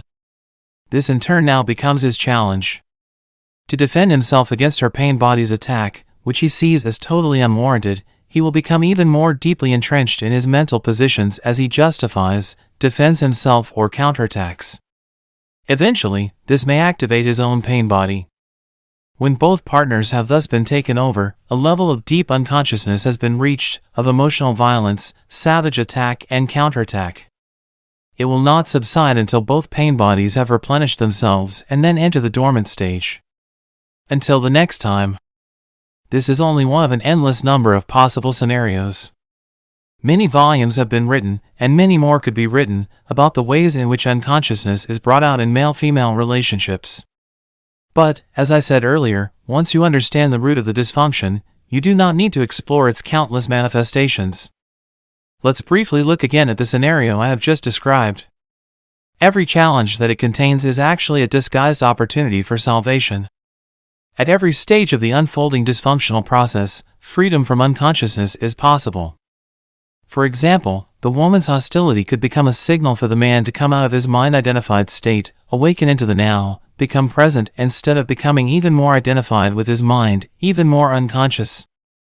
Instead of being the pain body, the woman could be the knowing that watches the emotional pain in herself, thus accessing the power of the now and initiating the transmutation of the pain. This would remove the compulsive and automatic outward projection of it. She could then express her feelings to her partner. There is no guarantee, of course, that he will listen, but it gives him a good chance to become present and certainly breaks the insane cycle of the involuntary acting out of old mind patterns. If the woman misses that opportunity, the man could watch his own mental emotional reaction to her pain, his own defensiveness, rather than being the reaction. He could then watch his own pain body being triggered and thus bring consciousness into his emotions. In this way, a clear and still space of pure awareness would come into being, the knowing, the silent witness, the watcher. This awareness does not deny the pain and yet is beyond it. It allows the pain to be and yet transmutes it at the same time. It accepts everything and transforms everything. A door would have opened up for her through which she could easily join him in that space. If you are consistently or at least predominantly present in your relationship, this will be the greatest challenge for your partner. They will not be able to tolerate your presence for very long and stay unconscious. If they are ready, they will walk through the door that you open for them and join you in that state. If they are not, you will separate like oil and water. The light is too painful for someone who wants to remain in darkness. Why women are closer to enlightenment. Are the obstacles to enlightenment the same for a man as for a woman? Yes, but the emphasis is different. Generally speaking, it is easier for a woman to feel and be in her body, so she is naturally closer to being and potentially closer to enlightenment than a man. This is why many ancient cultures instinctively chose female figures or analogies to represent or describe the formless and transcendental reality. It was often seen as a womb that gives birth to everything in creation and sustains and nourishes it during its life as form. In the Tao Te Ching, one of the most ancient and profound books ever written, the Tao, which could be translated as being, is described as infinite, eternally present, the mother of the universe. Naturally, women are closer to it than men since they virtually embody the unmanifested. What is more, all creatures and all things must eventually return to the source. All things vanish into the Tao. It alone endures. Since the source is seen as female, this is represented as the light and dark sides of the archetypal feminine in psychology and mythology.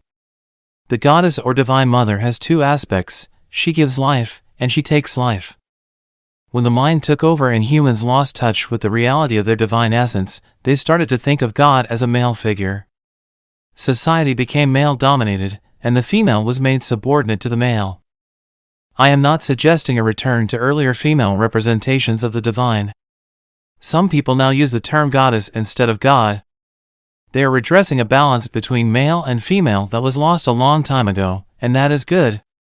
But it is still a representation and a concept, perhaps temporarily useful, just as a map or a signpost is temporarily useful, but more a hindrance than a help when you are ready to realize the reality beyond all concepts and images. What does remain true, however, is that the energy frequency of the mind appears to be essentially male. The mind resists, fights for control, uses, manipulates, attacks, tries to grasp and possess, and so on. This is why the traditional God is a patriarchal, controlling authority figure, an often angry man who you should live in fear of, as the Old Testament suggests. This God is a projection of the human mind. To go beyond the mind and reconnect with the deeper reality of being, very different qualities are needed: surrender, non-judgment, an openness that allows life to be instead of resisting it, the capacity to hold all things in the loving embrace of your knowing. All these qualities are much more closely related to the female principle. Whereas mind energy is hard and rigid, being energy is soft and yielding and yet infinitely more powerful than mind. The mind runs our civilization, whereas being is in charge of all life on our planet and beyond. Being is the very intelligence whose visible manifestation is the physical universe. Although women are potentially closer to it, men can also access it within themselves. At this time, the vast majority of men as well as women are still in the grip of the mind, identified with the thinker and the pain body. This, of course, is what prevents enlightenment and the flowering of love. As a general rule, the major obstacle for men tends to be the thinking mind, and the major obstacle for women the pain body, although in certain individual cases the opposite may be true, and in others the two factors may be equal. Dissolving the collective female pain body. Why is the pain body more of an obstacle for women? The pain body usually has a collective as well as a personal aspect. The personal aspect is the accumulated residue of emotional pain suffered in one's own past. The collective one is the pain accumulated in the collective human psyche over thousands of years through disease, torture, war, murder, cruelty, madness, and so on. Everyone's personal pain body also partakes of this collective pain body. There are different strands in the collective pain body. For example, certain races or countries in which extreme forms of strife and violence occur have a heavier collective pain body than others. Anyone with a strong pain body and not enough consciousness to disidentify from it will not only continuously or periodically be forced to relive their emotional pain but may also easily become either the perpetrator or the victim of violence, depending on whether their pain body is predominantly active or passive. On the other hand, they may also be potentially closer to enlightenment. This potential isn't necessarily realized, of course, but if you are trapped in a nightmare you will probably be more strongly motivated to awaken than someone who is just caught in the ups and downs of an ordinary dream. Apart from her personal pain body, every woman has her share in what could be described as the collective female pain body unless she is fully conscious. This consists of accumulated pains suffered by women partly through male subjugation of the female, through slavery, exploitation, rape, childbirth, child loss, and so on, over thousands of years. The emotional or physical pain that for many women precedes and coincides with the menstrual flow is the pain body in its collective aspect that awakens from its dormancy at that time, although it can be triggered at other times too. It restricts the free flow of life energy through the body, of which menstruation is a physical expression. Let's dwell on this for a moment and see how it can become an opportunity for enlightenment. Often a woman is taken over by the pain body at that time. It has an extremely powerful energetic charge that can easily pull you into unconscious identification with it. You are then actively possessed by an energy field that occupies your inner space and pretends to be you, but, of course, is not you at all. It speaks through you, acts through you, thinks through you. It will create negative situations in your life so that it can feed on the energy. It wants more pain, in whatever form. I have described this process already. It can be vicious and destructive. It is pure pain, past pain, and it is not you. The number of women who are now approaching the fully conscious state already exceeds that of men and will be growing even faster in the years to come. Men may catch up with them in the end, but for some considerable time there will be a gap between the consciousness of men and that of women. Women are regaining the function that is their birthright and, therefore, comes to them more naturally than it does to men, to be a bridge between the manifested world and the unmanifested, between physicality and spirit. Your main task as a woman now is to transmute the pain body so that it no longer comes between you and your true self, the essence of who you are. Of course, you also have to deal with the other obstacle to enlightenment, which is the thinking mind, but the intense presence you generate when dealing with the pain body will also free you from identification with the mind. The first thing to remember is this: as long as you make an identity for yourself out of the pain, you cannot become free of it. As long as part of your sense of self is invested in your emotional pain, you will unconsciously resist or sabotage every attempt that you make to heal that pain. Why? Quite simply because you want to keep yourself intact, and the pain has become an essential part of you. This is an unconscious process, and the only way to overcome it is to make it conscious. To suddenly see that you are or have been attached to your pain can be quite a shocking realization. The moment you realize this, you have broken the attachment. The pain body is an energy field, almost like an entity, that has become temporarily lodged in your inner space. It is life energy that has become trapped, energy that is no longer flowing. Of course, the pain body is there because of certain things that happened in the past. It is the living past in you, and if you identify with it, you identify with the past. A victim identity is the belief that the past is more powerful than the present, which is the opposite of the truth. It is the belief that other people and what they did to you are responsible for who you are now, for your emotional pain or your inability to be your true self. The truth is that the only power there is contained within this moment. It is the power of your presence. Once you know that, you also realize that you are responsible for your inner space now, nobody else is, and that the past cannot prevail against the power of the now. So identification prevents you from dealing with the pain body. Some women who are already conscious enough to have relinquished their victim identity on the personal level are still holding onto a collective victim identity, what men did to women. They are right, and they are also wrong. They are right inasmuch as the collective female pain body is in large part due to male violence inflicted on women and repression of the female principle throughout the planet over millennia. They are wrong if they derive a sense of self from this fact and thereby keep themselves imprisoned in a collective victim identity. If a woman is still holding on to anger, resentment, or condemnation, she is holding on to her pain body. This may give her a comforting sense of identity, of solidarity with other women, but it is keeping her in bondage to the past and blocking full access to her essence and true power. If women exclude themselves from men, that fosters a sense of separation and therefore a strengthening of the ego.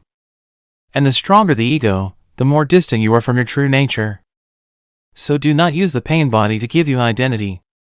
Use it for enlightenment instead. Transmute it into consciousness. One of the best tunes for this is during menses. I believe that, in the years to come, many women will enter the fully conscious state during that time. Usually, it is a time of unconsciousness for many women, as they are taken over by the collective female pain body.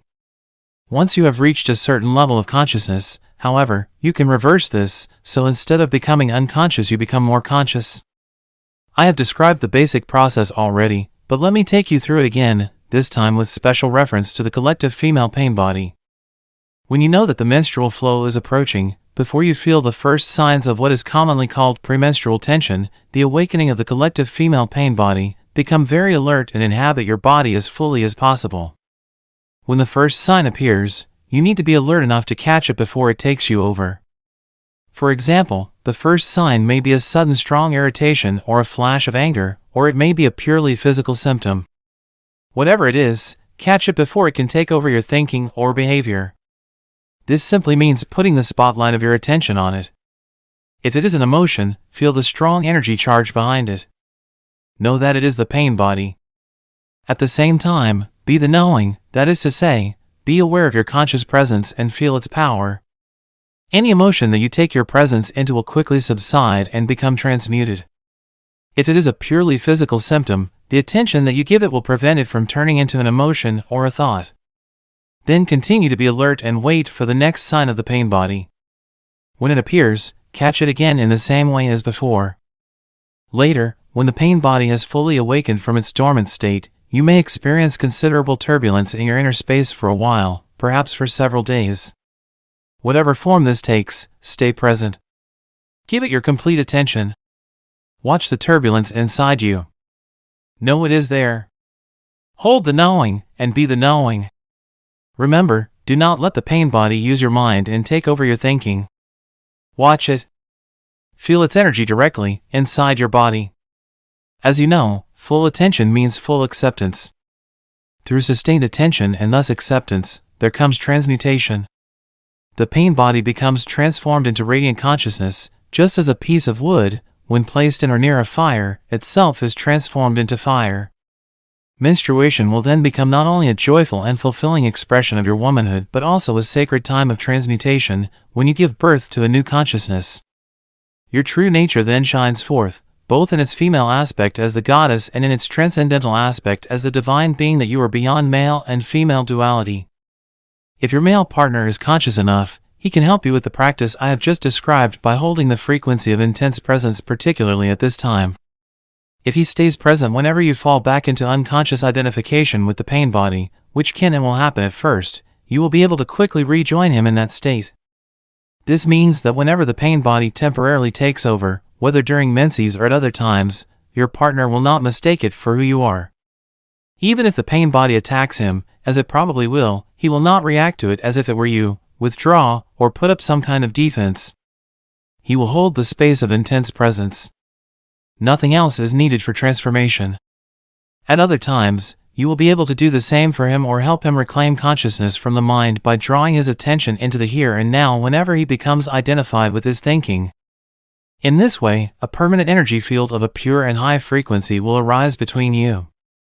No illusion, no pain, no conflict, nothing that is not you, and nothing that is not love can survive in it. This represents the fulfillment of the divine, transpersonal purpose of your relationship. It becomes a vortex of consciousness that will draw in many others. Give up the relationship with yourself. When one is fully conscious, would one still have a need for a relationship? Would a man still feel drawn to a woman? Would a woman still feel incomplete without a man? Enlightened or not, you are either a man or a woman, so on the level of your form identity you are not complete. You are one half of the whole. This incompleteness is felt as male-female attraction, the pull toward the opposite energy polarity, no matter how conscious you are. But in that state of interconnectedness, you feel this pull somewhere on the surface or periphery of your life. Anything that happens to you in that state feels somewhat like that. The whole world seems like waves or ripples on the surface of a vast and deep ocean. You are that ocean and, of course, you are also a ripple, but a ripple that has realized its true identity as the ocean, and compared to that vastness and depth, the world of waves and ripples is not all that important. This does not mean that you don't relate deeply to other people or to your partner. In fact, you can relate deeply only if you are conscious of being. Coming from being, you are able to focus beyond the veil of form. In being, male and female are one. Your form may continue to have certain needs, but being has none. It is already complete and whole. If those needs are met, that is beautiful, but whether or not they are met makes no difference to your deep inner state. So it is perfectly possible for an enlightened person, if the need for the male or female polarity is not met, to feel a sense of lack or incompleteness on the outer level of his or her being, yet at the same time be totally complete, fulfilled, and at peace within. In the quest for enlightenment, is being gay a help or a hindrance, or does it not make any difference? As you approach adulthood, uncertainty about your sexuality followed by the realization that you are different from others may force you to disidentify from socially conditioned patterns of thought and behavior. This will automatically raise your level of consciousness above that of the unconscious majority, whose members unquestioningly take on board all inherited patterns. In that respect, being gay can be a help. Being an outsider to some extent, someone who does not fit in with others or is rejected by them for whatever reason, makes life difficult, but it also places you at an advantage as far as enlightenment is concerned. It takes you out of unconsciousness almost by force. On the other hand, if you then develop a sense of identity based on your gayness, you have escaped one trap only to fall into another. You will play roles in games dictated by a mental image you have of yourself as gay. You will become unconscious. You will become unreal. Underneath your ego mask, you will become very unhappy. If this happens to you, being gay will have become a hindrance. But you always get another chance, of course. Acute unhappiness can be a great awakener.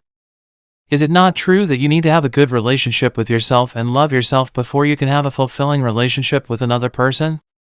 If you cannot be at ease with yourself when you are alone, you will seek a relationship to cover up your unease. You can be sure that the unease will then reappear in some other form within the relationship, and you will probably hold your partner responsible for it. All you really need to do is accept this moment fully. You are then at ease in the here and now and at ease with yourself. But do you need to have a relationship with yourself at all? Why can't you just be yourself? When you have a relationship with yourself, you have split yourself into two, I and myself, subject and object. That mind-created duality is the root cause of all unnecessary complexity, of all problems and conflict in your life. In the state of enlightenment, you are yourself, you and yourself merge into one. You do not judge yourself, you do not feel sorry for yourself, you are not proud of yourself, you do not love yourself, you do not hate yourself, and so on. The split caused by self-reflective consciousness is healed, its curse removed. There is no self that you need to protect, defend, or feed anymore. When you are enlightened, there is one relationship that you no longer have, the relationship with yourself. Once you have given that up, all your other relationships will be love relationships. Beyond happiness and unhappiness there is peace. The higher good beyond good and bad. Is there a difference between happiness and inner peace? Yes. Happiness depends on conditions being perceived as positive, inner peace does not. Is it not possible to attract only positive conditions into our life? If our attitude and our thinking are always positive, we would manifest only positive events and situations, wouldn't we? Do you truly know what is positive and what is negative? Do you have the total picture? There have been many people for whom limitation, failure, loss, illness, or pain in whatever form turned out to be their greatest teacher. It taught them to let go of false self-images and superficial ego-dictated goals and desires. It gave them depth, humility, and compassion. It made them more real. Whenever anything negative happens to you, there is a deep lesson concealed within it, although you may not see it at the time. Even a brief illness or an accident can show you what is real and unreal in your life, what ultimately matters and what doesn't. Seen from a higher perspective, conditions are always positive. To be more precise, they are neither positive nor negative. They are as they are. And when you live in complete acceptance of what is, which is the only sane way to live, there is no good or bad in your life anymore. There is only a higher good, which includes the bad. Seen from the perspective of the mind, however, there is good-bad, like-dislike, love-hate. Hence, in the book of Genesis, it is said that Adam and Eve were no longer allowed to dwell in paradise when they ate of the tree of the knowledge of good and evil. This sounds to me like denial and self-deception. When something dreadful happens to me or someone close to me, accident, illness, pain of some kind or death, I can pretend that it isn't bad, but the fact remains that it is bad, so why deny it? You are not pretending anything. You are allowing it to be as it is, that's all. This allowing to be takes you beyond the mind with its resistance patterns that create the positive-negative polarities. It is an essential aspect of forgiveness. Forgiveness of the present is even more important than forgiveness of the past. If you forgive every moment, allow it to be as it is, then there will be no accumulation of resentment that needs to be forgiven at some later time. Remember that we are not talking about happiness here. For example, when a loved one has just died, or you feel your own death approaching, you cannot be happy. It is impossible. But you can be at peace. There may be sadness and tears, but provided that you have relinquished resistance, underneath the sadness you will feel a deep serenity, a stillness, a sacred presence. This is the emanation of being, this is inner peace, the good that has no opposite. What if it is a situation that I can do something about? How can I allow it to be and change it at the same time? Do what you have to do. In the meantime, accept what is. Since mind and resistance are synonymous, acceptance immediately frees you from mind dominance and thus reconnects you with being. As a result, the usual ego motivations for doing, fear, greed, control, defending or feeding the false sense of self will cease to operate. An intelligence much greater than the mind is now in charge, and so a different quality of consciousness will flow into your doing. Accept whatever comes to you woven in the pattern of your destiny, for what could more aptly fit your needs? This was written years ago by Marcus Aurelius, one of those exceedingly rare humans who possess worldly power as well as wisdom. It seems that most people need to experience a great deal of suffering before they will relinquish resistance and accept before they will forgive. As soon as they do, one of the greatest miracles happens, the awakening of being consciousness through what appears as evil, the transmutation of suffering into inner peace. The ultimate effect of all the evil and suffering in the world is that it will force humans into realizing who they are beyond name and form. Thus, what we perceive as evil from our limited perspective is actually part of the higher good that has no opposite. This, however, does not become true for you except through forgiveness. Until that happens, evil has not been redeemed and therefore remains evil. Through forgiveness, which essentially means recognizing the insubstantiality of the past and allowing the present moment to be as it is, the miracle of transformation happens not only within but also without. A silent space of intense presence arises both in you and around you. Whoever or whatever enters that field of consciousness will be affected by it, sometimes visibly and immediately, sometimes at deeper levels with visible changes appearing at a later time.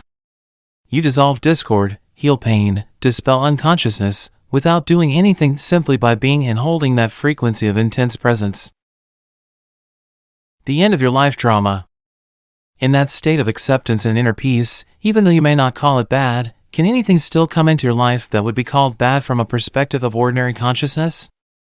Most of the so-called bad things that happen in people's lives are due to unconsciousness. They are self-created, or rather ego-created. I sometimes refer to those things as drama. When you are fully conscious, drama does not come into your life anymore. Let me remind you briefly how the ego operates and how it creates drama. Ego is the unobserved mind that runs your life when you are not present as the witnessing consciousness, the watcher. The ego perceives itself as a separate fragment in a hostile universe, with no real interconnection to any other being, surrounded by other egos which it either sees as a potential threat or which it will attempt to use for its own ends. The basic ego patterns are designed to combat its own deep-seated fear and sense of lack. They are resistance, control, power, greed, defense, attack. Some of the ego's strategies are extremely clever, yet they never truly solve any of its problems, simply because the ego itself is the problem. When egos come together, whether in personal relationships or in organizations or institutions, bad things happen sooner or later, drama of one kind or another, in the form of conflict, problems, power struggles, emotional or physical violence, and so on. This includes collective evils such as war, genocide, and exploitation, all due to mass unconsciousness.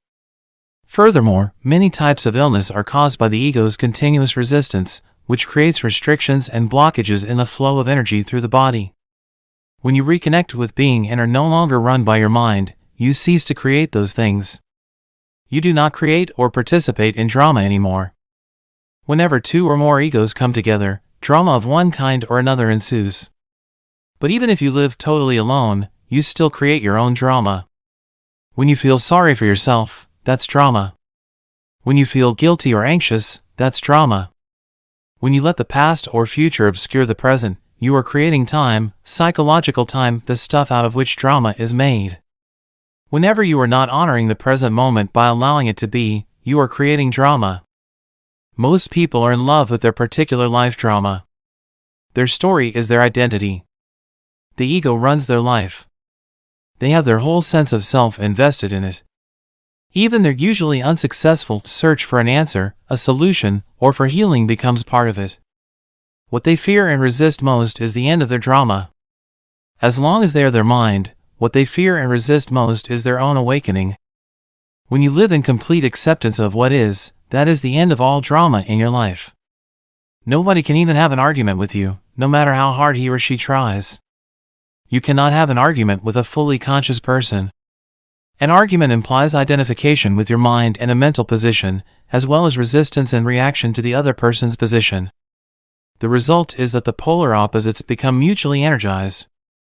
These are the mechanics of unconsciousness. You can still make your point clearly and firmly, but there will be no reactive force behind it, no defense or attack. So it won't turn into drama. When you are fully conscious, you cease to be in conflict. No one who is at one with himself can even conceive of conflict, states A Course in Miracles. This refers not only to conflict with other people but more fundamentally to conflict within you, which ceases when there is no longer any clash between the demands and expectations of your mind and what is. Impermanence and the cycles of life. However, as long as you are in the physical dimension and linked to the collective human psyche, physical pain, although rare, is still possible. This is not to be confused with suffering, with mental emotional pain. All suffering is ego-created and is due to resistance. Also, as long as you are in this dimension, you are still subject to its cyclical nature and to the law of impermanence of all things, but you no longer perceive this as bad, it just is.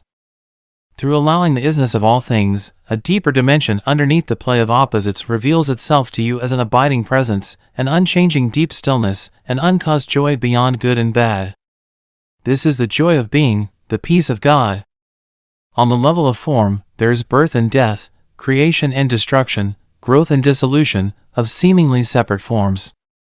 This is reflected everywhere, in the life cycle of a star or a planet, a physical body, a tree, a flower, in the rise and fall of nations, political systems, civilizations, and in the inevitable cycles of gain and loss in the life of an individual. There are cycles of success, when things come to you and thrive, and cycles of failure, when they wither or disintegrate and you have to let them go in order to make room for new things to arise, or for transformation to happen. If you cling and resist at that point, it means you are refusing to go with the flow of life, and you will suffer. It is not true that the up cycle is good and the down cycle bad, except in the mind's judgment. Growth is usually considered positive, but nothing can grow forever. If growth, of whatever kind, were to go on, it would eventually become monstrous and destructive. Dissolution is needed for new growth to happen. One cannot exist without the other. The down cycle is absolutely essential for spiritual realization. You must have failed deeply on some level or experienced some deep loss or pain to be drawn to the spiritual dimension. Or perhaps your very success became empty and meaningless and so turned out to be failure. Failure lies concealed in every success, and success in every failure. In this world, which is to say on the level of form, everybody fails sooner or later, of course, and every achievement eventually comes to naught. All forms are impermanent. You can still be active and enjoy manifesting and creating new forms and circumstances, but you won't be identified with them. You do not need them to give you a sense of self. They are not your life, only your life situation. Your physical energy is also subject to cycles. It cannot always be at a peak. There will be times of low as well as high energy. There will be periods when you are highly active and creative, but there may also be times when everything seems stagnant, when it seems that you are not getting anywhere, not achieving anything. A cycle can last for anything from a few hours to a few years. There are large cycles and small cycles within these large ones. Many illnesses are created through fighting against the cycles of low energy, which are vital for regeneration. The compulsion to do, and the tendency to derive your sense of self-worth and identity from external factors such as achievement, is an inevitable illusion as long as you are identified with the mind. This makes it hard or impossible for you to accept the low cycles and allow them to be. Thus, the intelligence of the organism may take over as a self-protective measure and create an illness in order to force you to stop, so that the necessary regeneration can take place. The cyclical nature of the universe is closely linked with the impermanence of all things and situations. The Buddha made this a central part of his teaching.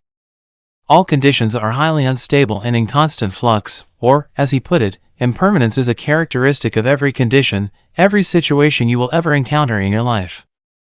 It will change, disappear, or no longer satisfy you. Impermanence is also central to Jesus' teaching. Do not lay up for yourselves treasures on earth, where moth and rust consume and where thieves break in and steal. As long as a condition is judged as good by your mind, whether it be a relationship, a possession, a social role, a place, or your physical body, the mind attaches itself to it and identifies with it. It makes you happy, makes you feel good about yourself, and it may become part of who you are or think you are.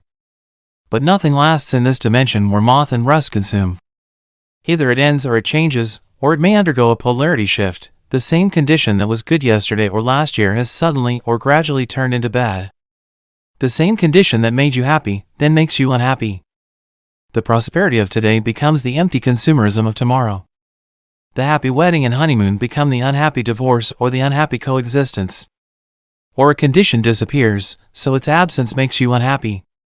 When a condition or situation that the mind has attached itself to and identified with changes or disappears, the mind cannot accept it. It will cling to the disappearing condition and resist the change. It is almost as if a limb were being torn off your body. We sometimes hear of people who have lost all their money or whose reputation has been ruined committing suicide. Those are the extreme cases. Others, whenever a major loss of one kind or another occurs, just become deeply unhappy or make themselves ill. They cannot distinguish between their life and their life situation. I recently read about a famous actress who died in her 80s. As her beauty started to fade and became ravaged by old age, she grew desperately unhappy and became a recluse. She, too, had identified with a condition, her external appearance. First, the condition gave her a happy sense of self, then an unhappy one. If she had been able to connect with the formless and timeless life within, she could have watched and allowed the fading of her external form from a place of serenity and peace. Moreover, her external form would have become increasingly transparent to the light shining through from her ageless true nature, so her beauty would not really have faded but simply become transformed into spiritual beauty. However, nobody told her that this is possible. The most essential kind of knowledge is not yet widely accessible. The Buddha taught that even your happiness is dukkha, a Pali word meaning suffering or unsatisfactoriness. It is inseparable from its opposite.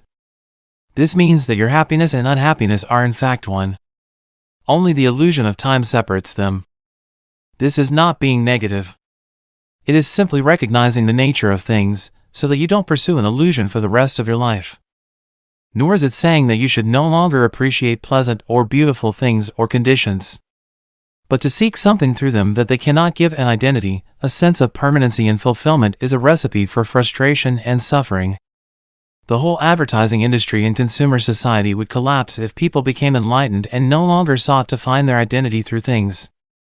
The more you seek happiness in this way, the more it will elude you. Nothing out there will ever satisfy you except temporarily and superficially. but you may need to experience many disillusionments before you realize that truth. Things and conditions can give you pleasure, but they will also give you pain. Things and conditions can give you pleasure, but they cannot give you joy. Nothing can give you joy. Joy is uncaused and arises from within as the joy of being. It is an essential part of the inner state of peace, the state that has been called the peace of God. It is your natural state, not something that you need to work hard for or struggle to attain. Many people never realize that there can be no salvation in anything they do, possess, or attain. Those who do realize it often become world-weary and depressed. If nothing can give you true fulfillment, what is there left to strive for? What is the point in anything? The Old Testament prophet must have arrived at such a realization when he wrote, "I have seen everything that is done under the sun, and behold, all is vanity and a striving after wind." When you reach this point, you are one step away from despair and one step away from enlightenment. A Buddhist monk once told me, "All I have learned in the 20 years that I have been a monk I can sum up in one sentence: all that arises passes away." This I know. What he meant, of course, was this: I have learned to offer no resistance to what is. I have learned to allow the present moment to be and to accept the impermanent nature of all things and conditions. Thus have I found peace. To offer no resistance to life is to be in a state of grace, ease, and lightness. This state is then no longer dependent upon things being in a certain way, good or bad. It seems almost paradoxical, yet when your inner dependency on form is gone, the general conditions of your life, the outer forms, tend to improve greatly. Things, people, or conditions that you thought you needed for your happiness now come to you with no struggle or effort on your part, and you are free to enjoy and appreciate them while they last. All those things, of course, will still pass away, cycles will come and go, but with dependency gone there is no fear of loss anymore. Life flows with ease. The happiness that is derived from some secondary source is never very deep. It is only a pale reflection of the joy of being, the vibrant peace that you find within as you enter the state of non-resistance. Being takes you beyond the polar opposites of the mind and frees you from dependency on form. Even if everything were to collapse and crumble all around you, you would still feel a deep inner core of peace. You may not be happy, but you will be at peace. Using and relinquishing negativity. All inner resistance is experienced as negativity in one form or another. All negativity is resistance. In this context, the two words are almost synonymous. Negativity ranges from irritation or impatience to fierce anger, from a depressed mood or sullen resentment to suicidal despair. Sometimes the resistance triggers the emotional pain body, in which case even a minor situation may produce intense negativity, such as anger, depression, or deep grief. The ego believes that through negativity it can manipulate reality and get what it wants. It believes that through it, it can attract a desirable condition or dissolve an undesirable one. A Course in Miracles rightly points out that, whenever you are unhappy, there is the unconscious belief that the unhappiness buys you what you want.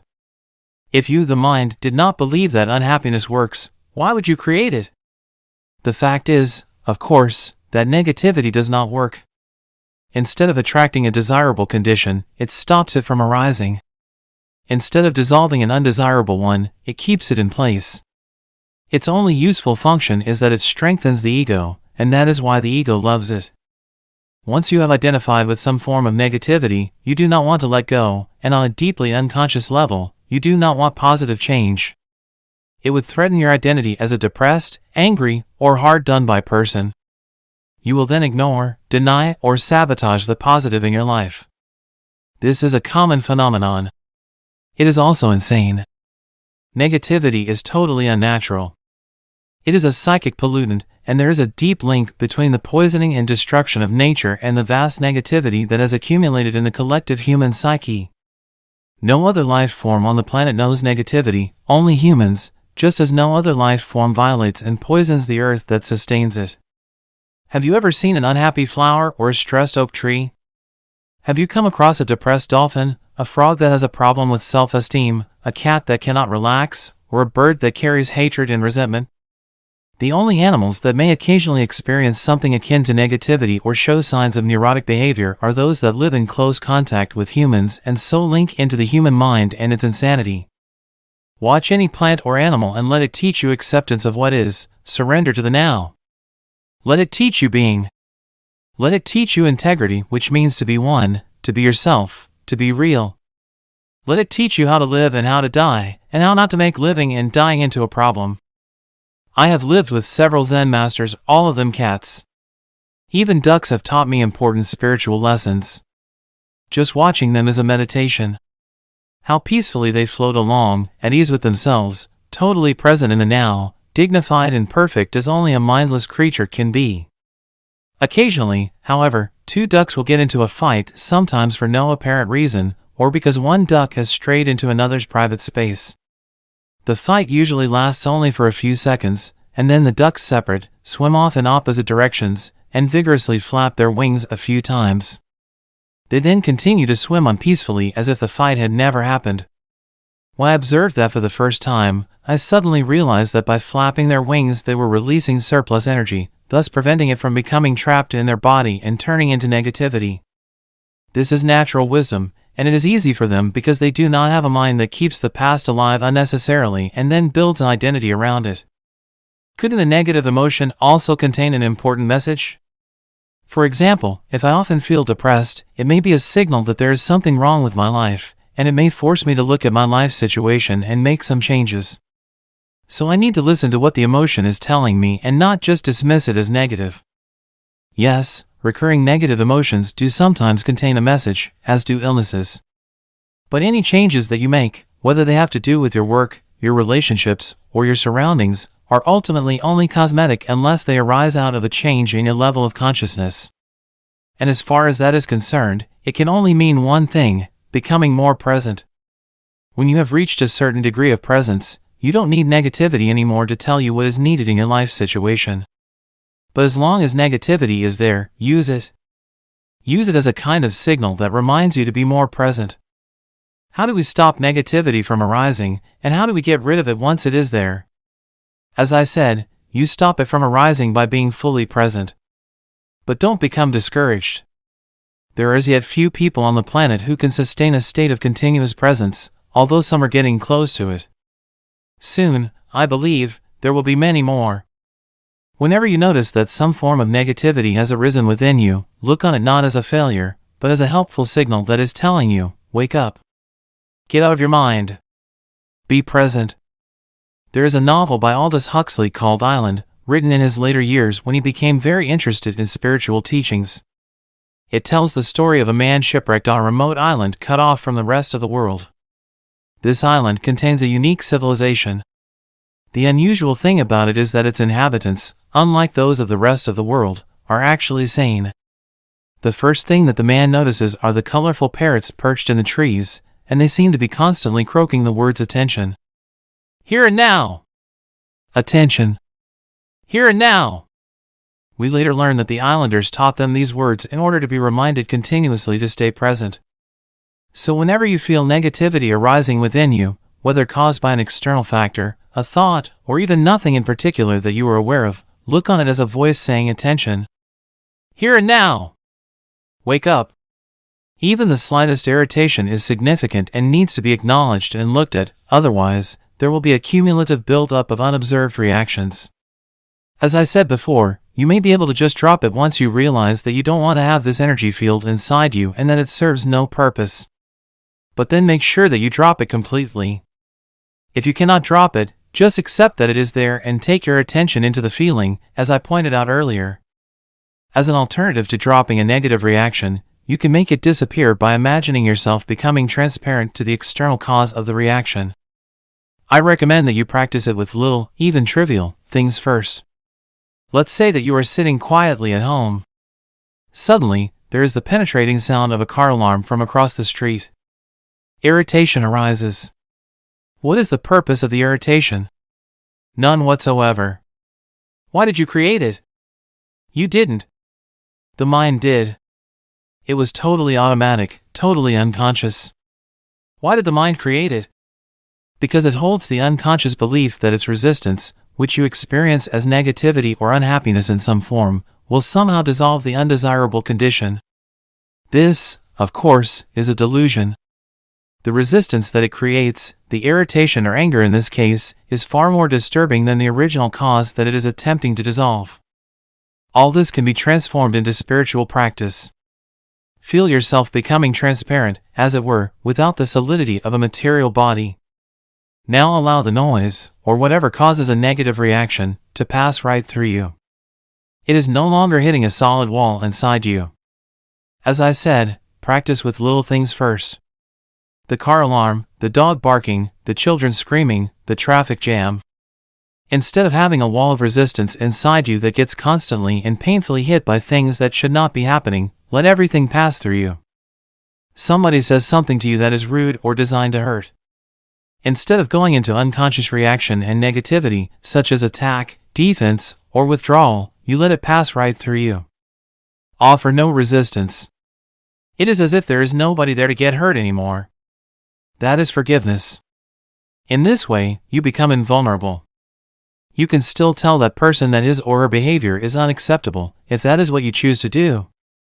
But that person no longer has the power to control your inner state. You are then in your power, not in someone else's, nor are you run by your mind. Whether it is a car alarm, a rude person, a flood, an earthquake, or the loss of all your possessions, the resistance mechanism is the same. I have been practicing meditation, I have been to workshops, I have read many books on spirituality, I try to be in a state of non-resistance, but if you ask me whether I have found true and lasting inner peace, my honest answer would have to be no. Why haven't I found it? What else can I do? You are still seeking outside, and you cannot get out of the seeking mode. Maybe the next workshop will have the answer, maybe that new technique. To you I would say, don't look for peace. Don't look for any other state than the one you are in now, otherwise, you will set up inner conflict and unconscious resistance. Forgive yourself for not being at peace. The moment you completely accept your non-peace becomes transmuted into peace. Anything you accept fully will get you there, will take you into peace. This is the miracle of surrender. You may have heard the phrase turn the other cheek, which a great teacher of enlightenment used 2,000 years ago. He was attempting to convey symbolically the secret of non-resistance and non-reaction. In this statement, as in all his others, he was concerned only with your inner reality, not with the outer conduct of your life. Do you know the story of Banzan? Before he became a great Zen master, he spent many years in the pursuit of enlightenment, but it eluded him. Then one day, as he was walking in the marketplace, he overheard a conversation between a butcher and his customer. "Give me the best piece of meat you have," said the customer.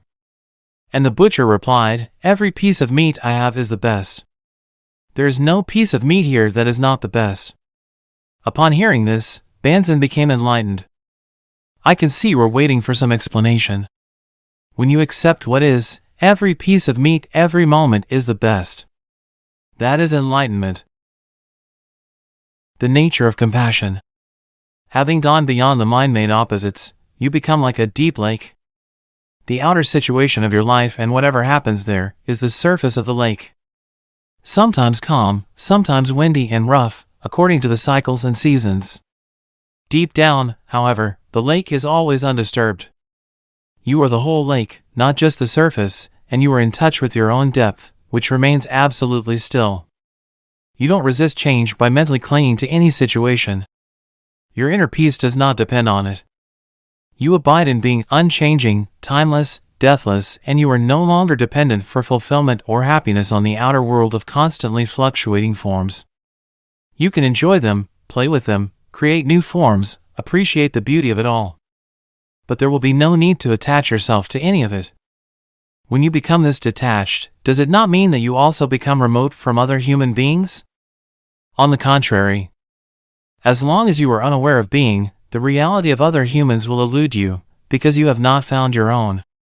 Your mind will like or dislike their form, which is not just their body but includes their mind as well.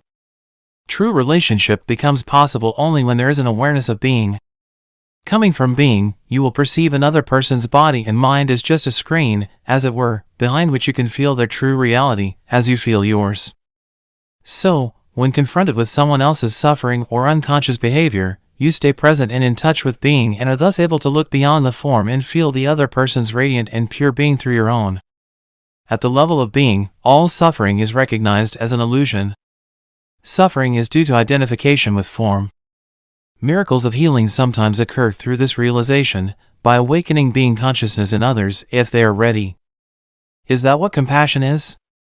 Yes. Compassion is the awareness of a deep bond between yourself and all creatures.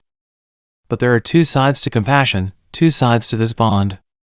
On the one hand, since you are still here as a physical body, you share the vulnerability and mortality of your physical form with every other human and with every living being.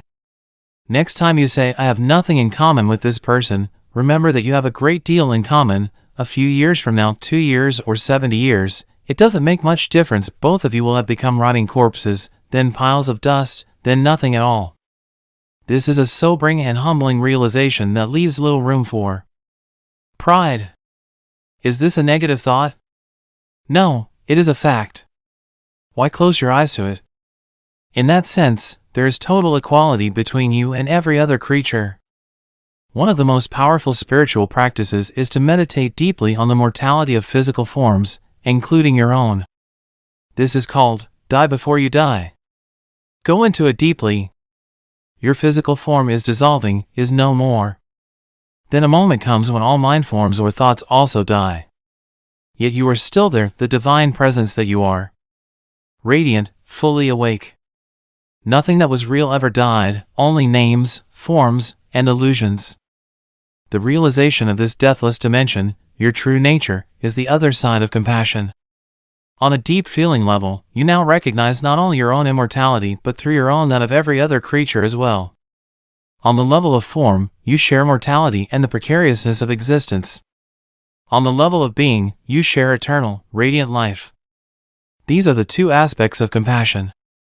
In compassion, the seemingly opposite feelings of sadness and joy merge into one and become transmuted into a deep inner peace. This is the peace of God. It is one of the most noble feelings that humans are capable of, and it has great healing and transformative power. But true compassion, as I have just described it, is as yet rare. To have deep empathy for the suffering of another being certainly requires a high degree of consciousness but represents only one side of compassion. It is not complete. True compassion goes beyond empathy or sympathy. It does not happen until sadness merges with joy, the joy of being beyond form, the joy of eternal life. Toward a different order of reality. I don't agree that the body needs to die. I am convinced that we can achieve physical immortality. We believe in death, and that's why the body dies. The body does not die because you believe in death. The body exists, or seems to, because you believe in death. Body and death are part of the same illusion, created by the egoic mode of consciousness, which has no awareness of the source of life and sees itself as separate and constantly under threat. So it creates the illusion that you are a body, a dense, physical vehicle that is constantly under threat. To perceive yourself as a vulnerable body that was born and a little later dies, that's the illusion. Body and death, one illusion. You cannot have one without the other. You want to keep one side of the illusion and get rid of the other, but that is impossible. Either you keep all of it or you relinquish all of it. However, you cannot escape from the body, nor do you have to. The body is an incredible misperception of your true nature. But your true nature is concealed somewhere within that illusion, not outside it, so the body is still the only point of access to it. If you saw an angel but mistook it for a stone statue, all you would have to do is adjust your vision and look more closely at the stone statue, not start looking somewhere else. You would then find that there never was a stone statue. If belief in death creates the body, why does an animal have a body? An animal doesn't have an ego, and it doesn't believe in death. But it still dies, or seems to.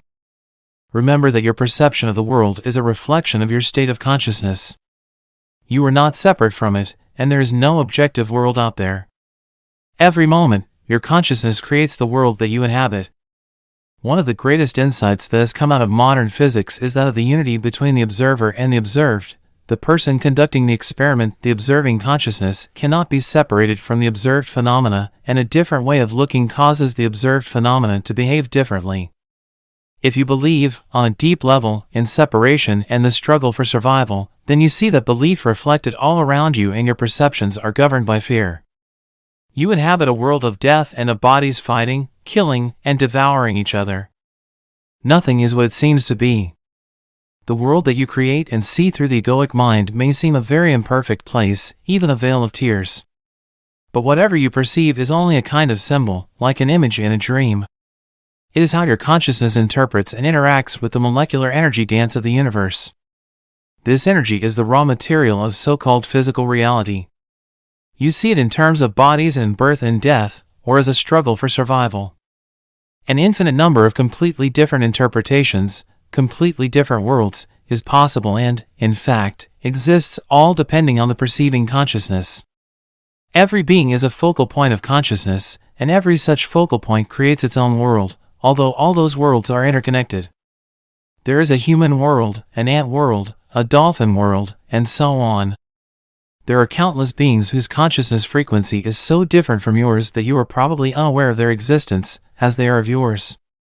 Highly conscious beings who are aware of their connectedness with the Source and with each other would inhabit a world that to you would appear as a heavenly realm, and yet all worlds are ultimately one.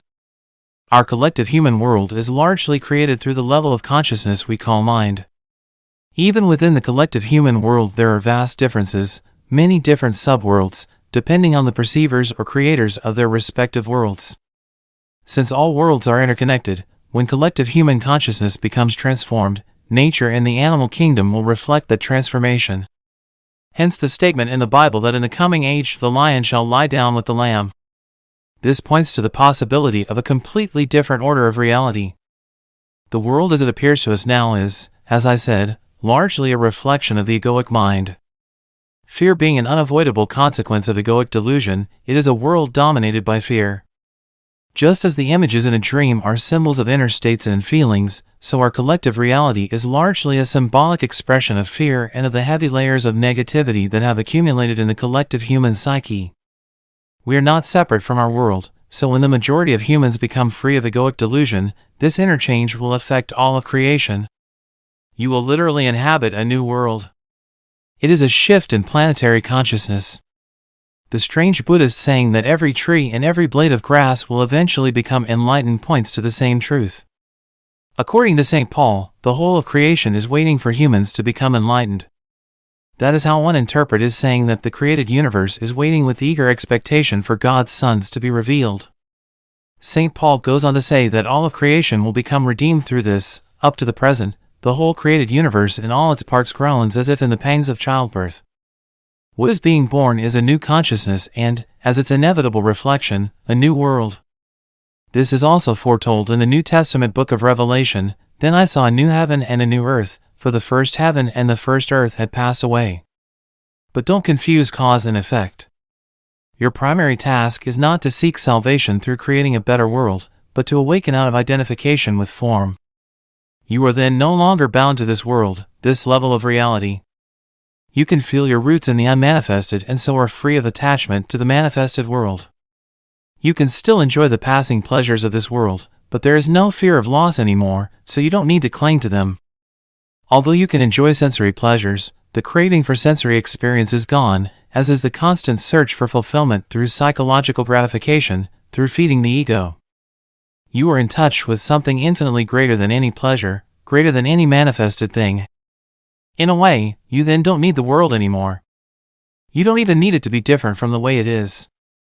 It is only at this point that you begin to make a real contribution toward bringing about a better world, toward creating a different order of reality. It is only at this point that you are able to feel true compassion and to help others at the level of cause. Only those who have transcended the world can bring about a better world. You may remember that we talked about the dual nature of true compassion, which is awareness of a common bond of shared mortality and immortality. At this deep level, compassion becomes healing in the widest sense. In that state, your healing influence is primarily based not on doing but on being. Everybody you come in contact with will be touched by your presence and affected by the peace that you emanate, whether they are conscious of it or not. When you are fully present and people around you manifest unconscious behavior, you won't feel the need to react to it, so you don't give it any reality. Your peace is so vast and deep that anything that is not peace disappears into it as if it had never existed. This breaks the karmic cycle of action and reaction. Animals, trees, flowers will feel your peace and respond to it. You teach through being, through demonstrating the peace of God. You become the light of the world, an emanation of pure consciousness, and so you eliminate suffering on the level of cause. You eliminate unconsciousness from the world. This doesn't mean that you may not also teach through doing, for example, by pointing out how to disidentify from the mind, recognize unconscious patterns within oneself, and so on. But who you are is always a more vital teaching and a more powerful transformer of the world than what you say, and more essential even than what you do. Furthermore, to recognize the primacy of being, and thus work on the level of cause, does not exclude the possibility that your compassion may simultaneously manifest on the level of doing and of effect, by alleviating suffering whenever you come across it. When a hungry person asks you for bread and you have some, you will give it. But as you give the bread, even though your interaction may only be very brief, what really matters is this moment of shared being, of which the bread is only a symbol. A deep healing takes place within it. In that moment, there is no giver, no receiver.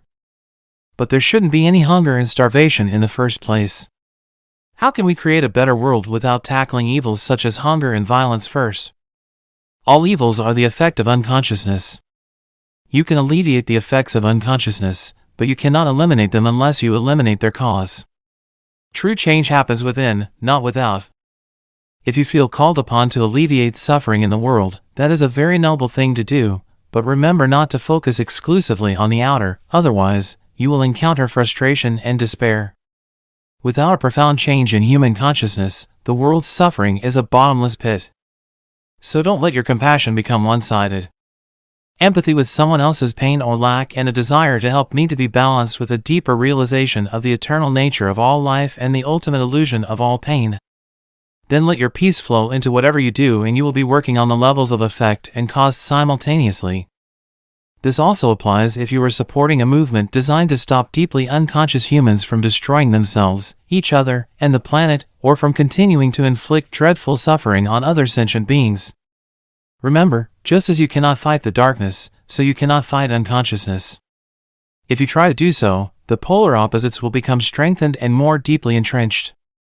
You will become identified with one of the polarities, you will create an enemy, and so be drawn into unconsciousness yourself. Raise awareness by disseminating information, or at the most, practice passive resistance. But make sure that you carry no resistance within, no hatred, no negativity. Love your enemies, said Jesus, which, of course, means have no enemies. Once you get involved in working on the level of effect, it is all too easy to lose yourself in it. Stay alert and very, very present. The causal level needs to remain your primary focus, the teaching of enlightenment your main purpose, and peace your most precious gift to the world. The meaning of surrender. Acceptance of the now. You mentioned surrender a few times. I don't like that idea. It sounds somewhat fatalistic. If we always accept the way things are, we are not going to make any effort to improve them. It seems to me what progress is all about, both in our personal lives and collectively, is not to accept the limitations of the present but to strive to go beyond them and create something better. If we hadn't done this, we would still be living in caves. How do you reconcile surrender with changing things and getting things done? To some people, surrender may have negative connotations, implying defeat, giving up, failing to rise to the challenges of life, becoming lethargic, and so on. True surrender, however, is something entirely different. It does not mean to passively put up with whatever situation you find yourself in and to do nothing about it. Nor does it mean to cease making plans or initiating positive action. Surrender is the simple but profound wisdom of yielding to rather than opposing the flow of life. The only place where you can experience the flow of life is the now, so to surrender is to accept the present moment unconditionally and without reservation. It is to relinquish inner resistance to what is. Inner resistance is to say no to what is, through mental judgment and emotional negativity. It becomes particularly pronounced when things go wrong, which means that there is a gap between the demands or rigid expectations of your mind and what is. That is the pain gap. If you have lived long enough, you will know that things go wrong quite often. It is precisely at those times that surrender needs to be practiced if you want to eliminate pain and sorrow from your life. Acceptance of what is immediately frees you from mind identification and thus reconnects you with being. Resistance is the mind. Surrender is a purely inner phenomenon. It does not mean that on the outer level you cannot take action and change the situation. In fact, it is not the overall situation that you need to accept when you surrender, but just the tiny segment called the now. For example, if you were stuck in the mud somewhere, you wouldn't say, "Okay, I resign myself to being stuck in the mud." Resignation is not surrender. You don't need to accept an undesirable or unpleasant life situation. Nor do you need to deceive yourself and say that there is nothing wrong with being stuck in the mud. No. You recognize fully that you want to get out of it. You then narrow your attention down to the present moment without mentally labeling it in any way. This means that there is no judgment of the now. Therefore, there is no resistance, no emotional negativity. You accept the isness of this moment. Then you take action and do all that you can to get out of the mud. Such action I call positive action. It is far more effective than negative action, which arises out of anger, despair, or frustration. Until you achieve the desired result, you continue to practice surrender by refraining from labeling the now. Let me give you a visual analogy to illustrate the point I am making. You are walking along a path at night, surrounded by a thick fog. But you have a powerful flashlight that cuts through the fog and creates a narrow, clear space in front of you. The fog is your life situation, which includes past and future. The flashlight is your conscious presence. The clear space is the now. Non-surrender hardens your psychological form, the shell of the ego, and so creates a strong sense of separateness. The world around you and people in particular come to be perceived as threatening. The unconscious compulsion to destroy others through judgment arises, as does the need to compete and dominate. Even nature becomes your enemy and your perceptions and interpretations are governed by fear. The mental disease that we call paranoia is only a slightly more acute form of this normal but dysfunctional state of consciousness. Not only your psychological form but also your physical form, your body, becomes hard and rigid through resistance.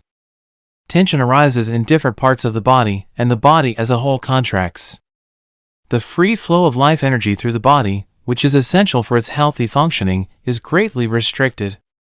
Bodywork and certain forms of physical therapy can be helpful in restoring this flow, but unless you practice surrender in your everyday life, those things can only give temporary symptom relief since the cause, the resistance pattern, has not been dissolved.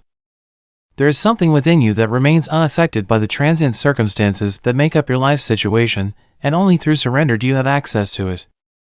It is your life, your very being, which exists eternally in the timeless realm of the present. Finding this life is the one thing that is needed that Jesus talked about.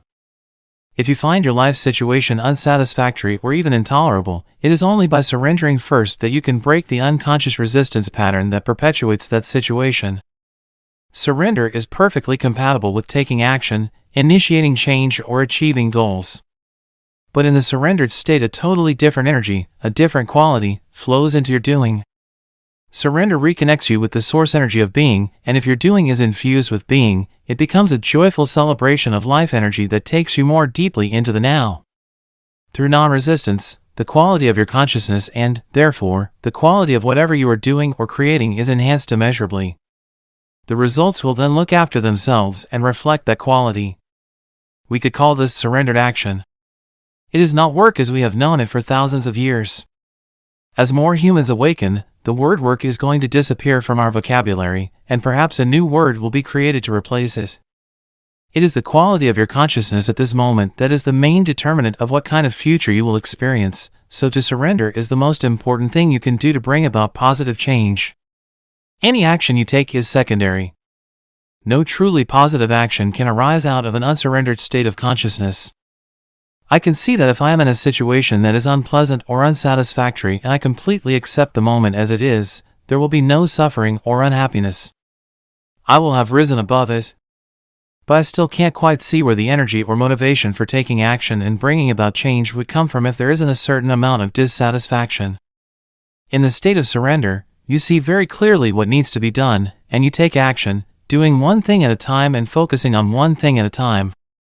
Learn from nature, see how everything gets accomplished and how the miracle of life unfolds without dissatisfaction or unhappiness. That's why Jesus said, "Look at the lilies, how they grow, they neither toil nor spin." If your overall situation is unsatisfactory or unpleasant, separate out this instant and surrender to what is. That's the flashlight cutting through the fog. Your state of consciousness then ceases to be controlled by external conditions. You are no longer coming from reaction and resistance. Then look at the specifics of the situation. Ask yourself, is there anything I can do to change the situation, improve it, or remove myself from it? If so, you take appropriate action. Focus not on the 100 things that you will or may have to do at some future time, but on the one thing that you can do now. This doesn't mean you should not do any planning. It may well be that planning is the one thing you can do now. But make sure you don't start to run mental movies, project yourself into the future, and so lose the now. Any action you take may not bear fruit immediately. Until it does, do not resist what is. If there is no action you can take, and you cannot remove yourself from the situation either, then use the situation to make you go more deeply into surrender, more deeply into the now, more deeply into being. When you enter this timeless dimension of the present, change often comes about in strange ways without the need for a great deal of doing on your part. Life becomes helpful and cooperative. If inner factors such as fear, guilt, or inertia prevented you from taking action, they will dissolve in the light of your conscious presence. Do not confuse surrender with an attitude of I can't be bothered anymore or I just don't care anymore. If you look at it closely, you will find that such an attitude is tainted with negativity in the form of hidden resentment and so is not surrender at all but masked resistance. As you surrender, direct your attention inward to check if there is any trace of resistance left inside you. Be very alert when you do so, otherwise, a pocket of resistance may continue to hide in some dark corner in the form of a thought or an unacknowledged emotion. From mind energy to spiritual energy. Letting go of resistance is easier said than done. I still don't see clearly how to let go. If you say it is by surrendering, the question remains, how? Start by acknowledging that there is resistance. Be there when it happens, when the resistance arises. Observe how your mind creates it, how it labels the situation, yourself, or others. Look at the thought process involved. Feel the energy of the emotion. By witnessing the resistance, you will see that it serves no purpose. By focusing all your attention on the now, the unconscious resistance is made conscious, and that is the end of it. You cannot be conscious and unhappy, conscious and in negativity. Negativity, unhappiness, or suffering in whatever form means that there is resistance, and resistance is always unconscious. Surely I can be conscious of my unhappy feelings? Would you choose unhappiness? If you did not choose it, how did it arise? What is its purpose? Who is keeping it alive? You say that you are conscious of your unhappy feelings, but the truth is that you are identified with them and keep the process alive through compulsive thinking. All that is unconscious. If you were conscious, that is to say totally present in the now, all negativity would dissolve almost instantly. It could not survive in your presence. It can only survive in your absence. Even the pain body cannot survive for long in your presence. You keep your unhappiness alive by giving it time. That is its lifeblood. Remove time through intense present moment awareness and it dies. But do you want it to die? Have you truly had enough? Who would you be without it? Until you practice surrender, the spiritual dimension is something you read about, talk about, get excited about, write books about, think about, believe in or don't, as the case may be. It makes no difference. Not until you surrender does it become a living reality in your life. When you do, the energy that you emanate and which then runs your life is of a much higher vibrational frequency than the mind energy that still runs our world, the energy that created the existing social, political, and economic structures of our civilization, and which also continuously perpetuates itself through our educational systems and the media. Through surrender, spiritual energy comes into this world. It creates no suffering for yourself, for other humans, or any other life form on the planet. Unlike mind energy, it does not pollute the earth, and it is not subject to the law of polarities, which dictates that nothing can exist without its opposite, that there can be no good without bad. Those who run on mind energy, which is still the vast majority of the earth's population, remain unaware of the existence of spiritual energy. It belongs to a different order of reality and will create a different world when a sufficient number of humans enter the surrendered state and so become totally free of negativity. If the earth is to survive, this will be the energy of those who inhabit it. Jesus referred to this energy when he made his famous prophetic statement in the Sermon on the Mount, "Blessed are the gentle, they shall have the earth for their possession." It is a silent but intense presence that dissolves the unconscious patterns of the mind. They may still remain active for a while, but they won't run your life anymore. The external conditions that were being resisted also tend to shift or dissolve quickly through surrender. It is a powerful transformer of situations and people. If conditions do not shift immediately, your acceptance of the now enables you to rise above them. Either way, you are free. Surrender in personal relationships. What about people who want to use me, manipulate, or control me? Am I to surrender to them? They are cut off from being, so they unconsciously attempt to get energy and power from you. It is true that only an unconscious person will try to use or manipulate others, but it is equally true that only an unconscious person can be used and manipulated. If you resist or fight unconscious behavior in others, you become unconscious yourself. But surrender doesn't mean that you allow yourself to be used by unconscious people. Not at all. It is perfectly possible to say no firmly and clearly to a person or to walk away from a situation and be in a state of complete inner non-resistance at the same time. When you say no to a person or a situation, let it come not from reaction but from insight, from a clear realization of what is right or not right for you at that moment. Let it be a non-reactive no, a high-quality no, a no that is free of all negativity and so creates no further suffering. I am in a situation at work that is unpleasant. I have tried to surrender to it, but I find it impossible. A lot of resistance keeps coming up. If you cannot surrender, take action immediately. Speak up or do something to bring about a change in the situation or remove yourself from it. Take responsibility for your life. Do not pollute your beautiful, radiant inner being nor the earth with negativity. Do not give unhappiness in any form whatsoever a dwelling place inside you. If you cannot take action, for example if you are in prison, then you have two choices left, resistance or surrender. Bondage or inner freedom from external conditions. Suffering or inner peace. Is non-resistance also to be practiced in the external conduct of our lives, such as non-resistance to violence, or is it something that just concerns our inner life? You only need to be concerned with the inner aspect. That is primary. Of course, that will also transform the conduct of your outer life, your relationships, and so on. Your relationships will be changed profoundly by surrender. If you can never accept what is, by implication you will not be able to accept anybody the way they are. You will judge, criticize, label, reject, or attempt to change people. Furthermore, if you continuously make the now into a means to an end in the future, you will also make every person you encounter or relate with into a means to an end. The relationship, the human being, is then of secondary importance to you, or of no importance at all. What you can get out of the relationship is primary, be it material gain, a sense of power, physical pleasure, or some form of ego gratification. Let me illustrate how surrender can work in relationships. When you become involved in an argument or some conflict situation, perhaps with a partner or someone close to you, start by observing how defensive you become as your own position is attacked, or feel the force of your own aggression as you attack the other person's position. Observe the attachment to your views and opinions. Feel the mental emotional energy behind your need to be right and make the other person wrong. That's the energy of the egoic mind. You make it conscious by acknowledging it, by feeling it as fully as possible. Then one day, in the middle of an argument, you will suddenly realize that you have a choice, and you may decide to drop your own reaction just to see what happens. You surrender. I don't mean dropping the reaction just verbally by saying, "Okay, you are right," with a look on your face that says, "I am above all this childish unconsciousness." That's just displacing the resistance to another level, with the egoic mind still in charge, claiming superiority.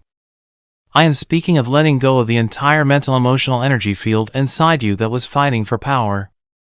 The ego is cunning, so you have to be very alert, very present, and totally honest with yourself to see whether you have truly relinquished your identification with a mental position and so freed yourself from your mind. If you suddenly feel very light, clear, and deeply at peace, that is an unmistakable sign that you have truly surrendered. Then observe what happens to the other person's mental position as you no longer energize it through resistance. When identification with mental positions is out of the way, true communication begins. What about non-resistance in the face of violence, aggression, and the like? Non-resistance doesn't necessarily mean doing nothing. All it means is that any doing becomes non-reactive. Remember the deep wisdom underlying the practice of Eastern martial arts: don't resist the opponent's force. Yield to overcome. Having said that, doing nothing when you are in a state of intense presence is a very powerful transformer and healer of situations and people. In Taoism, there is a term called wu wei, which is usually translated as actionless activity or sitting quietly doing nothing. In ancient China, this was regarded as one of the highest achievements or virtues. It is radically different from inactivity in the ordinary state of consciousness, or rather unconsciousness, which stems from fear, inertia, or indecision. The real doing nothing implies inner non-resistance and intense alertness. On the other hand, if action is required, you will no longer react from your conditioned mind, but you will respond to the situation out of your conscious presence. In that state, your mind is free of concepts, including the concept of non-violence. So who can predict what you will do? The ego believes that in your resistance lies your strength, whereas in truth resistance cuts you off from being the only place of true power. Resistance is weakness and fear masquerading as strength. What the ego sees as weakness is your being in its purity, innocence, and power. What it sees as strength is weakness. So the ego exists in a continuous resistance mode and plays counterfeit roles to cover up your weakness, which in truth is your power. Until there is surrender, unconscious role-playing constitutes a large part of human interaction. In surrender, you no longer need ego defenses and false masks. You become very simple, very real. That's dangerous, says the ego. You'll get hurt. You'll become vulnerable. What the ego doesn't know, of course, is that only through the letting go of resistance, through becoming vulnerable, can you discover your true and essential invulnerability. Transforming illness into enlightenment. If someone is seriously ill and completely accepts their condition and surrenders to the illness, would they not have given up their will to get back to health? The determination to fight the illness would not be there anymore, would it? Surrender is inner acceptance of what is without any reservations. We are talking about your life, this instant, not the conditions or circumstances of your life, not what I call your life situation. We have spoken about this already. With regard to illness, this is what it means. Illness is part of your life situation. As such, it has a past and a future. Past and future form an uninterrupted continuum, unless the redeeming power of the now is activated through your conscious presence. As you know, underneath the various conditions that make up your life situation, which exists in time, there is something deeper, more essential, your life, your very being in the timeless now. As there are no problems in the now, there is no illness either. The belief in a label that someone attaches to your condition keeps the condition in place, empowers it, and makes a seemingly solid reality out of a temporary imbalance. It gives it not only reality and solidity but also a continuity in time that it did not have before. By focusing on this instant and refraining from labeling it mentally, illness is reduced to one or several of these factors: physical pain, weakness, discomfort, or disability. That is what you surrender to now. You do not surrender to the idea of illness. Allow the suffering to force you into the present moment, into a state of intense conscious presence. Use it for enlightenment. Surrender does not transform what is, at least not directly. Surrender transforms you. When you are transformed, your whole world is transformed, because the world is only a reflection. We spoke about this earlier. If you looked in the mirror and did not like what you saw, you would have to be mad to attack the image in the mirror. That is precisely what you do when you are in a state of non-acceptance. And, of course, if you attack the image, it attacks you back. If you accept the image, no matter what it is, if you become friendly toward it, it cannot not become friendly toward you. This is how you change the world. Illness is not the problem. You are the problem as long as the egoic mind is in control. When you are ill or disabled, do not feel that you have failed in some way, do not feel guilty. Do not blame life for treating you unfairly, but do not blame yourself either. All that is resistance. If you have a major illness, use it for enlightenment. Anything bad that happens in your life, use it for enlightenment. Withdraw time from the illness. Do not give it any past or future. Let it force you into intense present moment awareness and see what happens. Become an alchemist. transmute base metal into gold, suffering into consciousness, disaster into enlightenment. Are you seriously ill and feeling angry now about what I have just said? Then that is a clear sign that the illness has become part of your sense of self and that you are now protecting your identity as well as protecting the illness. The condition that is labeled illness has nothing to do with who you truly are. When disaster strikes. As far as the still unconscious majority of the population is concerned, only a critical limit situation has the potential to crack the hard shell of the ego and force them into surrender and so into the awakened state.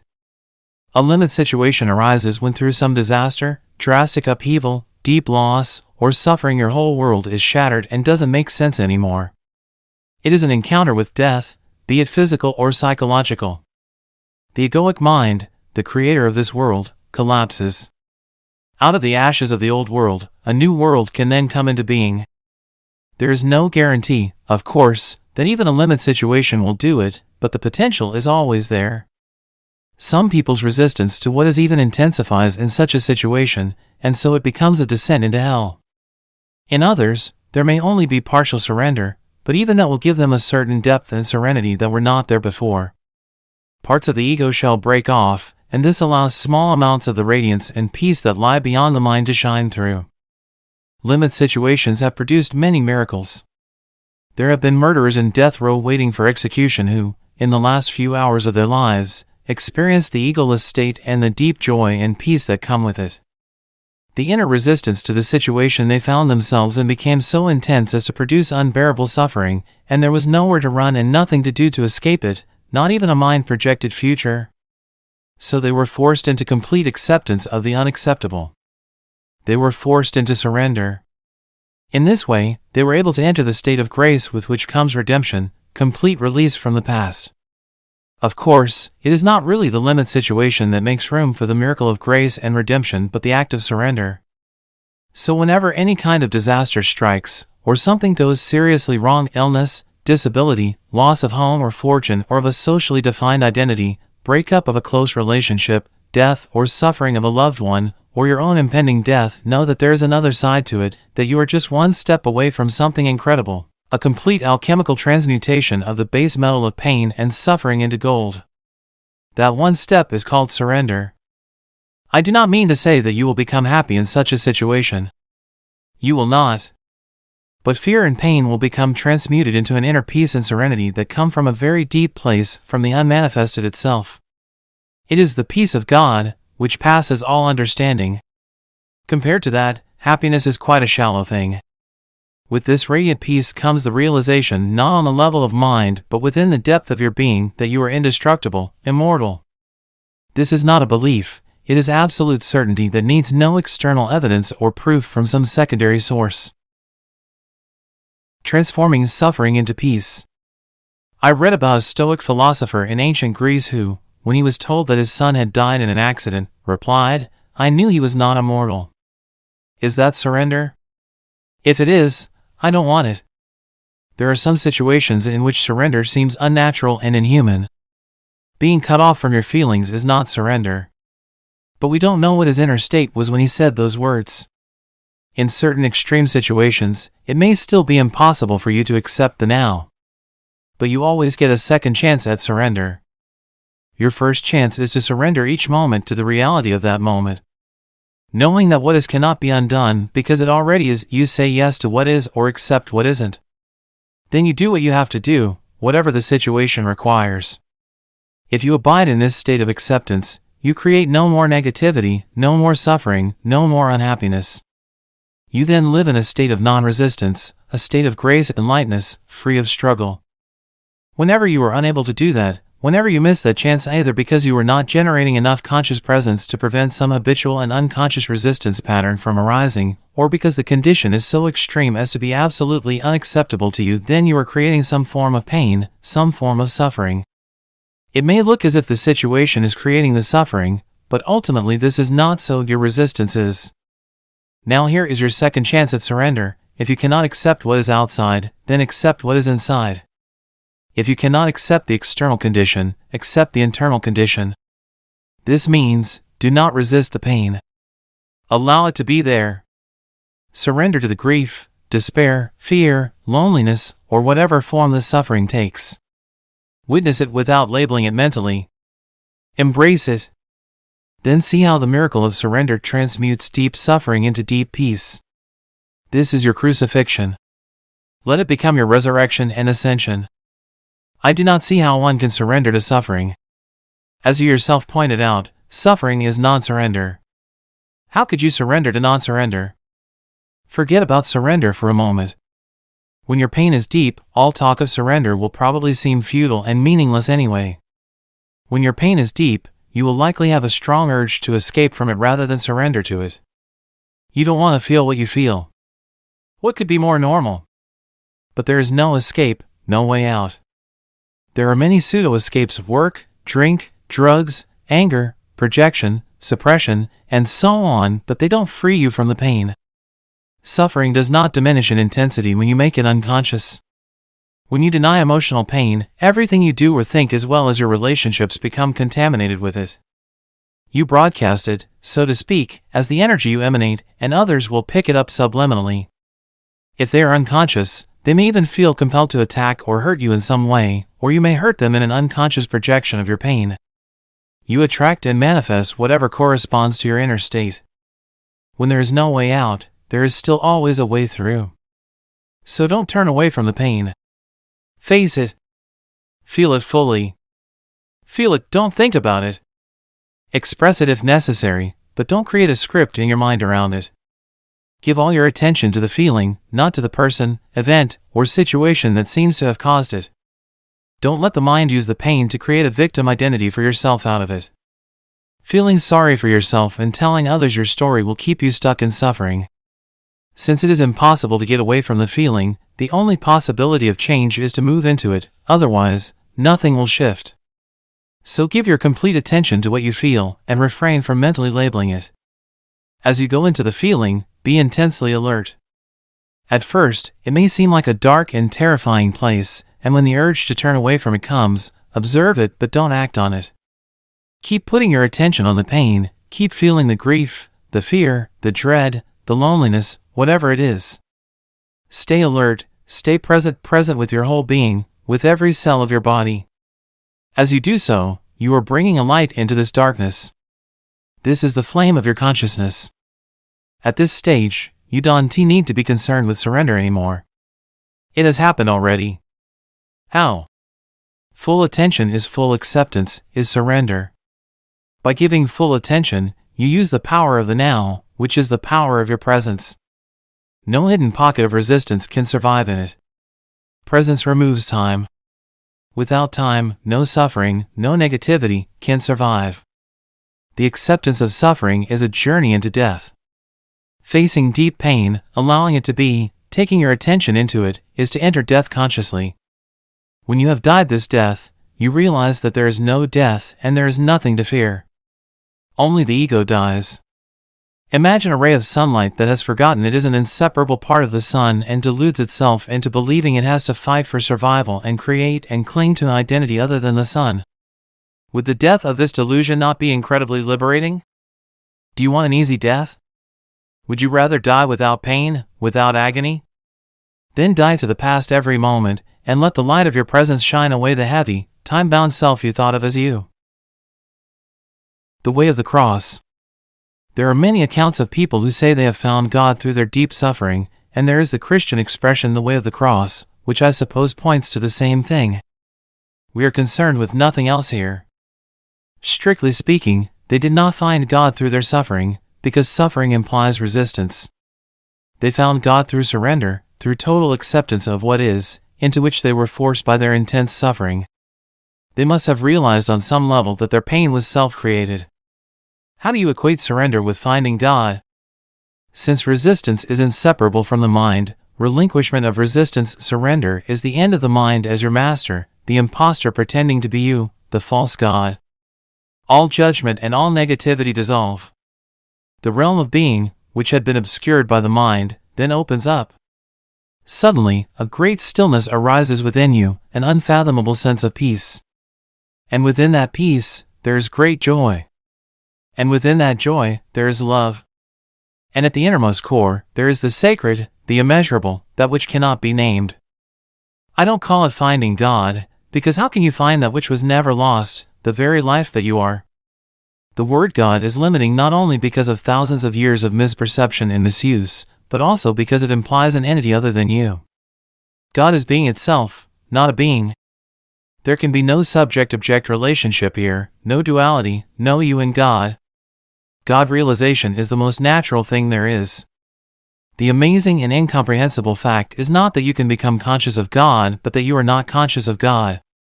The way of the cross that you mentioned is the old way to enlightenment, and until recently it was the only way. But don't dismiss it or underestimate its efficacy. It still works. The way of the cross is a complete reversal. It means that the worst thing in your life, your cross, turns into the best thing that ever happened to you, by forcing you into surrender, into death, forcing you to become as nothing, to become as God, because God, too, is no thing. At this time, as far as the unconscious majority of humans is concerned, the way of the cross is still the only way. They will only awaken through further suffering, and enlightenment as a collective phenomenon will be predictably preceded by vast upheavals. This process reflects the workings of certain universal laws that govern the growth of consciousness and thus was foreseen by some seers. It is described, among other places, in the Book of Revelation or Apocalypse, though cloaked in obscure and sometimes impenetrable symbology. This suffering is inflicted not by God but by humans on themselves and on each other, as well as by certain defensive measures that the earth, which is a living, intelligent organism, is going to take to protect herself from the onslaught of human madness.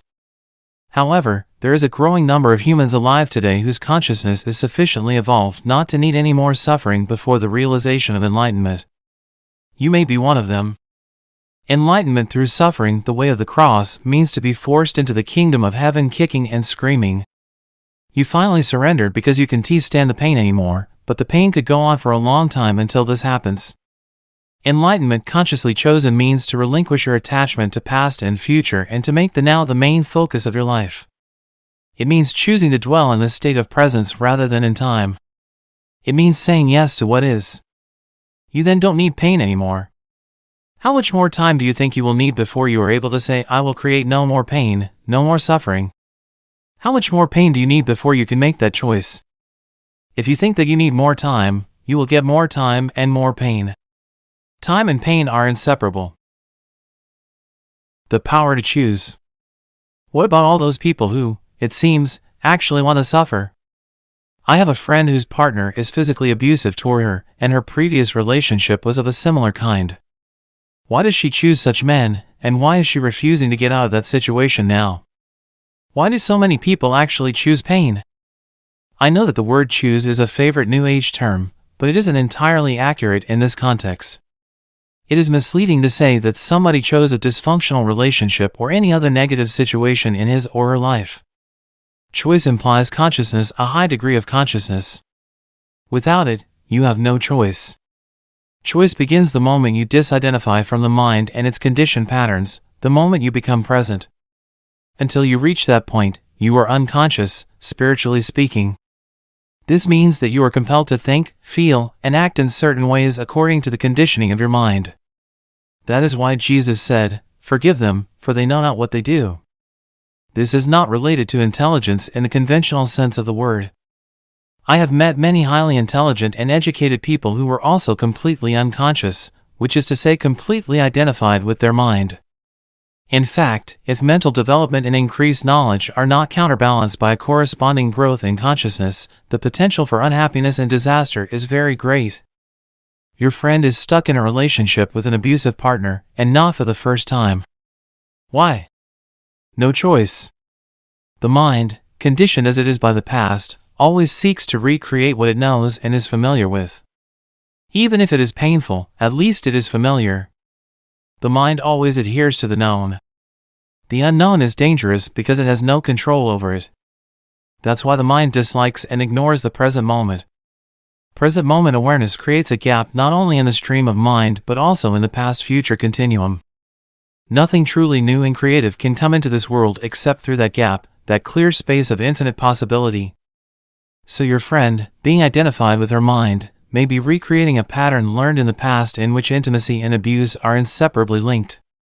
Alternatively, she may be acting out a mind pattern learned in early childhood according to which she is unworthy and deserves to be punished. It is possible, too, that she lives a large part of her life through the pain body, which always seeks more pain on which to feed. Her partner has his own unconscious patterns, which complement hers. Of course her situation is self-created, but who or what is the self that is doing the creating? A mental emotional pattern from the past, no more. Why make a self out of it? If you tell her that she has chosen her condition or situation, you are reinforcing her state of mind identification.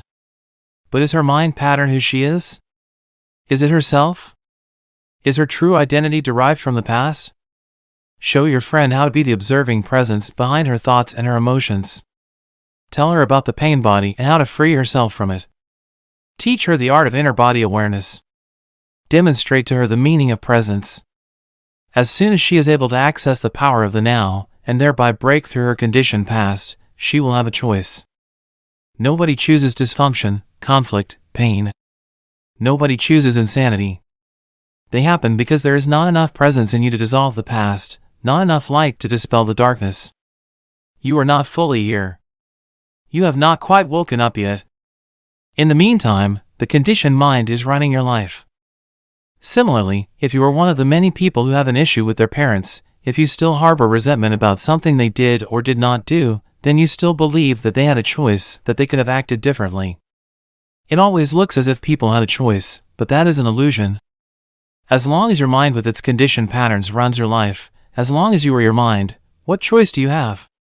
None. You are not even there. The mind-identified state is severely dysfunctional.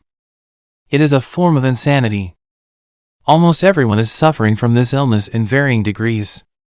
The moment you realize this, there can be no more resentment. How can you resent someone's illness? The only appropriate response is compassion. So that means nobody is responsible for what they do. I don't like that idea. If you are run by your mind, although you have no choice, you will still suffer the consequences of your unconsciousness, and you will create further suffering. You will bear the burden of fear, conflict, problems, and pain. The suffering thus created will eventually force you out of your unconscious state. What you say about choice also applies to forgiveness, I suppose. You need to be fully conscious and surrender before you can forgive. Forgiveness is a term that has been in use for 2,000 years, but most people have a very limited view of what it means. You cannot truly forgive yourself or others as long as you derive your sense of self from the past. Only through accessing the power of the now, which is your own power, can there be true forgiveness. This renders the past powerless, and you realize deeply that nothing you ever did or that was ever done to you could touch even in the slightest the radiant essence of who you are. The whole concept of forgiveness then becomes unnecessary. And how do I get to that point of realization? When you surrender to what is and so become fully present, the past ceases to have any power. You do not need it anymore. Presence is the key. The now is the key. How will I know I have surrendered? When you no longer need to ask the question,